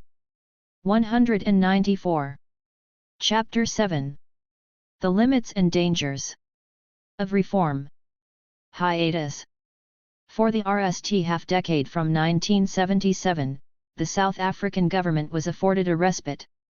It used this interlude to stabilize the political situation and embark on a range of reforms. Not for the RST time in the country's history, a resource-led boom lifted the country out of recession. From 1979 to 1980 South Africa benefited from an enormous spike in the gold price to over $800 per ounce. This gave a decided boost to economic activity and yielded a substantial budget surplus for the Treasury. There were tax cuts for whites and rising social benefits for blacks. After recording a decline in GDP in 1978, annual GDP grew vigorously in 1979-81, before entering negative territory again in 1983. In its 1981 end-of-year review, the Johannesburg Star reacted on relatively healthy economic growth, some positive indications of reform, and no great violence to the external political environment also shifted in Pretoria's favor as a troika of conservatives came to power in Europe and America, Margaret Thatcher, Ronald Reagan, and Helmut Kohl. Ongoing pressure for mandatory economic sanctions made policymakers and businessmen in the United States, Britain, and Germany all the more aware of their substantial investments in the still highly pro-stable South African economy, and of the importance of South Africa as a source of strategic minerals like uranium. The advent of self-proclaimed Marxist governments in Mozambique and Angola persuaded the ideologically driven British and American administrations of 195. The necessity to keep South Africa RMLY anti-communist, which, in their terms, meant hostility to ANC liberation. 3. From the government's perspective, this relatively benign environment provided sine qua non opportunities to attempt a systematic program of reform from a position of strength, as well as to put in place a wide-ranging array of counter-revolutionary measures. The hiatus in domestic anti-government activity after the bannings and detentions of 1977 allowed the political initiative to pass to the state. Its proposed reforms, albeit rejected by forces on the right as well as the left, were vastly more ambitious than the tinkering countenanced by Forster. P. W. Botha, who replaced the disgraced Forster as Prime Minister in 1978, broke the mold of national politics. His accession to power was largely due to the vacuum created by the information scandal, which tainted the reputation of the leading right-wing contender, Connie Mulder, and split the powerful Transvaal caucus. P. W. Botha was a veteran of Cape politics with a reputation as a belligerent machine politician. Although reform-minded, he tied neither into the Verlig nor the Verkramp factions that had caused the Transvaal caucus to implode. As Minister of Defence, he was hawkish, technocratic, and authoritarian. As the dominant nationalist guru in the Cape, he was attuned to the thinking of sophisticated corporate interests. Botha was focused far more on the imperative to maintain white power than the defence of political doctrine. His grim, no-nonsense pragmatism was duly expressed in his graphic warning to whites that they would have to adapt or die. In 1979, Botha became the RST Prime Minister to visit Soweto. The awkward occasion was of more than symbolic significance. Government and business interests had alike come to the view that economic prosperity and political stability depended on actively encouraging the emergence of a black middle class as a buffer against insurrection. Soweto was now the centerpiece of a substantial effort by government, supported by business interests, to improve services and amenities such as education, housing, and electricity supply. The Urban Foundation, founded at the height of the Soweto Revolt and fronted by two titans of the business world, Harry Oppenheimer and Anton Rupert, poured money into development projects and lobbied government in an effort to ameliorate the most pernicious effects of 196. Apartheid on blacks resident in urban areas. This included the promotion of 99-year leasehold schemes which would allow effective ownership of houses in townships without requiring the government to abandon the apartheid exe that blacks should not be permitted to own property outside of the Bantustans. Advertising agencies promoted middle-class Western lifestyles for upwardly mobile black consumers, thereby helping to spread the message that free enterprise was beneficial for all. Such advertising was underpinned by visible changes in the racial composition of the workforce. From 1977 to 1989, the proportion of whites in semi-professional occupations declined from around 65% of the workforce to around 50%. African, colored and Indian semi-professionals led the gap, with Africans making the greatest gains. As the traditional color bar was breached or oaked upwards over this period, so Africans registered significant gains in semi-skilled and white-collar occupations, for there was some rebalancing in income distribution. Africans' share of income rose from a low of less than 20% in 1970 to 30% in 1991, as against a decline in income share for whites from 71% to 60% over the same period. Indiana 1991. 5. Botha's social reforms. The crisis of education in black schools prompted a major review led by Professor J. P. DeLange, an educationist attached to the Human Sciences Research Council, which enjoyed close connections with government. DeLange's 1981 report sought at once to improve the country's skills base and to decontaminate the legacy of Verwoerdian ideology on education. It was the RST major investigation of this nature since the highly influential Iselin report 30 years before. In attempting to reconcile an inclusive view of education founded on equal opportunities and a single department of education, with the Christian national pedagogy based on the assumed cultural needs of different population groups, De Lange adopted an avowedly scientific, modernizing technical discourse. His ideological fudge satisfied no one, but there was substantial consensus around the view that a massive increase in resourcing was needed. 197. Investment in black education did increase significantly. In the VE years from 1977 to 1982, real government spending on African education increased by 200% and grew by a further 75% to 1987, whereas real spending on whites remained constant over the decade to 1987. 6. The enrollment of Africans in secondary school trebled in the period 1975-85 to over 1 million, while university enrollment increased 5 times to around 36,000. There was substantial investment, often with private involvement, in technical education. Although the gap between spending on white and African school children narrowed significantly, it remained of the order of 10:1 in 1980, with staff/student ratios stuck around 1:50 in African primary schools. Ongoing political crisis makes it doubtful, however, that very much education was actually provided. 7. In the aftermath of the Soweto uprising, there was a concerted effort by government to stabilize and stratify the black urban population. In 1979, the Reichert Commission into the Utilization of Manpower recommended drawing a clearer distinction between settled urban insiders and outsiders. Its recognition of the permanence and mobility of black workers in notionally white urban areas amounted to tacit recognition that black urbanization could not be reversed. In other respects, Reichert's logic remained true to traditional apartheid thinking. It reinforced the role of the Bantustans as repositories for unwanted labor, reiterated that urban residents' rights conveyed no political rights, and envisaged a significant tightening up of NUX control measures in respect of outsiders. The raw demographic facts show the scale of the problem. In 1970 there were around 4.5 million Africans living in urban areas, over 7 million in the homelands, and 3.7 million Monday farms. Reichert proposed to keep Bantustan residents as outsiders in perpetuity.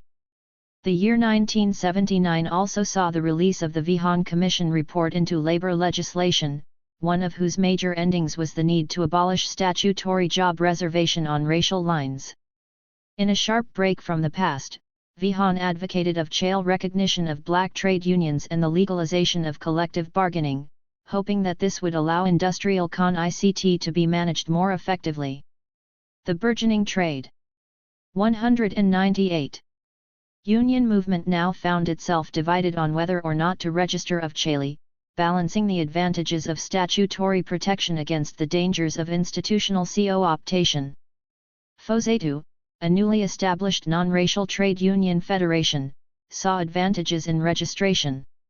CUSA, which was aligned to the Black Consciousness movement, likewise opted in favor of registration.